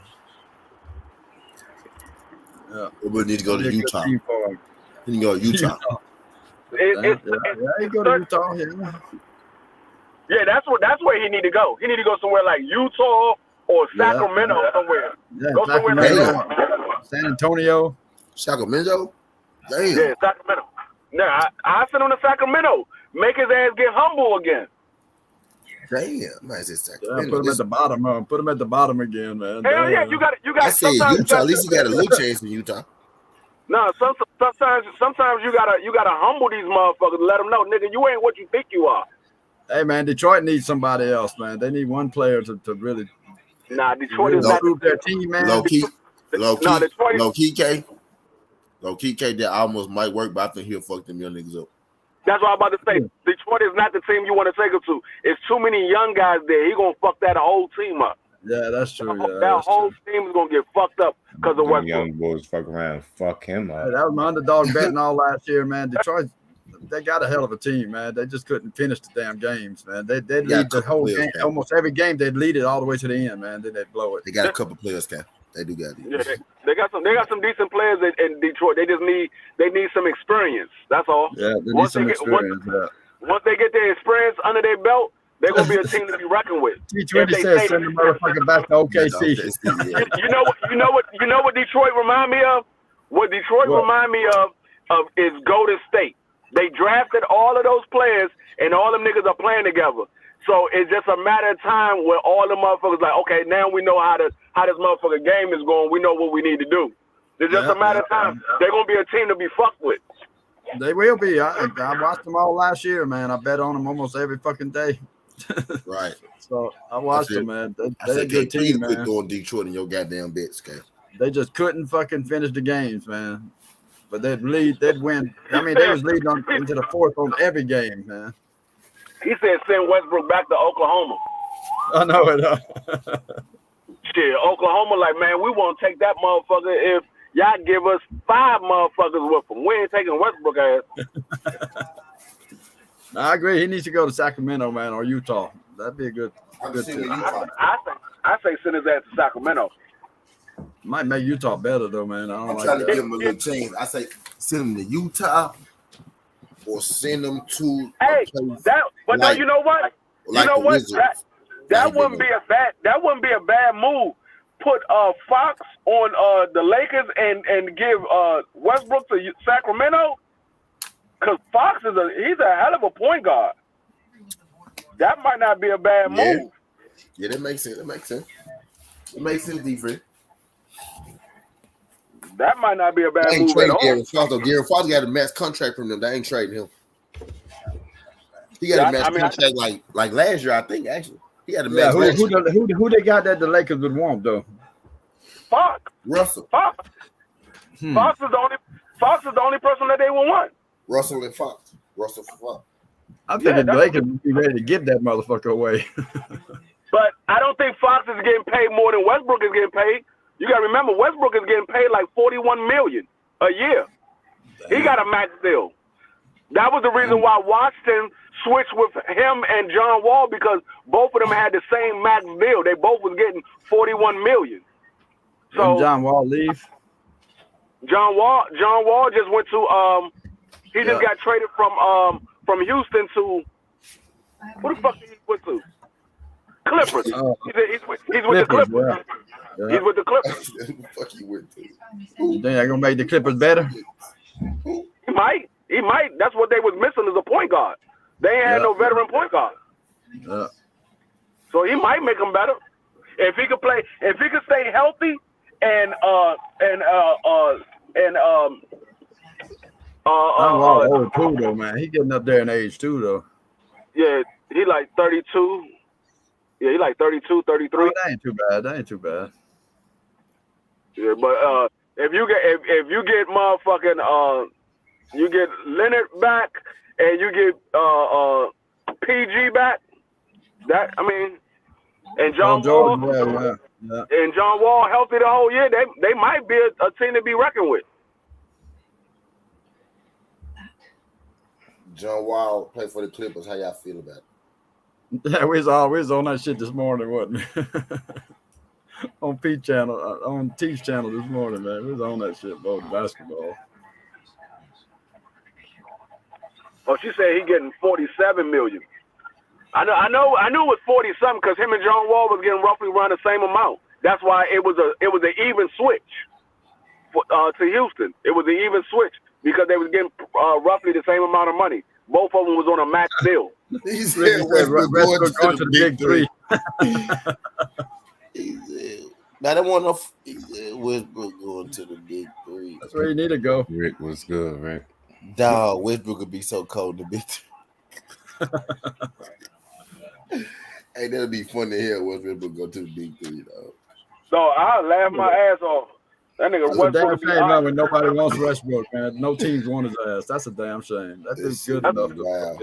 He's good, man. He's a good player, man. I'm gonna tell you what Westbrook is going through right now. He's going through the T.O. phase. T.O. was a good motherfucker player, but kept fucking up everybody's team. That's what he's going through. He's going through that. He's going through that TO phase. Damn it, he was a decent. I mean, TO was a better player than Westbrook was, but Westbrook is a good player when he's on his game. When he's on his game, he's a good player. TO in the NBA. Westbrook a Hall of Famer. Huh? Oh yeah, He's a Hall of Famer. Hall of Famer. Yeah. Westbrook? Yeah. Not first ballot.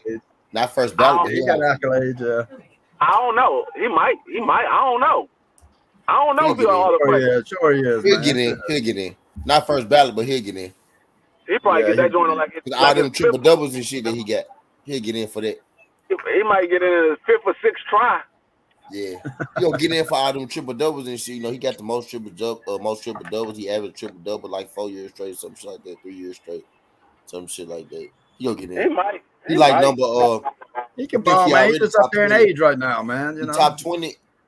He top 20 in scoring and assists or some shit like that already. When he was younger, man, he was fucking bad as hell. He'll sneak in there. He'll sneak in there. He's going through the Carmelo Anthony phase. He'll sneak in there. Yeah, that's what he's going through, the Melo phase, right? I don't even think it's Carmelo Anthony phase because Carmelo Anthony wasn't that bad in the locker room as Westbrook is. They trying to devalue him as a player, though. Controversy bad, bro. Carmelo Anthony's problem was he forgot how to play basketball. That was his problem. He forgot how to play. I don't know what that was the biggest drop off I've ever seen in NBA history. That nigga went from being one of the baddest motherfuckers in the NBA to nobody. I'm like, what the fuck happened to Carmelo Anthony? This nigga act like he can't score buckets. And he had some promise too, man. God damn. I think I know what happened to Carmelo Anthony. Motherfucker, him and Lala broke up. That's what happened to Carmelo Anthony. He had that fucking baby. Contracts, man. And big contracts do that shit to Carmelo you. at Golden State now. Him and Lala went through that breakup and fucked his whole motherfucking career up. Carmelo at Golden State. Yeah, shit. Golden State don't want his ass. Ricky talking like he already there. Golden State got the team, man.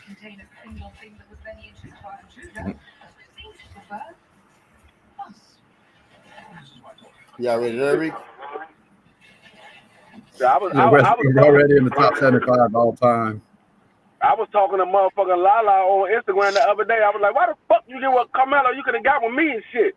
We weren't even going through this whole bullshit.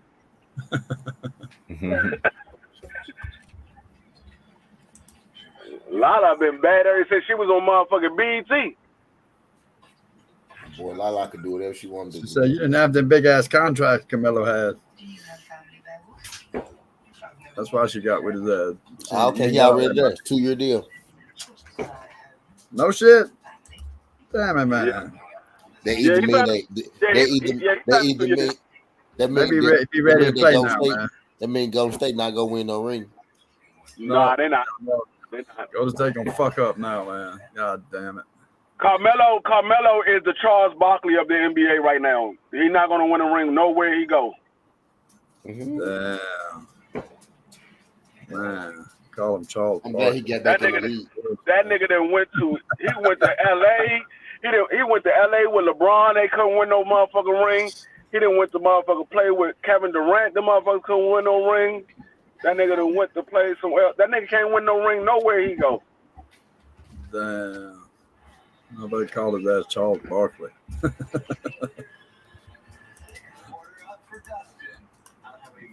Son of a bitch. That fake body habit, I can't stand Lala. I don't like the plastic surgery, but as far as her appearance, she didn't do nothing to her face. Now, as far as the rest of her body, I can't speak for. Let me get the pizza. Let me get the food. Let me get the food first.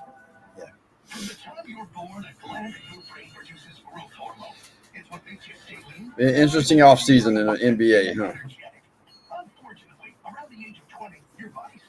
Where everybody's going, man. Yeah. She ain't do no Lil Kim though. Lil Kim ass don't even look the same no more. I'm like, God damn, Kim, you done fucked your whole body up from the head down. Damn, son. Where'd you find this at? Nigga said she got surfboard head. I said, Kim. Especially where KD comes Nigga Ricky said she cock-eyed.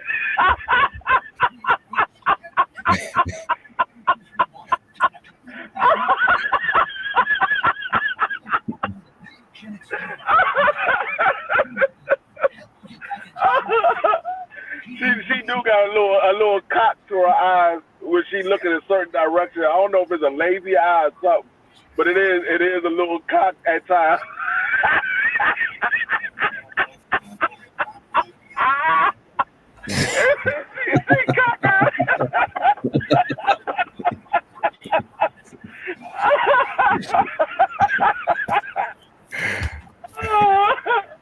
That nigga Ricky stupid as shit. That nigga Ricky be looking at the funniest shit.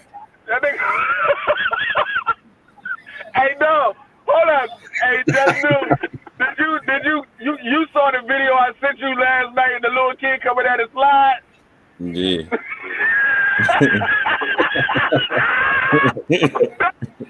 That nigga hit his head like 7 times coming at that. I was trying to figure out. No, I watched the video like 6 times back to back. That slide was dry as hell. That slide was stiff as shit. So I tried to figure out what the fuck did he hit to make his head do that. That nigga was going down straight all of a sudden. Boom, boom, boom, boom, boom, boom. All right, man, get me up off this motherfucker. He said I want unemployed, man. Unemployed. God damn it. He said one of her eyes is unemployed.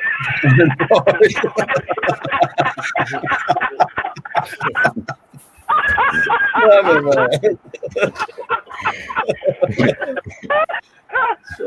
bitch.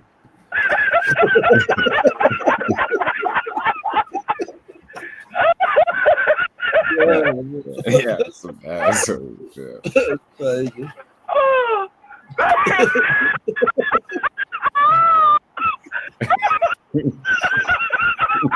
He just makes you laugh. Because he's laughing. It's so funny. Hold on, I'm trying to repeat what the fuck the nigga put in the chat. Hold on, he said one of her eyes is unemployed.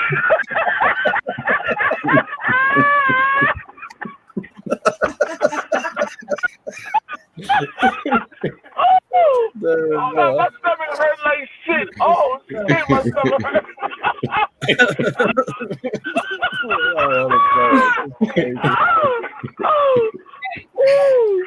This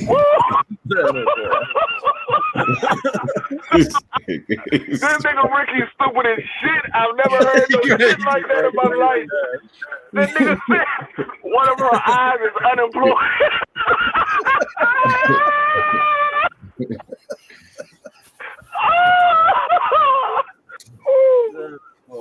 Oh, this nigga Ricky dumb as shit. God damn. No, that's some funny ass shit, dog. How you tell somebody, man, nigga, one of your eyes is unemployed? Get that motherfucker a job. Shit. That nigga just running around this motherfucker doing nothing all his life. Ah, shit. This nigga stupid as a motherfucker. That nigga said one of her eyes is unemployed. Damn, I ain't never heard no shit like that before. Oh, fuck. That shit had my stomach hurt. Nigga almost made me bust a motherfucker brain vessel. Son of a bitch. Nah, but shit. Yeah, I don't know. I just want football season to start up, man. This shit is boring as hell right now. It's coming. When preseason start? Preseason start August. Because training camp begins for Washington July 26th. So that means the first preseason game is going to be like the first week of August. Month away, shit. Yeah. First preseason game is going to be roughly like the first week or the second week of August. Oh yeah, boy. Yeah, we're a couple of weeks away. I know the first game for Washington is motherfucking September 11th. I think that's the beginning of the season. September 11th. If I'm not Who y'all mistaken, open the season with? Yeah, September 11th is the opening. Who y'all opening up with? Who y'all opening up with? We open it up with Jacksonville. Jacksonville. Yeah. Our first game is against Jacksonville. Easy win right there. Y'all got an easy win right there. We got Jacksonville, and then we got we got to open up with the Falcons. We got Jacksonville, and then we got the Cleveland Browns. Damn. Oh no, I'm sorry. We got Jacksonville, we got the Eagles, then we got the Cleveland Browns.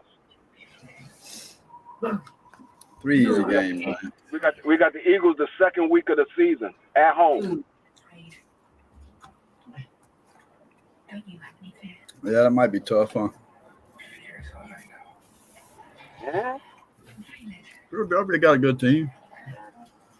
Huh? Philadelphia got a good team. They got a decent team. The problem with Philadelphia is their quarterback situation. I don't trust their quarterback. They got a decent team though. I just don't trust their quarterback. I don't believe in Jalen Hurts. Yeah, I don't think he's going to be a good. He might right now. It don't look like he's going to be a good quarterback to me. No, he couldn't win a national title, so. Now, he might end up being a good quarterback. I just don't see it.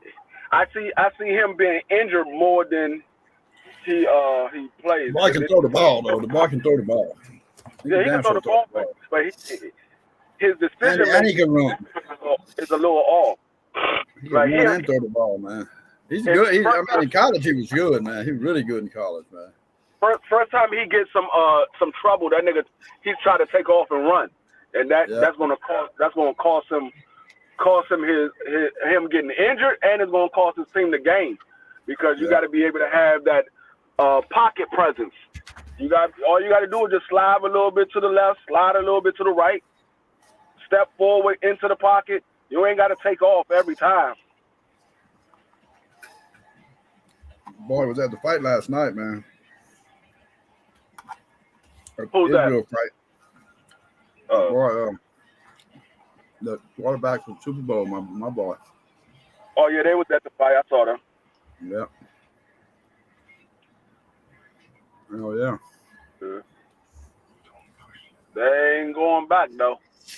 Would you go to Russia now with what's going on with Brittany Griner? I don't know what will happen with her. Who's that? Brittany. In Russia over there. Brittany Griner. Yeah. She got caught with that damn vape. She still locked up? Yeah. God dang. It's fucked up, man. It's fucked up, man. I see our government ain't trying to help her, huh?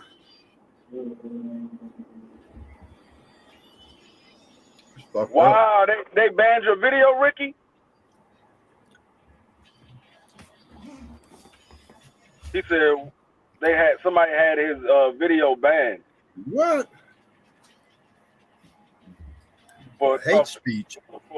For hate speech. What hate? The fuck? Oh, damn. What the hell? These motherfucking bud sexuals, the Justice League is out this motherfucker.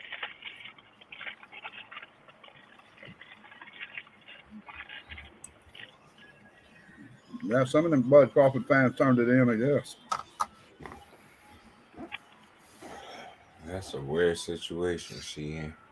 Man, just think if I made videos about Bud. God damn, I'd be banned all the time, huh? Yeah. Oh, it was just him talking. Oh, shit. Why the hell they banned that shit then? Huh.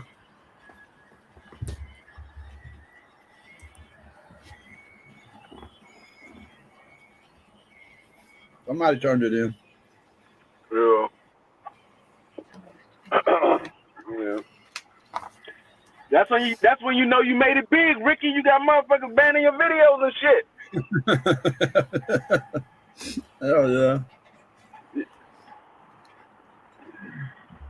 Shit, I knew I made it big when I had a motherfucker troll use my motherfucker avatar and came up on motherfucker BFTB, and I'm in the motherfucking chat. Me too. I was in the chat, and my shit come up on the BFTV. Yep. I'm just in here shooting. Crazy motherfuckers, man, doing that shit. I'm like, oh, you want to use my shit, nigga? I was the first nigga to shoot his ass. I blocked that nigga instantly. As soon as I seen that shit popped up, I was like, nigga, how the fuck is that me with no wrench and I ain't even say nothing?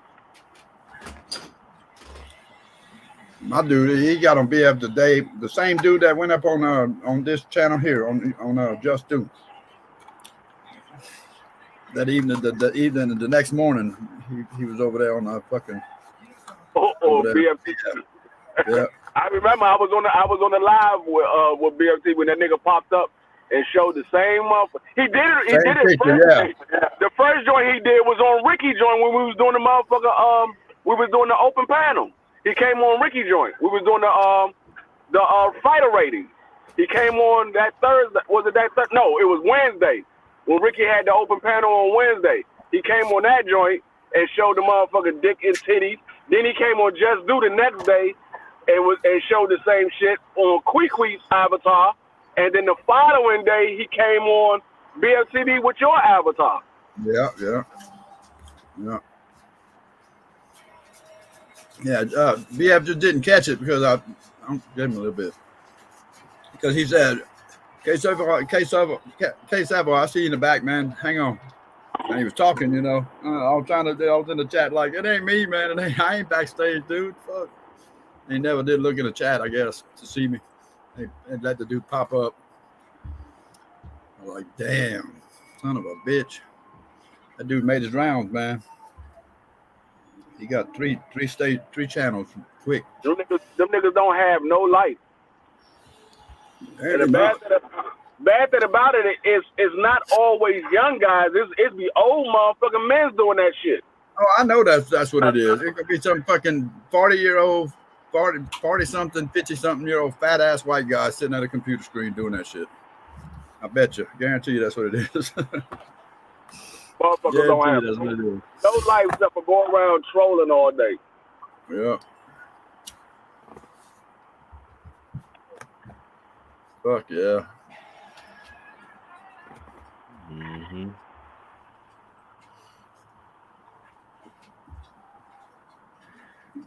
Bud Sexual just Manny's old fans. Yeah, a lot of them motherfuckers are Manny old fans. Hey, I like Manny Pacquiao, man. I don't like Bud, but I like Manny. Manny was a decent fighter when he wasn't on that shit, but we don't know when he wasn't on that shit. Yeah. The only fight we know for sure he wasn't on that shit was the two fights that he had with the one fight with Floyd and the one fight with motherfucking Udanis Ugas. We know he wasn't on the shit those two fights because that nigga looked terrible. Yeah. Said he's gonna fight Jack Catterall in a rematch. Yeah. So at least he giving him his rematch. Oh, he turned down motherfucker. Oh shit. Yeah, that's why I held back from putting Josh Taylor on my pound for pound because I was going to put him on my pound for pound, but I held back. I thought Josh Taylor was fighting Catterall. Yeah, but he turned down the fight with Zepeda to give Catterall the rematch. He got it. He done did it. Yeah, I thought he was fighting Catterall. Like a year, was it a year ago? No, 2 years ago. I was going to put Josh Taylor on my pound for pound. I was like, nah, I got to see him in a couple of more fights.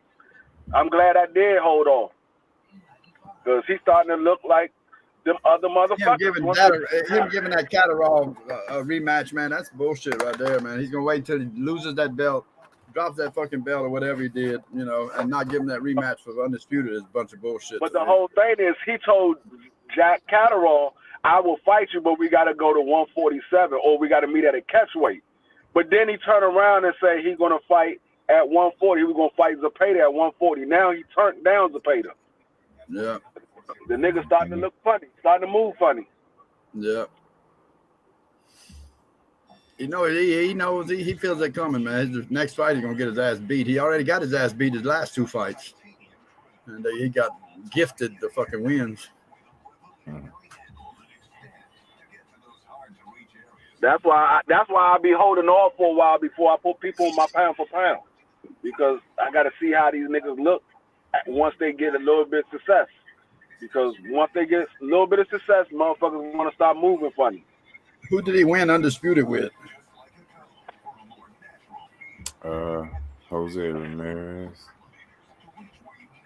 Yeah, he won that with Jose Ramirez. He beat Jose Ramirez for the belt that he had. The last belt to become undisputed. I think it was 2 belts. I think he had 2 and Jose had 2. Them were both fake. He underestimated him.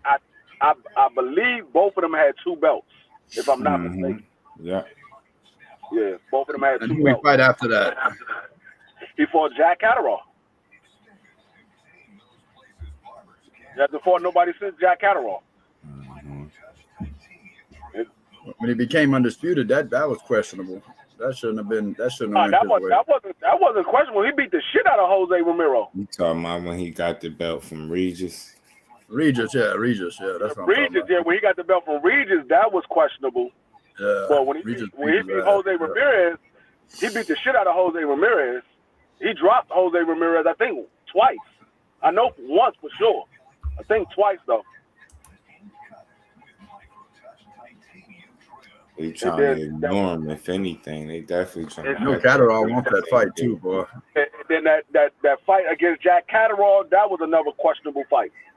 Oh, that was way questionable there. He got his ass beat. Actually, that shit I'm about to say that shit wasn't even questionable. That shit was a robbery. That was a robbery, man. Bad, man. Bad robbery. Catterall knocked his ass down, man. Fuck. Yep. Jack Catterall was beating the shit out of John. Beat the shit out of him, man. His face was fucking all fucked up, man. Shit, he beat the fuck out of him and got the decision anyway. That's fucked up. So Taylor ain't shit, really, man. Monty going in on Bill Haney again. And Bill trying to get in the chat. A link in the chat. Trying to get the link in the chat. Damn. Monty Brown going in on Bill. What the fuck, man? No, I know what money what money coming from. I know what angle he coming from. But I mean, I can see it from both sides. Because to be honest with you, you can't really be talking about Tank Davis when you know you got another fight lined up. Yeah. Trying to put all this pressure on Tank Davis, but you know you got a fight lined up with motherfucking him and Tank both talking shit. Tank talking shit to him too, though. Even though talking shit to each other, man. Right, but I'm just saying they trying to put a lot of pressure on Tank. But even though nobody want to see the George Kambosos fight again, but you already signed up for 2 fights with him, and George Kambosos already put in for his rematch clause. So why talk this big talk about Tank Davis when you know that fight is not happening next? Yeah. So like I said, I understand where Money Brown coming from, but I also understand where Bill coming from, because you're like, shit, you gonna talk shit about us? We want to fight you, but you can't talk about next, because you know it ain't gonna happen next. No, it won't happen next. That's for damn sure. You know, I understand both sides.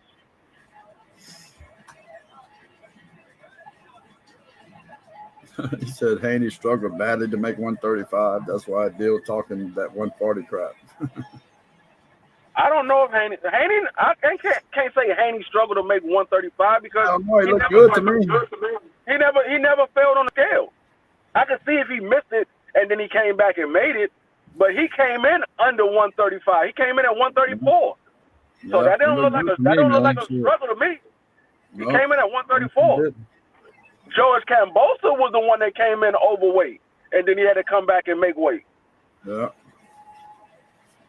Well, mine dropped the damn link. Uh-oh. Uh-oh. I'm not gonna try to get up out of here anyway. I might go over there and watch it. See what's going on. I need to go watch that shit too. Yeah, I might just do that. I appreciate all y'all. You already know. Oh yeah. Yeah, smash the like button for your boy on the way out. I'll be back tomorrow, of course. He telling me using Tank for clout. Yeah, he make me want to go see it. I'm gonna go check it out, bro. Cool, man. All right, damn it, man. Appreciate you too, T, my bro. We get up out of here. I'll see y'all on the next one. Peace.